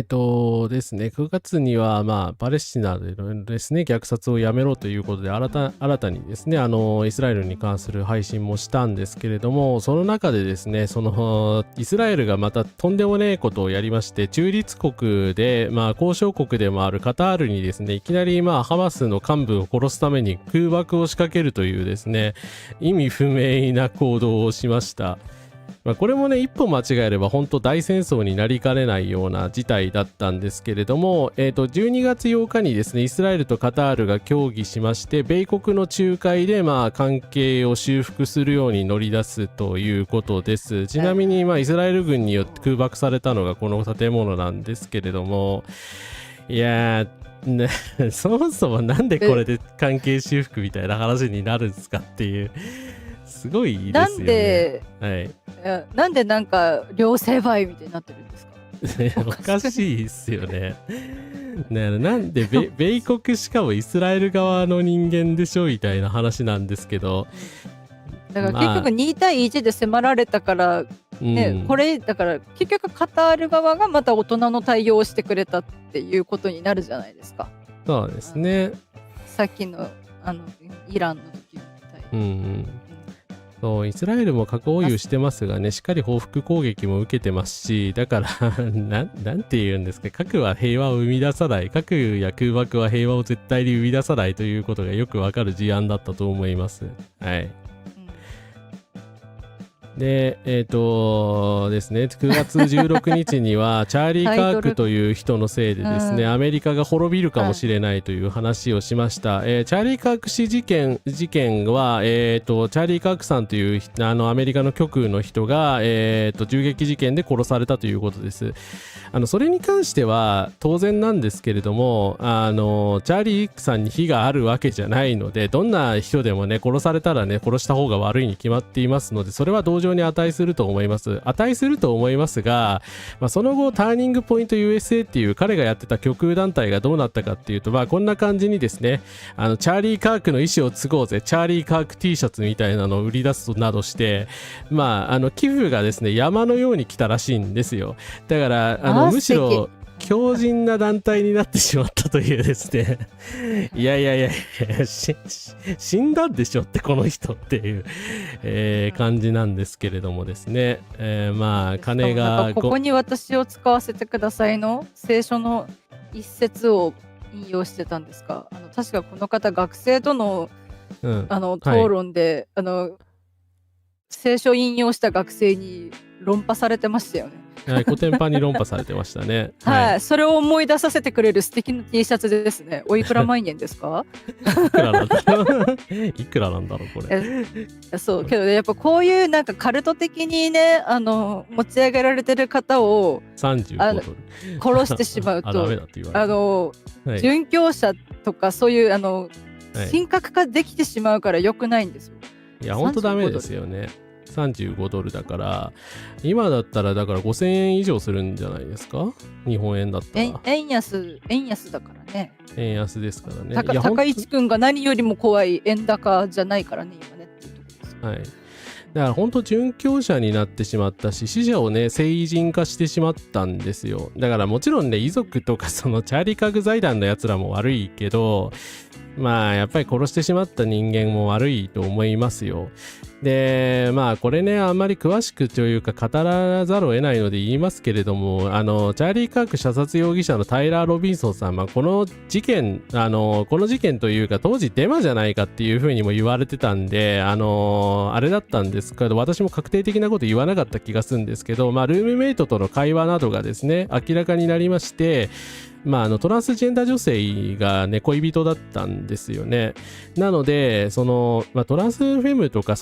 まだ性別違法してない人とも言われてるんですけど、なのでそのことに対して、チャーリー・カークにですね、チャーリー・カークはトランスヘーターだったんで、激しい怒りを抱いて、殺してしまったという。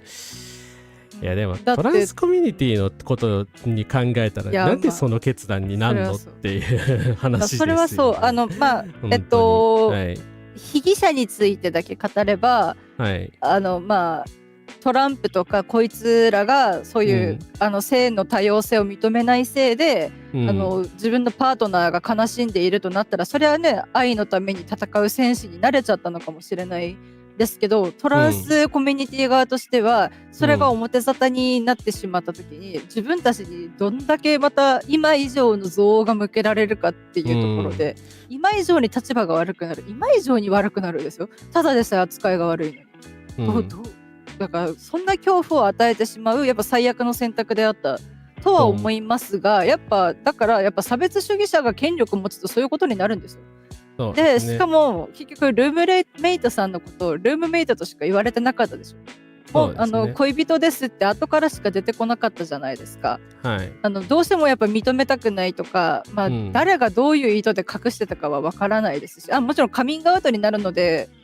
それは、ね、慎重になるべきでもあったとは思いますが、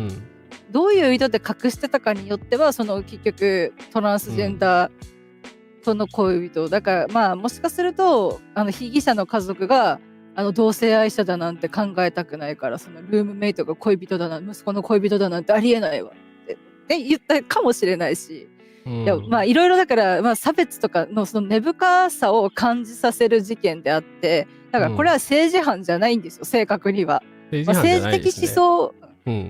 的思想のせいではありますけど、政治犯じゃないんですよ。ただの支援なんですよ。なんか似たような事件知ってるんですけど、烏丸さん。そうですね。なんかね、似たような事件知ってるんですけど、統一教会に人生めちゃくちゃにされてね、安倍晋三さん殺しちゃった人いますよね。だから、悪いのは統一教会ですよ、まず第一には。いや、それはそう、あれはそう、本当にそう。だから悪いけど、チャーリーさんはね、気の毒だけど、トランスヘイトをね、ここまで根深くさせたのはね、アメリカの共和党でしょって、トランプ政治でしょ。だから、こういう事件が起きるのって、分かってたことじゃないですか、実際に。だから、分かってるのに、憎悪を煽るようなことをやり続けてきたわけですよね。正直本当ね、アメリカは本当に暴力を煽るね、政治をやり続けているからね、いつまたこういう事件が起きてもおかしくないんじゃないかなと思いますね。そう確かにね、差別って犯罪を生むので、結局こうなるんですよ。ヘイトクライムも起きますよ。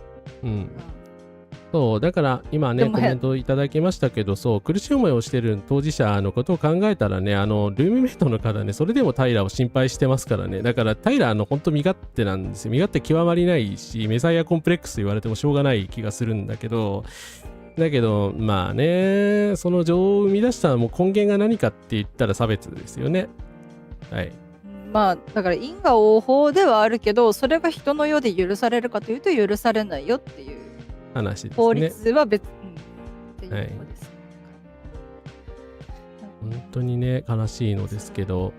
ただね、その憎悪をね煽るっていうことを最後に9月の最後に言いたいんですけど、茂木敏光っていう人がね、9月のツイートで、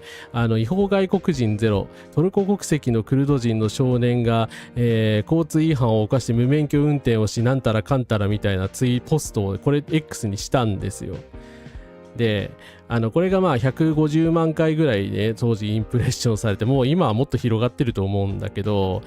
だからだんだんエスカレートしてるじゃないですか、我が国も。だからその1月の最初はあくまでツイッターにいるうぞうむぞうのそういうヘイトスピーカーみたいな人たちでしたよね。こういうこと、これは違うか、これはこういうこと言ってたのって。でもそれが参政党が出現してから、なんかそのチンピラみたいな人とか、あと芸能人の人とかがそういうことも言い出すようになって、でついにはその茂木敏光ですよが自民党の人間がこういうことを言い出すようになったと、だんだんタガが外れてってますよね。で大体もうちょっと前だったらこんなこと言ったら大炎上して失職してたはずなんですよ。そうですね。そうでもしないでしょ。逆によく言ってくれた、我々が言いたかったけど言えなかったことを茂木さん言ってくれたって言って、なんか好意的に受け止められてしまう。でそれが許容されてしまう。出職しない、立場も失わない、それどころかなんかちょっとネトウヨの中でいい感じの肩書きを得られるっていう、もう最悪ですよね。やっぱ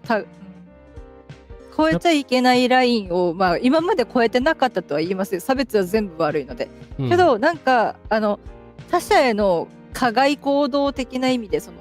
誹謗中傷をさらに超えて、その命を危険にさらすレベルのところまで今来たなっていうおぞましさはやっぱ感じてますかね。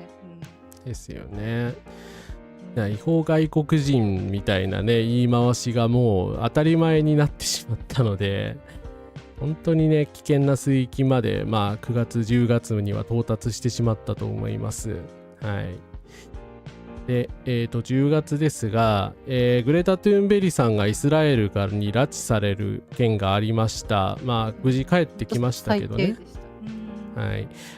経緯についてはですね、彼女が受けた被害とかもねいろいろ書かれているのでちょっと閲覧注意ですが、ノートの方を見てください。グレタ・トゥーンベリイスラエル刑務所での恐怖の日々というですね翻訳しておりますので、よかったらチェックしてみてください。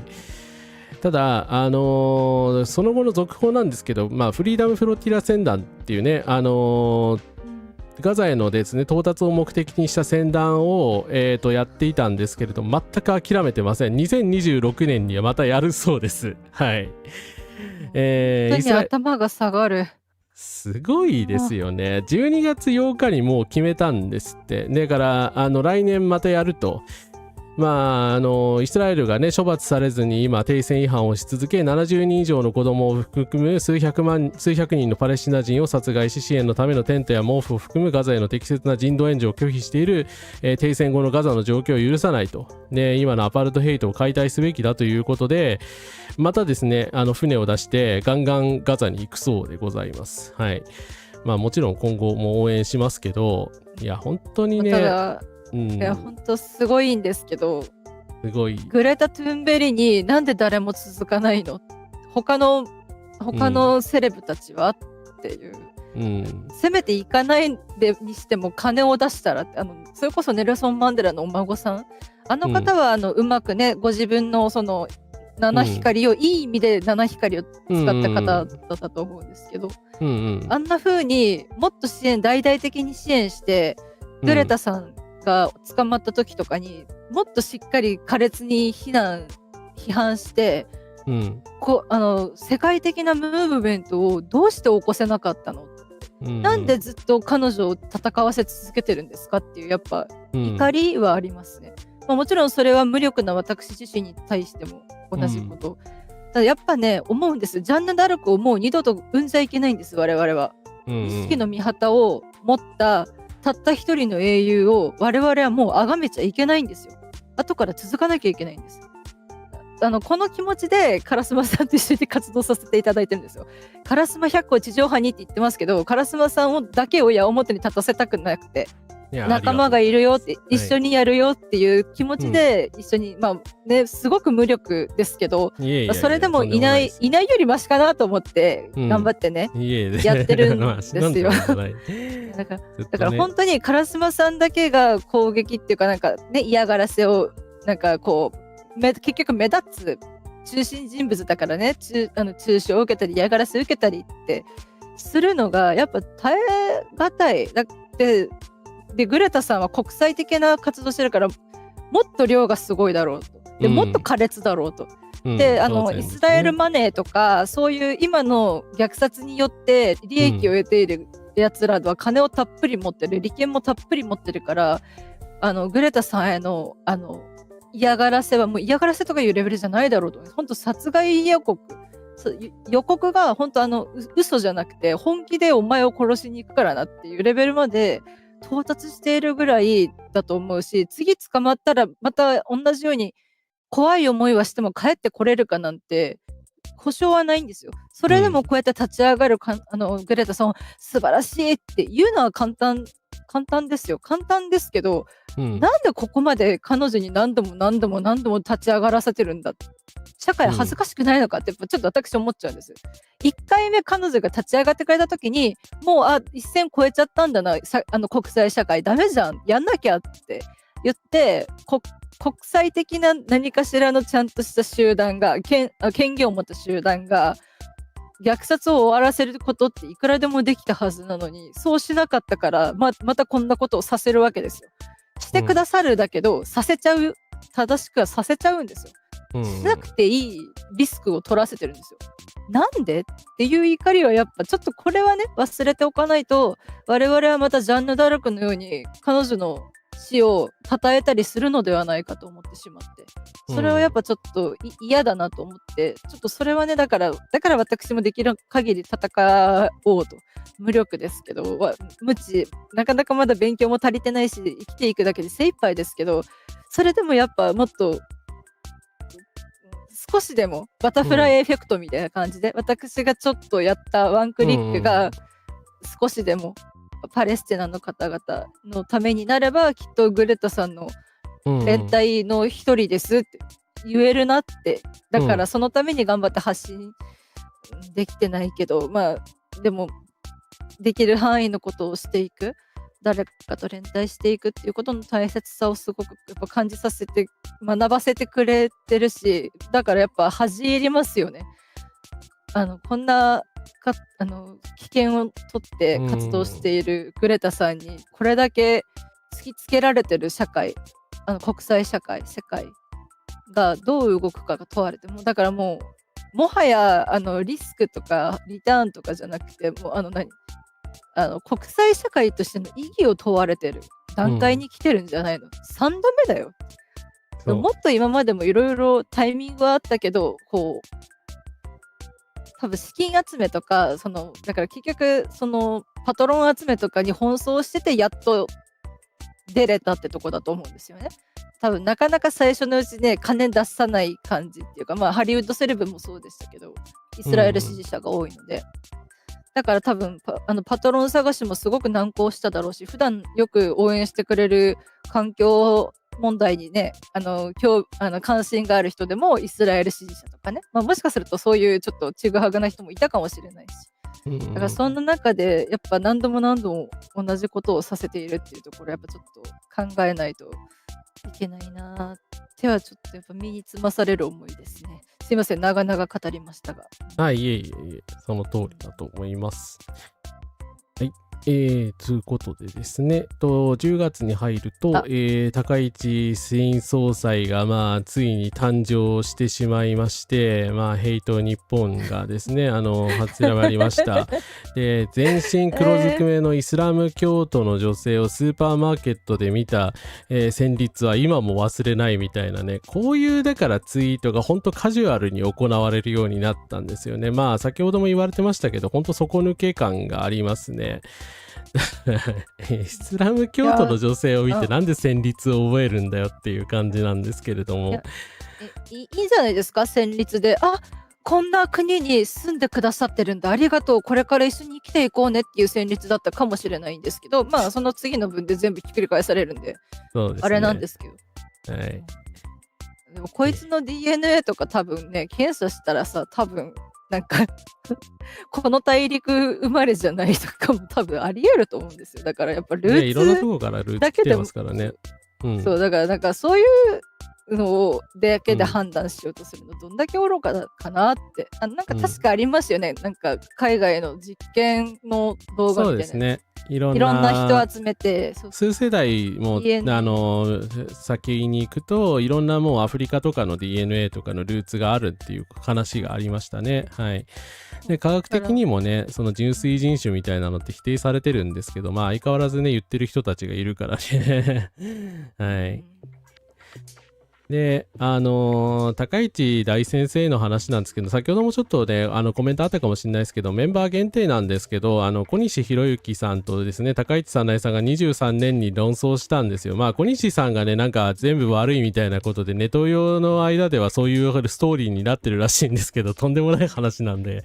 名誉回復のためにもですね、よかったら面言入ってる方は見てみてください。はい。そう、烏丸さんの面言のこの国会同時視聴のいいところって、一人で見てると鬱屈としてもう無理ですってなるところをみんなで見られるから、頑張るぞみんなでっていう一体感を持って見れるっていうところがね、いいところですし、なんかこの問題について関心を持ったり、ここで怒ったりするのって自分だけじゃないんだっていうのが分かるので、すごくおすすめです。皆さんぜひ烏丸さんの応援をよろしくお願いいたします。メンバーありがとうございます。どうぞ加入よろしくお願いいたします。ありがとうございます。そして地上波に。ありがとうございます。そしてですね、10月14日になると、公明党さんがね、いろいろ動いてくれたりして、いろいろあったりしたんですけれども、その際にはですね、公明党の現在、こっちじゃないか、ごめんなさい。公明党の離脱はともかくとして、日本というやっぱり国がですね、ずっと保守政党が、公明党さんのこれ罪でもあるんですけど、自民党政権をずっと維持してたわけじゃないですか。それはそう。その維持していたことによって多くの国々では極右政党ができたりとか、めちゃめちゃなポピュリズム政党が差別をばらまきまくったりみたいな段階ってもう通過してるんですよ。ちょっとこれごめんなさいね、ツイート見づらくて申し訳ないんですけど、もう通過してる段階なんだけれども、日本ってそれを避けてモラトリアムの一種のモラトリアムみたいな状態をずっと続けていたんですよ。でもそれがいよいよもって高市政権が少数派化したので、で維新と組んだわけじゃないですか。だからいよいよもってその段階が来たよねっていうちょっと話になって、それはなんか恐ろしいなって思いましたね。はい。でも実際そういう再編の段階に今来てると思うんですよね。はい。だからここでどうやって極を止めるかというところが今ポイントになってるかなと思います。そうですね。やっぱだから公明党なんか頑張ってやってるなって思うけど、でも今までやってきたこと考えたらそりゃそうだよな、やっとけっていう、自分の後始末だぞみたいなところは若干あるんですけど。でもそれでもやっぱちゃんと嫌ですって言って抜けた点はやっぱ素直に偉いですねって。そこはすごいですよね。よく抜けたなと思いましたよ。だってやっぱ維新とか国民とか、参政党とかがすり寄っていってる中、やっぱちゃんといや無理ですって言えたのは、一応党として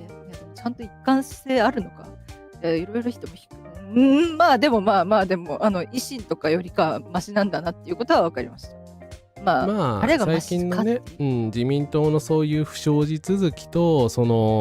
石破さんの穏健派の石破さんをね下ろして、高市極右にしたっていうところでも公明党さんの我慢の限界が来たということなんだと思います。ただね、やっぱり公明党さん罪深いのは安倍政権をね生かしてしまったっていうところであって、本当は安倍政権期の時にそういう極右との戦いみたいなのを本格的に始めておくべきだったんですけど、それができたのはやっぱ一部の人たち、分かってた人たちだけで、シールズさんとかね、だからね、左翼が珍しい国にねすっかり今なってしまったので、でしかも今あれですよね、シールズだった人たちをスティグマだよね、シールズ恥ずかしいよねみたいな、闇歴史だよねみたいな感じで扱ってるじゃないですか。あれがだからそういう社会も嫌いですし、そう言わせてしまう社会なのも嫌、なんか全部嫌だから。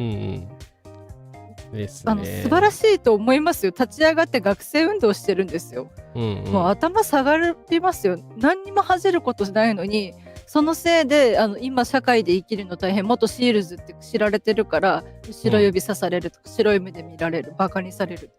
いやそれ社会がおかしいから、あなたおかしくないからって思うんですけど、でもやっぱそうやってだからシールズになんて入らなきゃよかったとかしなきゃよかったんだよって言って煽るネットみたいな感じだったりして、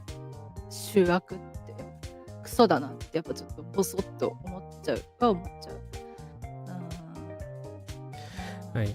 10月17日にはですね、すいません。私結構頑張って配信したんですけどね、あんまり見てもらえなかったんで、高評価とかよろし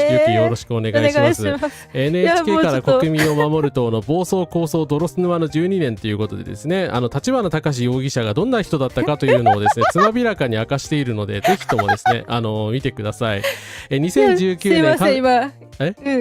いいですね。今もう立花見るだけで笑いが出ちゃって本当申し訳ないです。全然関係ないですけど、もうお願いだからちゃんと起訴してお願い。起訴やめて。もう最低4年ぶち込んでお願い。2019年神谷宗平さんとの会談、人種差別を、やめようと思ったことはないと、差別やいじめは神の作った原理であるみたいなですね。はい。まあ N 国様のですね、思想が全て現れて凝縮されてる一言だなと思います。神谷宗平がドン引きしてるんですよ。すげえよなっていう。まあでもね、この N 国イズムがね、やっぱり今のそのヘイターの人たちのね、源流を形作ってると思うので、やっぱり今、立花が何をやってきたかっていうことに注目するのは大事じゃないかなと思います。はい。2019年の神谷はドン引けたってことですか？いや、まだ、多分、ここまで来てなかったんじゃないですか。まだ反ワクチンとかのことしか多分頭になかったから。ですよね、多分ね。っていうとこですよね。はい。あれ、シールズの中でも性加害事件ってあったんですか？うわー、それは最悪ですね。まあそれのせいでシールズのやってきたことが全部ダメになるわけではないんですが、ただその組織的にそれを裁けなかったというか、告発して正しい処分をできなかったというのであれば、まあやはり問題は確かにあるのかもしれないですけど、だからといってちょっとそこは難しいですね。もちろんその性被害がもしあったのであれば、それはもう断じて許されるべきことではないし、なぜその組織内で性犯罪が起こってしまったのかっていうところを考えて、再発防止とその組織の健全化をしていかなきゃいけないんですけど、だからどう対応してるかにもよるんですけど、まあ、ただシールズってだからすぐ解散しちゃったから、ちゃんとなし崩しになっちゃったのかもしれないですよね、そういう。だから本来だったら、その運動を続けて、まあ、その解散というか、そのするまでに決着つけてればよかったのかもしれないですけど、すいません、ちょっとそれはちゃんと知らなかったので、わかりました。ちなみにナチス式敬礼もやってました。あ、そうなんです。もう終わりですね。証拠じゃん。でもなんでそんだけあって許されるの？さすがに無罪放免はないんじゃないかと思いますよ。竹内県議の件では起訴されてるので、その件に関しては、まあ、ただ何年ね、入るかわかんないけど、まあ、有罪にはなるんじゃないかと、まあ、期待はされてます。前科ある人なんで。ただ、その他の件に関してね、なんか軒並み不起訴になるような気がするので、まあそうなるとね、最短で4年以下とかでなりかねないですよね。だから検察が悪い。全部検察が悪い。多分ね、警察ちゃんとね、ある程度ちゃんと固めたから逮捕してるはずなんです。ですよね。簡単に逮捕は一応しないので、一応ね。嫌な側面ばっかり見てるから全部を信頼できるわけではないですけど、でもちゃんと固い証拠があって、で、不正義だ、これは社会の悪であると。特に奥谷さんへの誹謗中傷ひどかったじゃないですか。ただあれがね、不起訴になった理由がなんか増山から得てるから真実相当性があったとか言い出しなんか意味がわからないっていう。そうだからその増山からもらった情報なせいで、その辺のパンピーから一般人からもらったものではなく、増山っていう一応その市議からもらったもの、県議からもらったものだから、ちょっと立花が信じるに相当する意味はいう可能性はあったみたいな感じでちょっとふわっとしてるらしいんですよ。なわけあるかって話なんですけど。これを信じたって言うんですかっじゃあやりたい放題じゃん。信じる方が悪いなって言いたくなりますけど、そう、だからこの動画消したのは証拠隠滅に当たると思うんですけど、いいんですかね。いや、本当ですよね。なんで許しちゃうのかなっていう。誰か魚拓残してないのかな。いや、多分誰か保存してると思いますけどね。はい。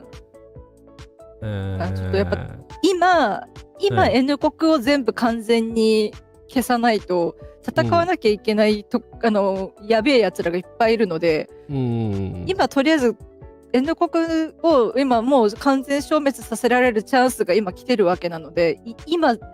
やっとかないと。そうですね。今後も選挙にね、悪用してくる第二の立花とか普通に多分出てきますよ。って思うので、やっぱちょっとね、年末年始でしんどいかもしれないけど頑張ってよって思いますね。頑張ろうよって応援するからって思いますけどね。検察は頑張ってください。はい。お願いします。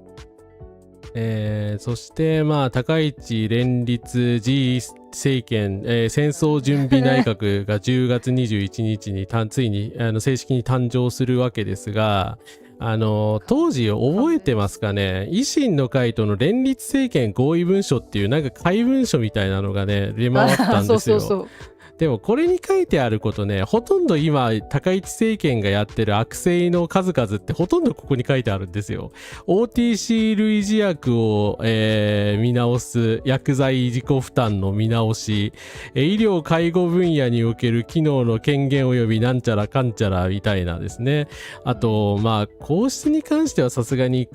まだ首突っ込んでないけど、我が国の抑止力の大幅強化を行うためスタンドオフ防衛能力の整備を加速化する観点から反撃能力を持つ長射程ミサイルの整備、自衛隊の運用にかかる組織の効率化うんぬんかんぬんうんぬんかんぬんうんぬんかんぬんというですね。武力が抑止力になる世界を変えようっていう方向に行けないだけでもう無能ですよね。無能だし、政治家として政治家として能力がないですよ。無能だし、維新のこういうね、超タカ派というか右翼ポピュリズムな政策を、だから多分高市さん丸飲みしてますよね、実際に。だから維新と連立解かれるのも嫌だし、自分自身もやぶさかではない政策だから普通にやってるみたいな、なんかそういうノリじゃないかと思うんですよね。多分やっぱ過半数超えたいから、過半数っていうか議席が欲しい会派だから会派に入って、だから N 国も入れてるわけですからね。斉藤健一郎ね、面白くはないんですけど、でやっぱOTC 治療薬類似薬とかを、支援しないことで誰が得するんだろう。誰が得するだからこれで、だからこの前言ったけど900億円ぐらいしか削減になんないって言われてますからね。900億円のためにこんなことすんのっていう意味不明ですよねだってそれよりたくさん軍事費につぎ込んでるでしょ。900億よりもこれを削って軍事費にしますはもっとだから自国民の命を削って、誰かを殺す金にしますって言ってるから、もう殺人政府って間違いないと思うんですけど、やめてほしいですけどね。そう、24年度のその会計予算で8兆円ぐらい防衛費を積みまくったんですけど、その時に1000億円ぐらい使い切れなくて余ってるんですよ。でその余ったお金があれば OTC 類似薬の価格維持ができるんだよなっていう本当意味がわからないですよね。でもそうですね、ごめんなさい、連立言っちゃってますけど、閣外協力っていう言葉の方がふさわしいですよね。閣僚一人もいないんですよ。で閣僚一人もいないし、こんなナチスみたいななんか政策を言いまくってくる謎の集団が維新なので本当にね。いや、そうだからなんかただね、メディアはねずっと連立ってわざと多分言ってるんですよね。わざと言ってますね。で自民党と維新もわざと連立って言ってるんですよ。ただ烏丸さん言ってましたよね。私の知ってる連立と定義が違うみたいな話を多分他のしてます YouTuber さんとかもしてます。はい。違うって言ってたので、はいやっぱだから分かる人には分かるけど分からない人を騙すためにやってるっていうアコギな商売なんですよ。そうですね。うんおそらく。多分ね、そうですね、私はちょっとわざとやってるんじゃないかな。だから結局まあプロパガンダメディアで間違いないねって、恥ずかしくないのって、報道の正義って何って思いますけど、やっぱ YouTube にねたくさんあるドキュメント見てたらちゃんとしっかりいろんな人の人生に寄り添って作ってるドキュメンタリーいっぱいあるんですけど、テレビであんまりしっかりゴールデンタイムに流さないでしょ。大体深夜に流すんですよ。とかたった5分ぐらいにまとめたやつをちょっとニュースとニュースの間にちょっと挟むんですよ。でなんか緊急ニュースが入ってきたりとか臨時ニュースが入ってきたりするとそれが削られるんですよ。だからドキュメンタリーとかっては割とその現場の当事者と向き合ってる人たちが多いからちゃんと作れてるのに、それをやっぱ地上波で流せない。だから YouTube で見る人って結局興味があって調べてる人しか見ないでしょ、っていうところだから、やっぱメディアのね、やっぱオールドメディアだから悪いとかじゃなくて、なんかやっぱこう報道の正義っていうか意義を見失ってるのがちょっと多すぎるんじゃない？上の人間がって思います。多分現場の人間じゃないと思うので、編成考えられるわけじゃないので、そうですね。そう思うですし、あとそうですね、維新から閣僚出せないのは多分身辺調査に引っかかってスキャンダルが出まくって大変なことになるからだろうって今回言われてましたね。今回のね、社保みたいな話が多分山盛りだからもう誰も行けないんでしょっていうのは言われてますよね。はい、そうですね。はい、政治資金でキャバクラも行ってたんでしたっけね。そうです、そうです、そうです。本当舐めてますよね。反社集団がと言いたくなるけど。はい、いやでも事実でしょ。反社会的勢力ですよ。多分そうですね。N 国を継ぐ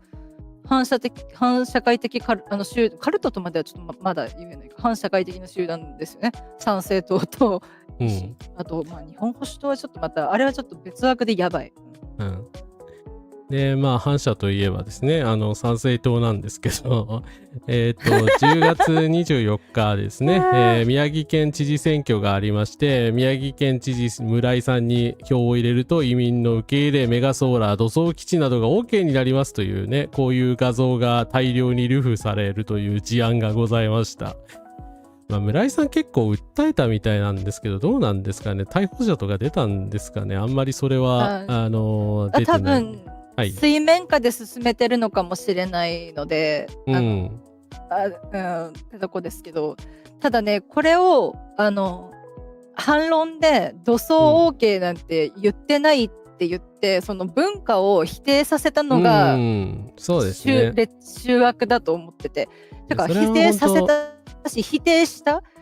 そこを言い訳すれば言うべきじゃなかったと思いますよ。だからちょっとそう気に食わなくて、そう言うべきじゃなかったと思う。北九州のイスラム食の件もそうですね。給食でイスラム教のに配慮した給食が出てるって言ってツイッターで炎上させられた北九州市が何言ったかって、北九州別にイスラム教に特別に配慮してませんって言ったんですよ。はって言い訳にも言い訳が悪い。配慮していいじゃん。なんでそう言えないのって、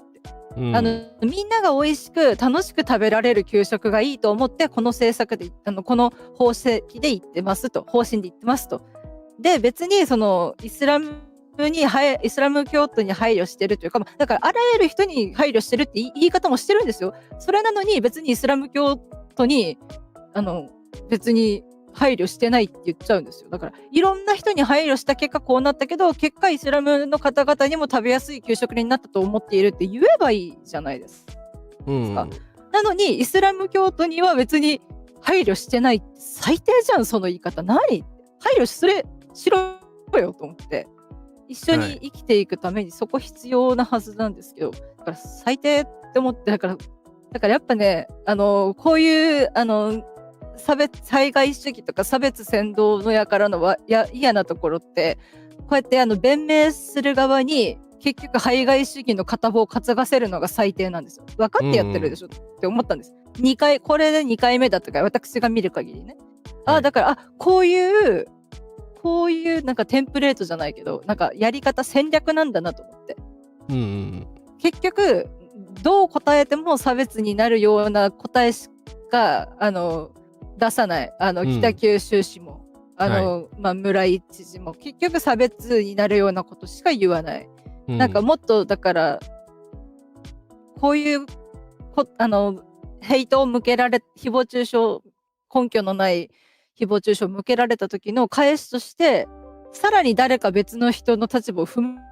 むなんてことをしなくても言い返せるでしょ。なのに踏むんですよ、わざわざ。ろくでもねえなと思ったんです。だからでも多分それをわざとさせてるんだろうなとも思って、だからわざと乗っかり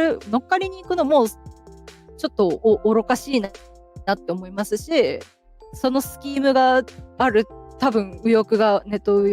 かそういう差別主義者側にはそういうスキームっていうかテンプレートが存在してるのかなと思ったら、それもそれで気持ちが悪いなっていう。だから、本当来るとこまで来たなって、やっぱ命が危険にさらされるんじゃないかマイノリティのっては思いますけどね。一切他人事じゃない、って私は思いました。すいません、また長々と。はい。なんだろう、俳優のキアヌ・リーブスさんっていらっしゃるんですけど、キアヌの逸話で有名なのがあって、確かゲイの役かな、バイセクシャルの役だったかもしれないの役をやったことがあって、ご本人がそのね、女性の噂とかで当時全くなかったんです。今は結婚されてるんですけど、なかったんで、だからキアヌ自身もゲイではないのかみたいなこと言われたんですよ。でも答えなかったんですよ、本人。だからそれを否定するのは、それはゲイが悪いことのように言ってるからおかしいだろお前っていう質問の仕方がおかしいっていうふうに言ったんですよね。だからそれって模範的な回答ですよね。はい。正しいですね。本人はね、女性と結婚してるんですけれども、後にそういうことを言われてたと思います。なのでね、やっぱりこっちも差別に乗らないっていうのは大事だと思います。はい。そうなんですよ。だから結局挑発に引っかかるみたいな、だから張られた罠にわざとはまりにいってるようなもんなんですよ。ミスね。だから結局それで村井が落ちてても向こうとしては美味しいんですよ。で今回その村井の口から差別的な発言を引き出せて、それもそれで収穫なんですよ。だから何しても向こうの勝ちなんです。差別に立ち向かわない限りは。そうですね。こうやって迎合した時点でもう向こうの勝ちなんですよ。だから北九州市もこれも最悪です。本当に許せない。私は思う。やっぱ自分の保身っていうか言い訳のために、言い訳っていうか弁明のためにさらに誰かを踏むってどういうメンタルしてたらそんなひどいことがそんな残酷なことができるのってやっぱちょっと思っちゃって。いやそうですよね。稲村さんの件もそうですね。乗っかってしまいましたからね。そういう卑劣極まりない手段を取った和田政宗さんですけど、参政党に正式に12月4日入党したそうです。良かったですね。収まるべきところに収まって。はい。っていうか、知事に当選してたらこの人どうする気だったんでしょう。一箇所潰せば潰せる。わかんない。いやそんな地獄みたいなはい。前もお話ししたかなと思うんですけど、モンキーマジックっていうボーカル2人がカナダ出身の兄弟の、バンドが、宮城県に住んでて、なのでその我が友はそのモンキーマジックのファンだから、和田政宗みたいなのが通ったら、あの人たちが危ないかもしれないからどうしようっていう話はちょっと私が参政党の話したら言ってくれたので、だからちゃんと一応こいつのがやべえっていうことは一応伝わってはいたんですよ。なぜか高市早苗のやばさが伝わってなかったんですけど、だからそれは結局、高市早苗がメディアで全然発言しないで、やべえところは全部結局我々みたいな批判する側しか拾わないから、SNS でなんかキラキラさなかつみたいな感じのをご利用して、なんかこうイメージ戦略だから、最悪なことに高市早苗の戦略が成功してるわけです。高市早苗がしてるわけじゃないでしょうけど、ブレインがやってる、方法がちょっと正しいっていう、ちょっと残念なことが起こってて。そうなんだよな。本当にマジ参政党はちょっと本当にどうにかしなきゃいけないと思って、私のこの衣装はオレンジです。もうこいつらにオレンジを奪わせない、いい色ですからね。はい。これからね、やっぱ冬はね、おみかん食べてビタミン大事ですよ。日照時間が減るから気分が沈みがちなので、オレンジとか黄色とかの明るい色を身につけて元気になってくださいねっていうところで、なのでこいつらにオレンジをつける資格はないので、我々はオレンジでやっていこうと思います。はい。はい。ということで最後ですね、10月なんですけれども、高市大先生がですね、アメリカの、トランプと一緒にね、ワシントンの上で騒いだりしたんですけど、この映像がね、高市さんの全てを表しているという好評だったので、再度流したいと思います。五国憲法改正というですね、この改選右翼のこれすごいですよね。わかります？アメリカ国旗つけてるんですよ。はい。その車なんか道交法に引っかからないんですか？どうなんですかね。いろんな法律に引っかかってるような気がしますけれどもまず正式な国旗つけてるでしょ。正式な形の柄の、はい、だからそれも多分やばいと思うし、だから街宣車でもないのにそんなんつけていいの？いいんですかね。って思うんですけど。間違った。ごめんなさい。よくはない、はい。何もかも良くないんですけど。ごめんなさい。操作ミスしちゃいましたが、これね、本当衝撃的な。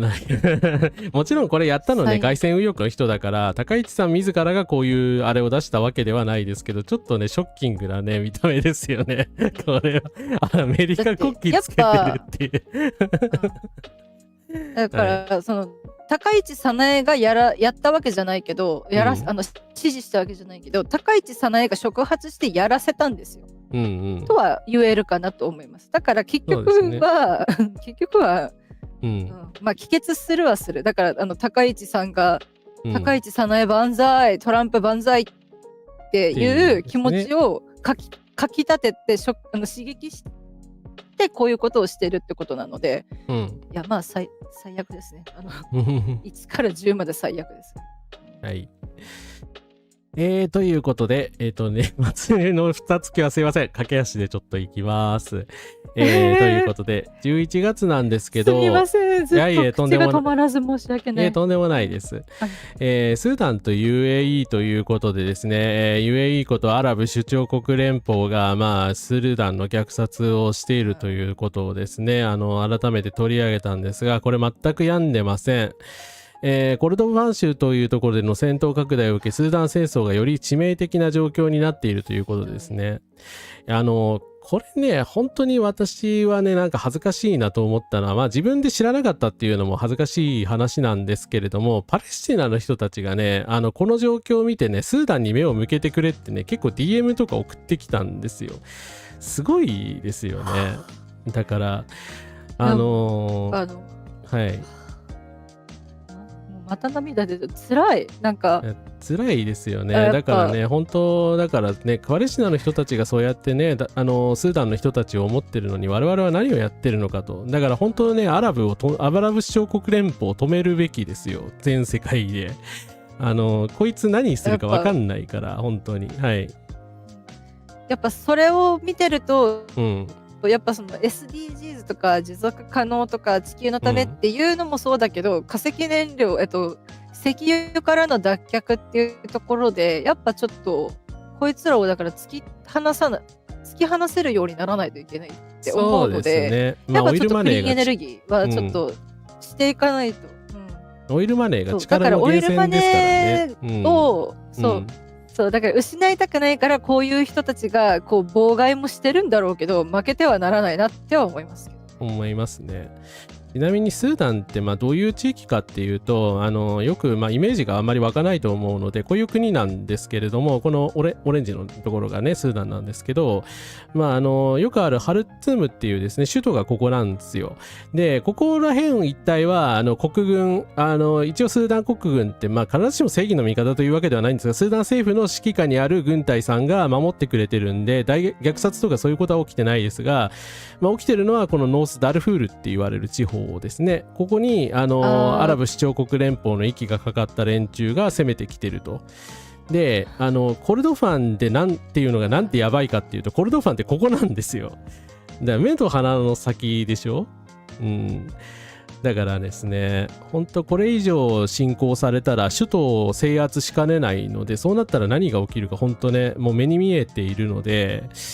そうなる前に本当ね RSF っていうですね反政府軍を止めなきゃいけないと思います。私が反政府軍側がだからなんか民族的正義とかそういうのをちゃんと掲げてる集団だったらあれ別なんですけれども、そうじゃないからアラブ首長国連邦の手先だからね、ほんとスーダンが滅亡しちゃうと思うので、はい、なんとかね国際社会は手を打ってほしいと思います。はい、やっぱだからでも生活保護を受けられない、年金も障害年金も受けられないっていう生活的に困窮している人が生活保護を受けてる人、年金を受給してる人を叩くっていう弱者のスパイラルの話しましたけど、でももっと苦しい状況にある、ただ辛さって比べるもんじゃないので、これはねこれで間違ってるんですが、虐殺で殺されるかもしれないっていう危険がある、パレスチナの方々がスーダンに目を向けてくれって言えるっていうところの時点で、やっぱりなんでしょうね、器の差じゃないですけど、本当に苦しい人はもちろん自分がも救われたいけど、それじゃダメなんだ、それじゃ終わらないんだっていう、今こんだけ自分たちが苦しい思いをしているけれど、こんな思いをしている人が他にもいるのならばそちらにも目を向けなければっていう視点を持てるっていうことがどれだけ大事かで、これを崇高だ素晴らしいって言って拝んでる場合じゃないんですよ。我々全員持たなきゃいけない心だと思うんです、これはやっぱこれをもっと誰かを聖人って言ってる場合じゃないんですよ、全員持たないとってすごい思いました。本当反省しました今。確かに、私しんどいけど、もちろんしんどいからできる範囲のことしかできないけど、できる範囲のことでだからこそやっぱ連帯していく、それぞれ各々ができることをやっていく、拡散リポストするだけでもいいねするだけでも全然違うんですよ、やっぱそれだけでインプレッションを集めやすくなるので、やっぱそうですね、できることからでいいので、やっぱ少しでも、1ミリでもやっぱちょっと1ミクロンでも貢献しないと、早く世界平和にしないと私死ぬに死ねないなと思いました。当分死ぬ予定はないんですけど、オイルまでね、オイルまで死ぬ予定はないんですが、でもやっぱちょっともうちょっと元気なうち、なんでしょうね、明日のうちにでもさっさと終わってくれればいいなと思うんですけど、もう2026年戦争がどこでもない世界で生きたいので、ちょっと頑張っていかないといけないですね。有名 YouTuber のねモハブログさんもね何回か紹介しましたけど、差別主義者と戦ったりしてる人なんですけど、スーダンのご出身なんでね、よかったら応援してください。はい、いやでもね当事者に言わせてるのがねほんと情けないんですけどね。はい、でただ左翼的には良いニュース、ちょっとこの画像があれですけど、左翼的には良いニュースをちょっとあって、ゾーラン・マムダニさんが11月勝ちました。おめでとうございます。はい。でもこれは本当にやりましたよ。やっぱあれだけ混迷しているアメリカの中で勝てる人がいるんですよ。だからやっぱ勝てるんですよ。だから日本も勝てるはずなんですよ、日本の中のその選挙でもね、って思いました。ちゃんと、やっぱ、ね、もっと、やっぱもっと社会的に成熟しないとダメだなって思いました。はい。で、まあ、ムダニさんの最近なんですけど、1日から市長に正式になります。で、まあ、ただ、彼のやっぱ一番難しいのは人事だろうっていうふうに言われてて、いろんな人をまあ結構もう固めているらしいんですけど、まあ、ちょっと心配な条件としてはですね、ジェシカ・ティッシュさんっていうニューヨーク市の警察課長がいるんですけれども、彼女を残留させる気みたいなんですね。でもジェシカさんって保守派なんで大丈夫っていうねちょっと話題になってます。ただまあその大きな目的的にはまあそのマムダニ氏のその警察改革に関してはまあ少しずつ斬新的に進めることで合意できるだろうみたいなコメントを出しているので敵対はしないと思うんですけど、まあ、ちょっと危ないなという感じですね。ただニューヨーク市警ってはいいやアメリカの警察はやっぱりちうん、ょっと、そうですね銃持ってるし、うん、いやまあ日本の警察も警棒持ってるから一緒ですけど、やっぱで正当防衛だって言ってうん銃で人を撃つわけじゃないですか。はい、だからやっぱそういうところを統率しているところと市長がうん、なんでしょうね、ズブズブなのもダメだけど、だからといって反発してもよくないので、うんまあ、ただマムダニさん的にもやっぱちょっと狙いがあってのことだと思うし、うんまあだと思うので、そうまあ緊張感のある関係なのでそういう意味ではある意味いいのかなとも思うし、まあでも私がやっぱりちょっと驚くのはやっぱりニューヨーク市のだから警察署長みたいなね、だから白人女性なんだっていうだからもちろんジェンダー偏見じゃないですけど、だからやっぱりニューヨーク市警ってねちょっとやっぱリベラルな風土はありますよね。他のアメリカのああいう白人至上主義のゴリゴリとした空気に比べるとちょっとリベラルなのかなという気はしますよね。だからちょっとニューヨーク市警ってなると、うん、そうだな、アメリカですごく人気のロー&オーダーっていう連続のずっとご長寿でやってる、サスペンスドラマがあって、あれのスピンオフの性犯罪特捜班がすごく人気なんですけど、あれでもそのトップ、今確かトップが今までその若手女性刑事だった人が今多分階級どんどん上がっていって警部キャプテンになってるっていうところだったりするので、やっぱそうやってドラマそこでもだから女性がトップになってるっていうところだし、まあ、逆にだから女性だからこそ残したのかもなって思わんでもないです。そうですね。男性だったら、まあちょっと変えたかもしれないっていう。まあでもまだ多分話が通じるっていう判断だったのかなという気はしますよね。まああとやっぱズブズブよりかは、緊張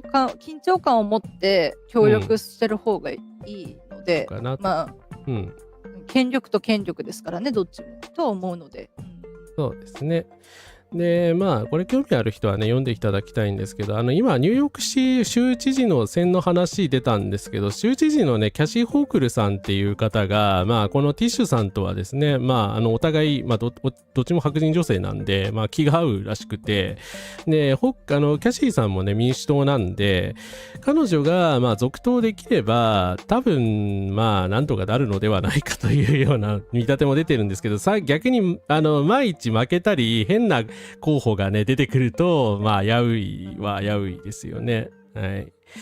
だからどうなるかわかんないですけど、もしくはやっぱ、なんだろう保守派だけどその周りにいる自分の立場を守るために、そうせざるを得なかった女性かもしれないので、この本部長にまで成り上がるためのし上がるために、そういうふうに自分のなんでしょう、だから政治をしてきたって感じの人、心情を貫いたんじゃなくて、政治をしてきた人だから、本当はもっとこう人道なんか保守じゃないなんかもうちょっとこういうことをしたいっていうことがあった人なのかもしれない。まあ風見鶏はね、まあでもだから場合によってはこうやってこう柔軟にな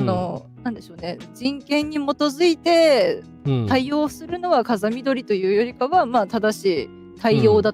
力だと思うので、まあそんな感じであることを願いつつかな。そうですね。まあ批判は当然あると思うんですけど、頑張っていただきたいなというところです。はい。でまあ批判といえばですね、11月はですね、7日に台湾有事発言がございまして、まあ真実をめぐるような戦いがいろいろありました。まあ嘘ばっかり言ってる、まあ天日テレのやつに読売テレビかのやつとか、まあですね、いろいろいたんですけど、まあこちらのね川上さんね、最近ちょっとアカウント何か思うところあったのか消されちゃったんですけれども、そうなんですか。そうなんですよ。でまあただ私もねいろいろ言われて、ね、その常連の方去ってしまったりとかちょっといろいろあったんですけど、やっぱり台湾の話はですね、やっぱり台湾の方の意見聞かないで決めるのはまずいと思うし、その中国共産党さんのその言い分は言い分なので、もちろんね私高市にはねずっと辞任しろと言い続けてこのようにタイトル信用してますけれども、やっぱりね一つの中国みたいなことを日本の左翼が言うのはちょっとおかしいんじゃないかとは思います。はい。これはそれは、2週続けて私そのまあ主張したので、まあいろいろ言われたんですけど、興味ある人はねノートの方で台湾有事中国の言ってるね武力制圧みたいなのがいかに国際法に違反しまくってるかみたいな話をしたので、まあよかったらそれ読んでください。だって武力行使でさ事実上の政府があるところを攻めるってありえないでしょう、常識的に考えてこの図見てくださいよ。沖縄がっつりかかってるし、まあ我が住んでる九州、私が住んでる九州もかかってるでしょ。そうですよ。でも、まあ高市さんからしたら九州、沖縄がどうなってもあんまりどうでもいいんでしょうけど、まあなんなら戦争を始めるきっかけをもらえてラッキーとでも思うのかもしれないですけど、やっぱふざけるなよってなるじゃないですか。はい。しやっぱ台湾やっぱ中国を煽ってるっていうだけじゃなくて台湾を危険にさらしてるっていう視点も忘れちゃいけないよなって思ってて、その通りですね。逆にそっちの方がやばいと思うんですよ。でだからなんか何でしたっけ、台湾の近くで演習するみたいなことを言い始めてるんでしたっけ、中国。もうしてます昨日からだから軍事演習してるんですよ。はい。そっか、そうだからそういう事態を招いて恥ずかしくないのかと。まあ高市君は恥ずかしくないんでしょうけど、日本に住んでるものとして申し訳ないし恥ずかしいって思わないとダメだよなって思いました。って思いますよね。綾川健太さんこんからすです。来ていただいてありがとうございます。だからね共産党のね田村委員長とかはねちゃんと中国のそういった姿勢を批判した上で台湾平和はね平和主義じゃなきゃダメだから武力行使なんて論外に決まってるだろう、一つの中国はありえねえよとまでは言わないけど言ったらあれが角が立つからギリギリ言わないラインぐらいでとどめてるんですけど、でもそれが一番正しい姿勢だと思うんですよね。確かにいきなりこの野郎みたいなこと言ったら中国はああいう感じだから、それはねこうやって挑発になってしまうし緊張感を高めることになっちまうけど、でもだからといって向こうの言い分を丸飲みするのはおかしいですよ。はい。そうですね。それはそれでおかしいので、台湾のことを無視してはいけません。だからその中国にとっては琉球湖といってだからこの第一列島線といって、だから沖縄も台湾もね同じ範囲に含まれてるんですよ。軍事的戦略範囲ですよね。はい。だからそのことをやっぱり理解しないといけないし、沖縄の人たちを守ることが台湾の人たちを守ることにもつながると思うので、はい。沖縄をどれだけ侮辱すれば気が済むのかっていうのは、そうやっぱただ私はね福岡県民だから本当に沖縄の方々の痛みや苦しみ分かってるかって言われたら絶対分かってないって分かってるんですけど、九州沖縄の仲間として見てたけれど、あまりにもそれはなんだろうなおこがましかった、傲慢だったなって思ってはいるんですが、やははり学生時代に沖縄に行った時すごく美しかったです。海も自然も、でそして戦争の傷跡もありました。ガマに入らせてもらって、ガマの中で話を聞いて、とか、平和資料館とかも来ましたし、やっぱね、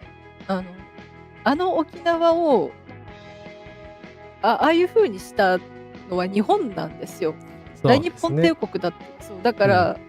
被害者なんですよね、沖縄。なのにまだこんな苦しみを押し付け続けてるし、台湾有事煽るせいで結局沖縄もまた危険にさらされるわけですよ。そうですね。全くその通り。ちょっと、やっぱ切り捨てだからやっぱ沖縄を切り捨てたほら神谷さんが大好きじゃないですか。沖縄を見捨てたって言うけど戦艦大和派遣したでしょっていうのがね、神谷さんも大好きなね発言であるんですけど、だからなんだよみたいな、煽るんじゃないよっていうところとかなんですけど、だからやっぱそこは本当に大事と。やっぱこう沖縄を見捨てない。ただ沖縄が琉球王国として独立したいって言ったら我々に拒否権なんてないんですよ、ってやっぱ思う。まあただもうそこまではいかずともやっぱ沖縄に自主性を、沖縄が沖縄の人々が決められるっていう主権性を返さないといけないなって思ってて、ちょっとずれたっちゃずれたんですけど、でもやっぱ沖縄を危険にさらすってことはやっぱ高市さんは全然日本のこと考えてないねっていうのはやっぱ沖縄を日本と捉えるのである、のですけど、やっぱ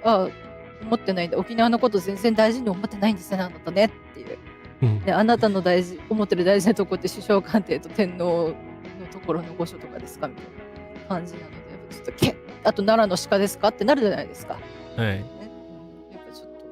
と深い、なんかすごく不愉快だし、やっぱジャングリアの CM 見るたびにイライラするので、やっぱ沖縄を大事にしろ沖縄を壊すなっていう気持ちがすごいある中で、今回ね、高市さんが台湾や沖縄の方々を危険にさらしているっていうところ、やっぱちょっともう怒りがね抑えられないですね。やっぱ福岡に住みちょっと身近に感じてるものとしてはね、感じです。すみません、また長々と言ってました。いや本当ね、外交だけでもね、日本共産党さんにやらせろって感じだし、本当にもうあと本当はね、反差別をね言ってるような人がね、台湾の方のね民族性を否定するようなことをね言いかねないようなとこまで言ってたりだからそれは絶対にやっちゃダメですよ。本当にダメだからね差別そのものですからね。だから台湾のアイデンティティって歴史勉強すれば当然ですけど、中国でもだから中国とその日本の両方から植民地として扱われてきたっていう歴史があるわけですから、やっぱりそこは理解しないとダメだなと、私もね最近までちゃんと分かってなかったなと思うんですけど、思います。はい。ということでですね、台湾のですね、変更というゲームをですね、反戦左翼 VTuber がコラボ実況プレイ、清田風花さんとさせていただきました。で、これね、とてもゲームとしてはね、すごく面白かったし、その台湾の歴史をね、知ることはね、とても材料としては良かったんですけど、なんかね、誰も批判してなかった、なぜか誰も批判してなかったこととしてですね、性暴力の描写があったんですね。で、なので、これはですね、12月に、2人でコラボして、グルーミングとは何かということで、教員の生徒に対する性暴力ということでですね、風花さんに、ですね、自分の体験からいろいろ解説の方していただきましたので、よかったらこちらチェックしてみてください。はい。はい。やっぱちょっとね、ほんとショックでした。変更でこんなにわかりやすくグルーミング、未成年に対するグルーミングと性犯罪を描いてあるのに、それを無視していいゲームだぞしか言わないんだって言って、すごくショック、嫌な意味でのショック、本当絶望しましたね。衝撃、嫌な衝撃。見落とせるんだ、へーって。歴史がわかるホラーゲームとしての完成度が高い。で、やっぱそこに台湾のそういうところとかに焦点を合わせたゲームって少ないし、少ない中よく作られているっていうところだけしか聞いてないよ。一個も見てない。グルーミングいけないよねって一個も見てない、これの関連でって。もちろん検索したことはなかったですし、ちょっと怖そうかなと思って実況動画とかからも見た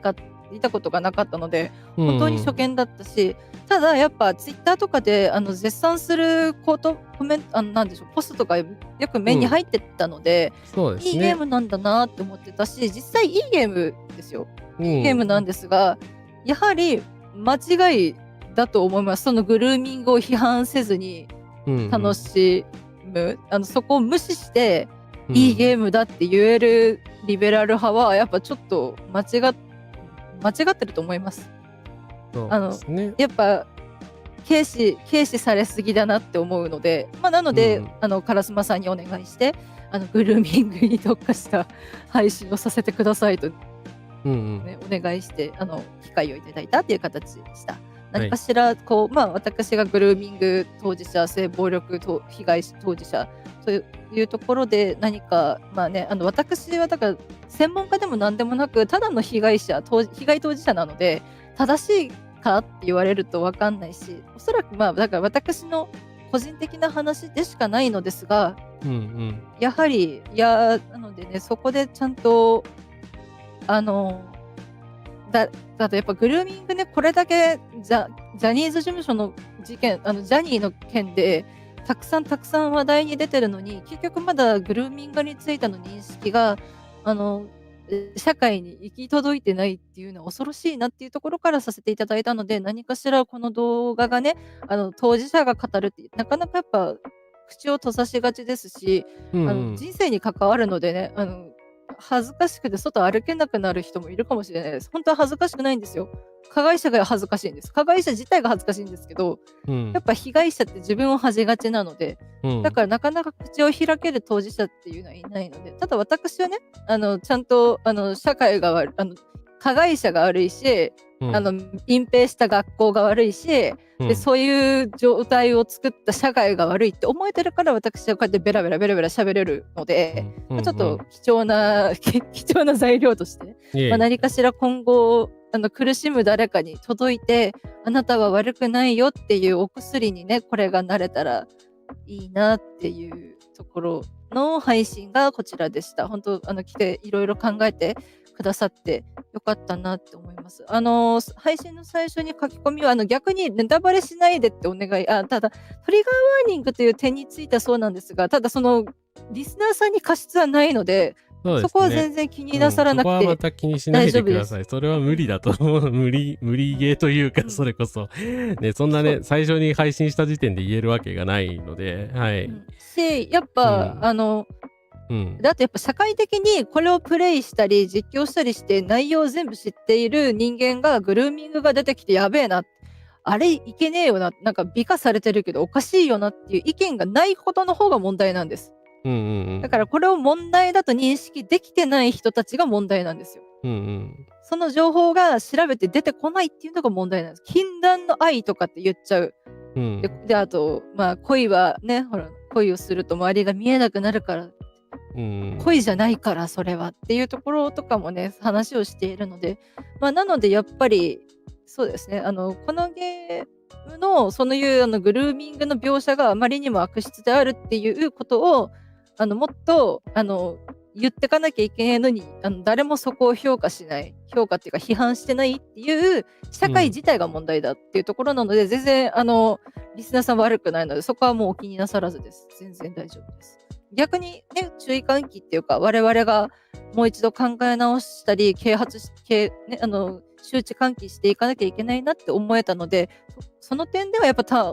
11月の頭ですけど、今年のターニングポイントの一つでもあったとも言えるかなと思います。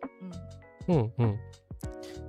うですね。ありがとうございます。いえいえ、すいません。ありがとうございます。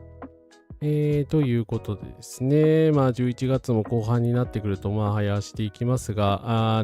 キノコ雲ランプ騒動なるものがありまして、まあこれちょうどね、今日なんで、エスパーさんがですね、体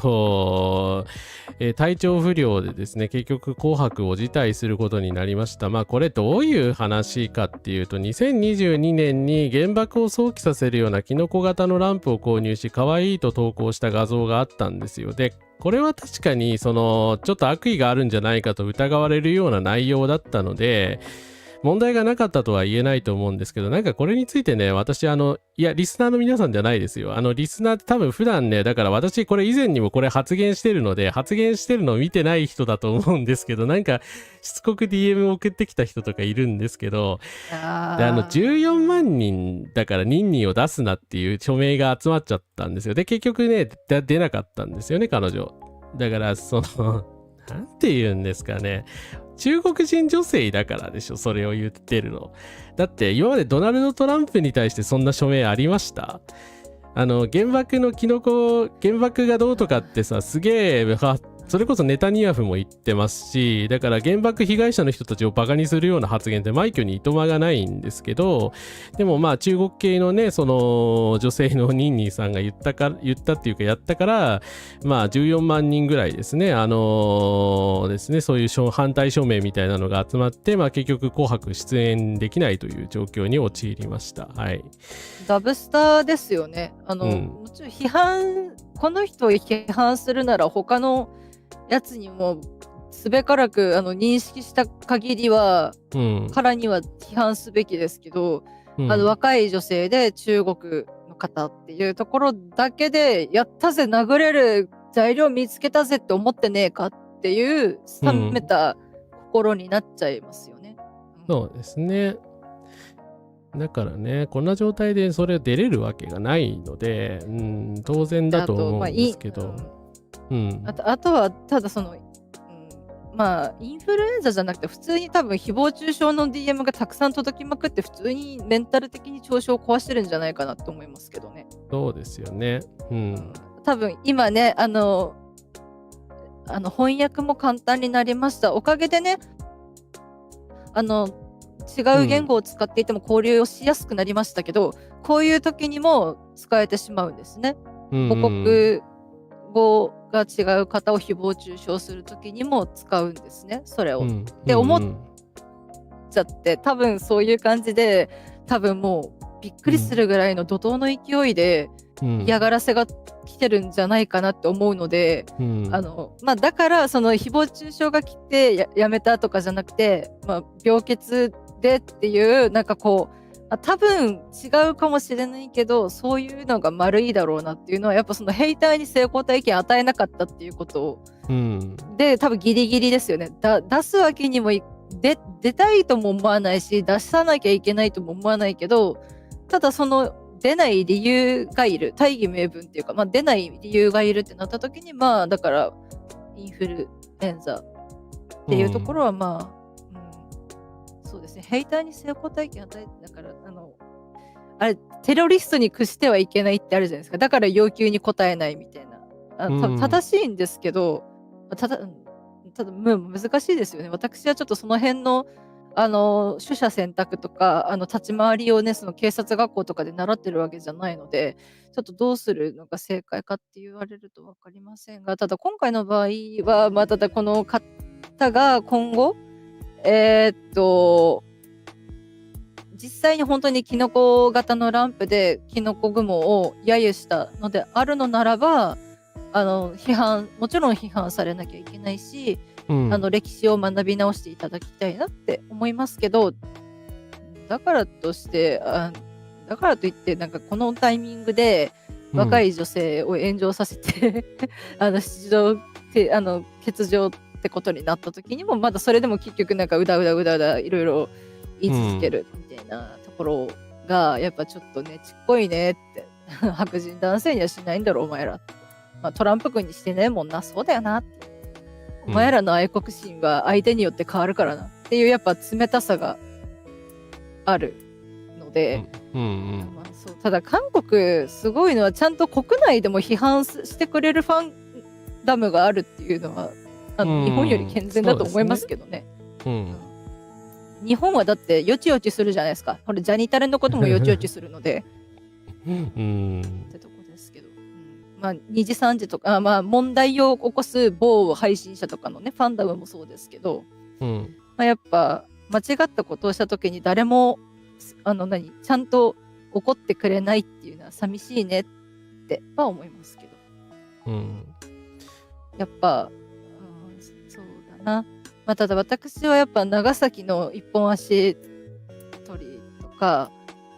浦上天主堂裏天主堂そしてまあ原爆資料館見てきてるので、まあ九州に住んでるからやっぱ修学旅行はちゃんと平和学習として長崎に行くっていうところでやっぱあらゆるところにまだ残ってるんです。傷跡たくさんあるんです。あえて消さないっていうのもあるんですけど、やっぱ残ってるんですよ。ふとしたところに、暗い影が残ってるんです。いろんな本当にあまりにもすごすぎて壁にそこにいた人の影だけ残ってるんです。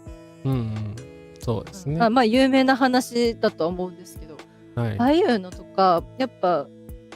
これをだから私はねタイミングのいいことにもう残り少ないというかまあね高齢化が進んできてどんどん語り部が減っていく中当事者の方からお話聞くことが叶った世代ではありますけれどやっぱ語り継いでいくべきだし守らなきゃいけないしだからこそやはり私はこんなことを繰り返さないために核兵器、まあ、原発も含めですね反対していかなければならないし戦争をしようだなんてしているやつらを絶対に許してはならないだからこそやっぱ黙ってはいけないっていうやっぱ気持ちでいる平和を願う魔法少女としてねちょっとこれからも頑張っていきたいと思ってるので批判されるべきが正しい批判じゃなくてきっともっと人格的な攻撃を受けてたんだろうなと思うとだから結局のところなんでしょうね原爆を揶揄したっていう一番大事な問題がなんかうやむやになっちゃうなんかわけわかんないことになるので、逆に立場を悪くしてるんじゃないかみたいなその批判する側っていうか、まあ、誹謗中傷してる側がね、っていうふうに思ったりとかしてやっぱちょっと、なんか本当に日本のこと好きなわけじゃないでしょって殴れて嬉しいだけでしょっていうは思っちゃう。はい、核保有反対。本当に。反対です、本当に。ラブ&ピースですよ。ね、ちゃんと書いてるけど。まあ、11月末になるとね、私の地元でヘイトデモがあったんで、ちょっとその話とかもいろいろしたんですけども、まあ、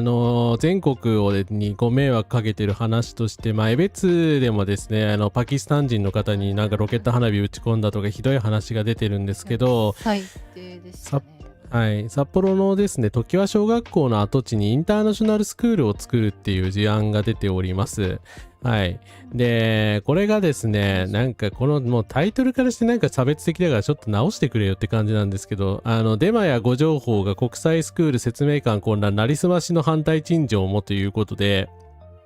なんかですね、インターナショナルスクールを作るって言ったらなんか大量の不法移民が来るみたいなデマが大量に拡散してしまって、まあまたゾロですね反対運動みたいなのが起きてるんですよ。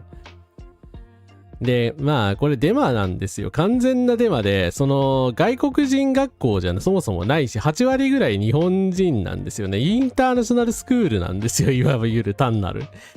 だからそもそも外国人いろんな国籍の方々が集まるっていうだけの話でしょ、そうだから外国人専用の学校っていうのがまだ間違いだしまあ外国人専用の学校でも何の問題もないと思うんですけどだから何って話ですよね本当にねいいじゃんって、で最悪なのはですね市が陳情だからまあやめてくれみたいな中止の陳情がまあヘイターな人たちからあったんですけども陳情に自理中知を郵送したところですね身に覚えがないっていう風に書いてきたんですよ。要はなりすましだったんですよ。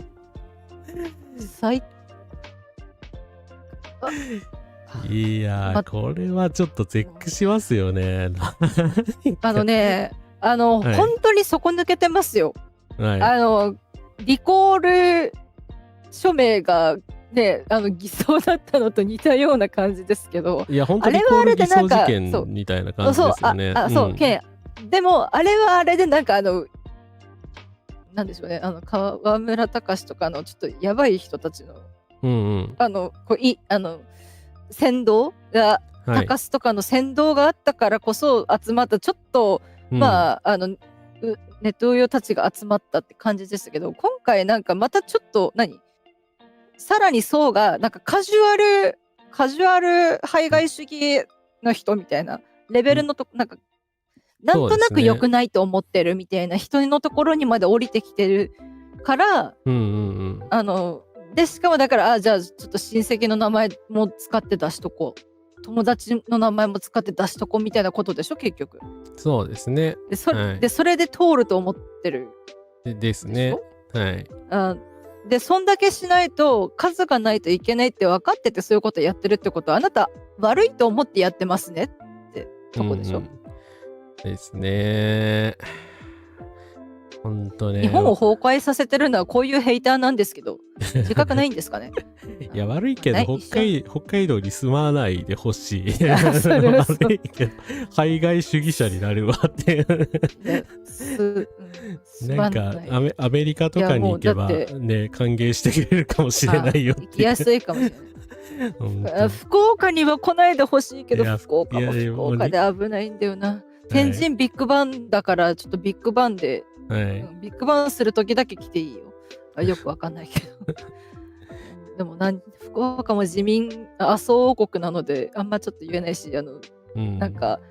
お母さんとして頑張りますみたいな感じのさやと似たような系統の女性表彰候補者を通してしまってるで、あの時だからあれですよね、烏丸さんと一緒に多分開票速報見てましたもんね。みんなで烏丸さん北海道もね、そう参政党当選寸前だったんですよ。で自民党が当選して参政党が止まるっていうですね、なんかだから自民党候補を応援する羽目になったんですよ。最悪でしたよね本当に。だから戦略的投票のレベルがもうその時点で出てたんだなっていうとこですし、で私は私で参政党通っちゃったからどうしてって言って、だからあの時だいぶちょっと情緒がうにゃにゃにゃにゃってなってて、うわーってなってましたね。しんどかった本当に。いやでも本当にでも、選挙は間違うことがあるんです。それをちょっとでも間違うからこそ、だからといってそれだけで安心しちゃいけなくて、間違うことがあるからこそ声を上げていかなきゃいけない。やっぱちょっと参政党からオレンジを取り戻して、海外主義をもう二度とね言えないようにしてやるべきなので、ちょっとやっぱ間違うからこそ声を上げていかねばならない、注視していかねばいけない、主体性を持っていないといけない。私の知り合いはね、TikTok からね世界のすべてを学んでるらしいので、おそらく参政党に染まってるんですよ。だからちょっと怖いので、怖い。だから亀田製菓を不買してるって言ってました。それはやばいな。確かあれでしょ、なんかこう移民を推進してるからって言って、確かネトウヨが亀田製菓不買だって言ってたじゃないですか。あれに乗っかってるらしいので、っていうのを共通の知り合いから聞いて、それはやばいですね。やっぱ TikTok とかね、SNS なんで最近のヘイト政党は SNS の使い方が多少上手なんですか勘弁してって思うんですけど。金になるからですね。いやでしょうね。宣伝結局ですよ、ビラ配るのってビラするだけです。お金かかるし、配るためのマンパワーでもお金いるけど、SNS だと最悪広告収入が入るでしょ。広告収入正当にもつけていいのかな、ちょっとあれですけど、そうやってで拡散されるし、永遠に半永久的に見れるような感じで、コスパ的にもいいし、いろんなあまり他の情報を仕入れない人にはすってそれだけが差し込まれる。アルゴリズム的に似たようなのしか出さないって、あなたのおすすめをカスタマイズしますみたいな、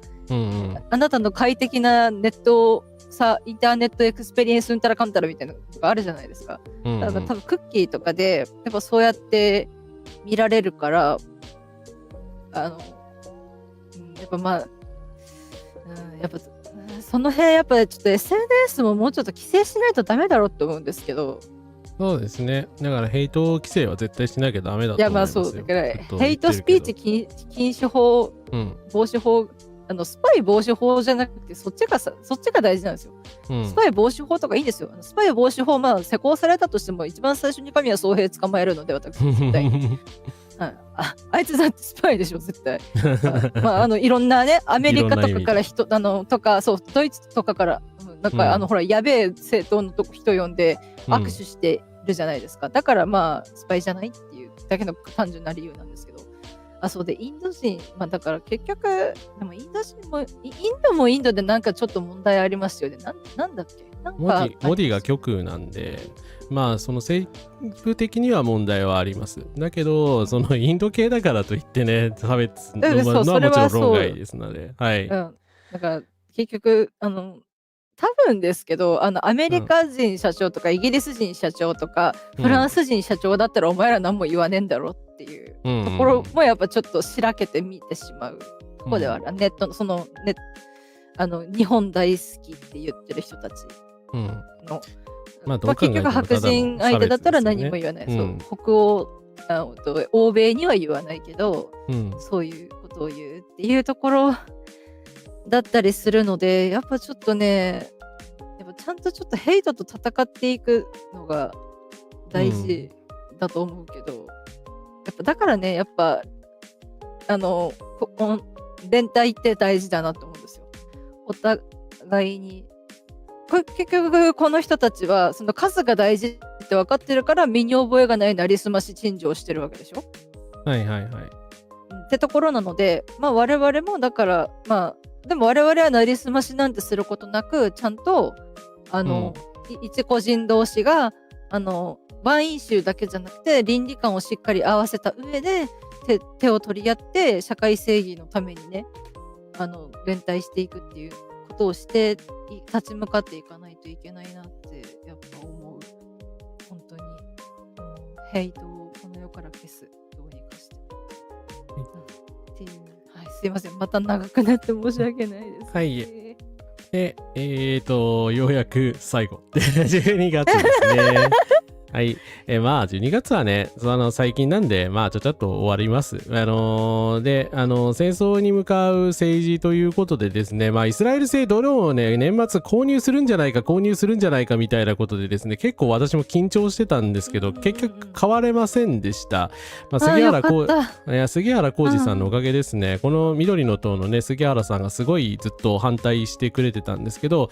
ただですね、新しい情報によると26年か27年かちょっとわかんないけど、4月にですね、またしても幕張メッセで不気見本市をやるそうでございまして、イスラエルが出てくるんじゃないかと言われております。イスラエルは来ないでほしいです。本当に。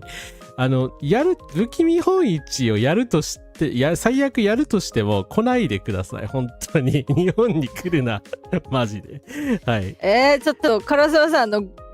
月1日に幕張メッセ借りて、反差別イベントしたくないですか？不気見本市があった幕張メッセを浄化しますって言いながら。もうふざけてない。不気見本市ってやっぱ、やだ、武器商人が嫌われるって分かんないわけじゃないんでしょ？分かってて今やってるんだろうけど。だから今年5月嫌われますよね。5月の21日にだからエルビットシステムズっていう、向こうのだからイスラエル製ドローンのねメーカーが来たんですよ。でそれでだからね、日本はこんなの平気で出すんかみたいなね、だから世界的にも批判されてたんですけれども、って本当にこれもそうですし、万博ね、赤字の人権ガン無視大阪万博でもね、イスラエル呼んでたでしょ。ちょっと今回触れられませんでしたけどね、イスラエル呼んでね、未払いを放置している万博はですね、やっぱりやるべきじゃなかったなと思ってます。はい。で、まあ、高市政権でですね、いろんなデマとかですね、フィクション動画がいろいろ、会社している話、さっきもね、ありましたけど、要はですね、まあ、クラウドワークスさんのお仕事ではないかという、こういう動画ですよね。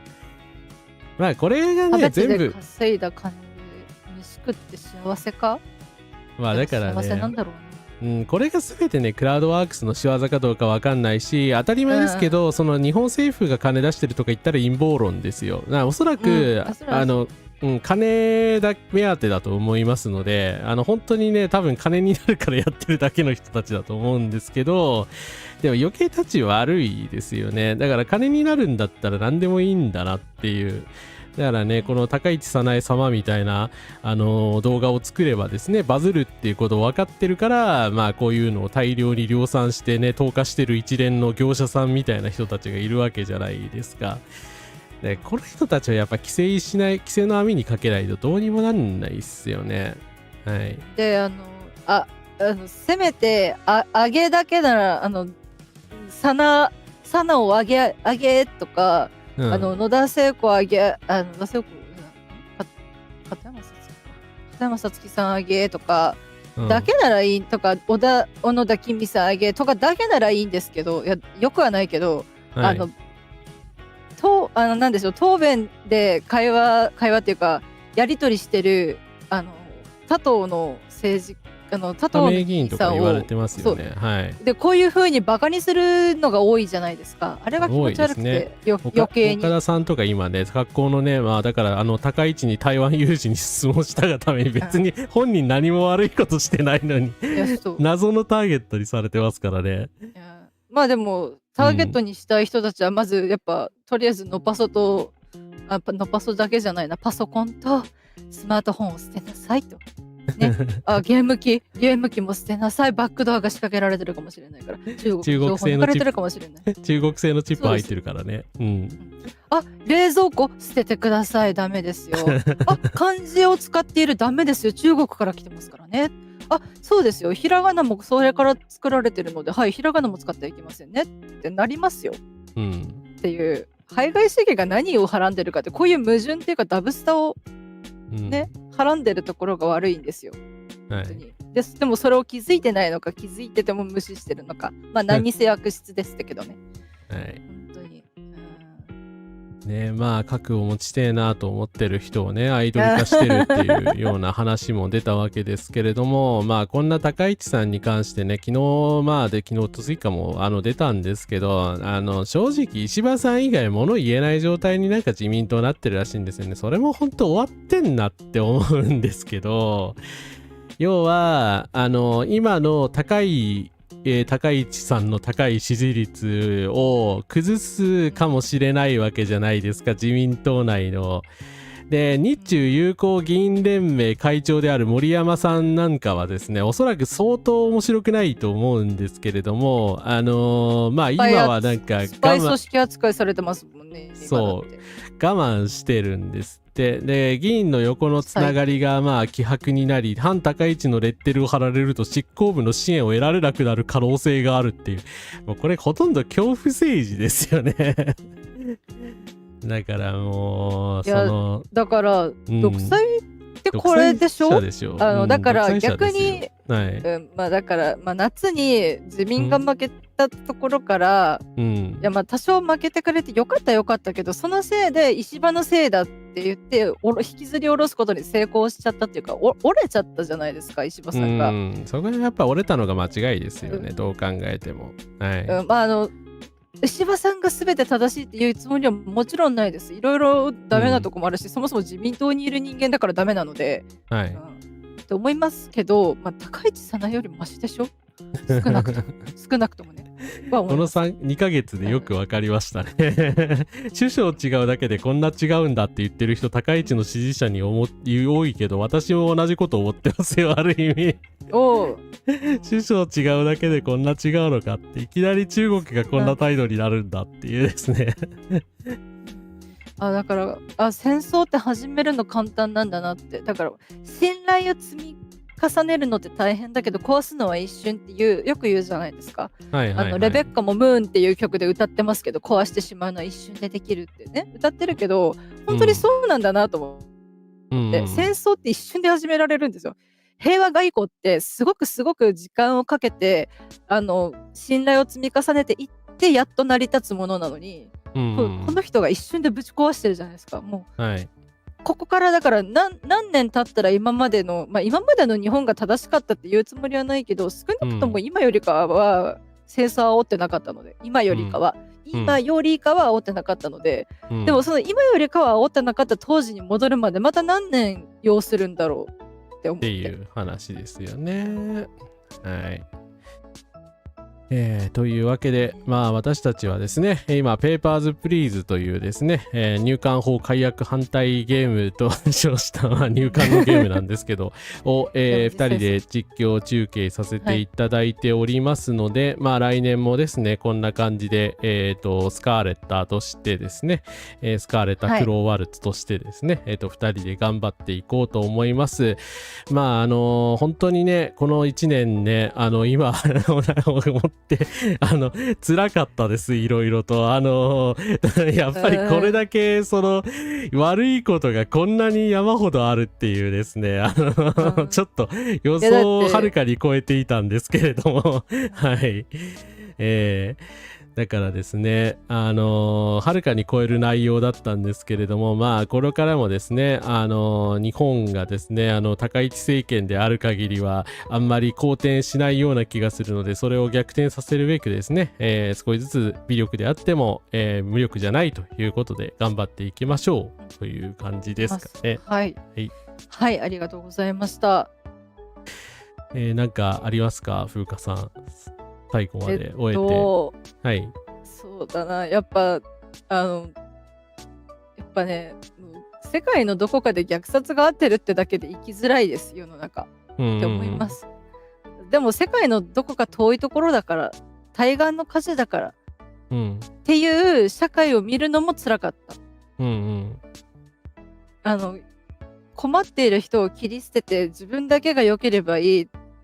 で自分が良くなれないと悟ったら、その良くなろうとしてる人を共に一緒に落ちようとする、そんな人を見る、そんな社会を見るのも辛かった。本当に辛いことたくさんありましたけど、でも抗おうとこうやって連帯できる仲間がいて、でそのお仲間が積み重ねてきたチャンネルにお邪魔させていただいて、こうして発信する機会をいただけて、でこうしてね長時間の配信にもね付き合っていただいて本当にありがとうございます。で本当に私が喋りすぎたせいなんだと本当申し訳ないんですがただしっかりだから人権についてお互いに考えていける、安心して話ができる場であるっていう、貴重な場にねお邪魔させていただいてるってところから、これからはねお邪魔っていうよりかは私の活動場の一つとなったのでコンビ組んだので、ユニット組んだので、ってところなんですけれど、本当にだからそうやって誰かと連帯してやっていける、一人じゃないってすごくやっぱ大事なことなんだなっていうのに改めて気づかされる1年でした。来年もね頑張っていきますし、烏丸さんを地上波に押し上げて、そして烏丸ラジオに米津玄師さんを呼んで LGBTQ+ についての、ね、学習会をやって、そして宇多田ヒカルさんとの対談まで組んでっていうところをねちょっと来年の目標として、あとジャニーズと忍たまの縁がこれで切れるようにっていうねのを来年こそはどうにかしますので、皆さんどうぞこれからも引き続き烏丸さんおよび、スカーレッタ・クローワルツ、音花風花もちょこっとだけで構いませんので、どうぞよろしくお願いいたします。本当に本日振り返りにお付き合いいただきましてありがとうございました。そして呼んでくださって烏丸さんありがとうございました。はい、こちらこそ本当ありがとうございました。はい、そうですね、那智花逮捕とね、マムダニ市長誕生とね、あと、ただね、言えなかったけど、その日韓のね、市民のね、皆さんの調整炭鉱の話ですとかですね、私自身ね、あまりそのコミットできてなかった部分もあったりして、取り上げなかったんですけどもね、本当に素晴らしいニュースもあったので、まあ今回取り上げたのはね、なんかね、悪いニュースばっかりだったような気もするんですけれども、はい。まあ確かにね、ひどいことばっかり起きていたので、それも事実ではあるんですけれども、まあね、あまり悲観的にならずにですね、地道な勝利を積み重ねていくしかないと思うし、まあ、生殖医療ね、法案とかもですね、潰せたので、まあ実際にね、やっぱり反対の声を上げなきゃね、そのまま通っていたと思いますので、はい。皆さんでね、頑張ってやっぱり行きましょう。はい。戦争、虐殺、差別、あらゆる加害に反対しますということでですね、来年もいつまでも生き残っていきます。すべての生物や地球にとって良い一年になりますようにということで、本当ありがとうございます。素晴らしいメッセージありがとうございます。うん。そうですね。なので、まあ、ワンイシューでの連帯って本当危ないところではあるので、ちゃんとあらゆる項目でというか、社会正義に基づいて、人権や倫理とか、福祉に基づいてもさまざまな項目で一致しておかないと、例えばだから政治的にいいこと言ってるからトランスハイターでも OK とはもちろんならないので、そこはね気をつけつつ、はい、なのでちゃんと議論をして歩み寄れるか、歩み寄れればいいですね。我々そのために言葉持ってるので、まあ、ただ差別主義者と戦うんじゃなくて、手をつなぎたい人と分かり合うために言葉を使っていって、で人は変えられないけど社会は変えられるので、そんな感じで、ね、来年も社会を変えるために健やかに穏やかに飢えや寒さや暑さに苦しむことなく穏やかに健やかに安心して眠れる社会をね、全員が享受できる世界にしていきたいので、そのために魔法少女頑張りますので、ぜひぜひよろしくお願いいたします。はい。ということで、ぜひともですね、まあ、高評価、チャンネル登録と皆さんもしてるかもしれないけど、よろしくぜひお願いいたします。お願いいたします。はい。ということで、今年も本当にありがとう。1年間ありがとうございました。はい。来年はですね、1月6日ぐらいからまあ、活動再開できればいいかなと思ってます。ちょっとですね、長い目にお休みさせていただきますんで、ちょっと1週間ぐらいいないと思うんですけど、まあ SNS とかにはね、普通に書き込んでると思いますので、何かあればご連絡ください。はい、ということでですね、風花さんとのゲーム実況もまた1月のね、10日ぐらいからね、再開していこうと思いますんで、よろしくお願いします。お願いいたします。お願いします。ということで、皆様良いお年を。お疲れ様でした。お疲れ様でした。お疲れ様でした。お疲れ様です。おやすみなさいませ。ありがとうございました。お疲れ様です。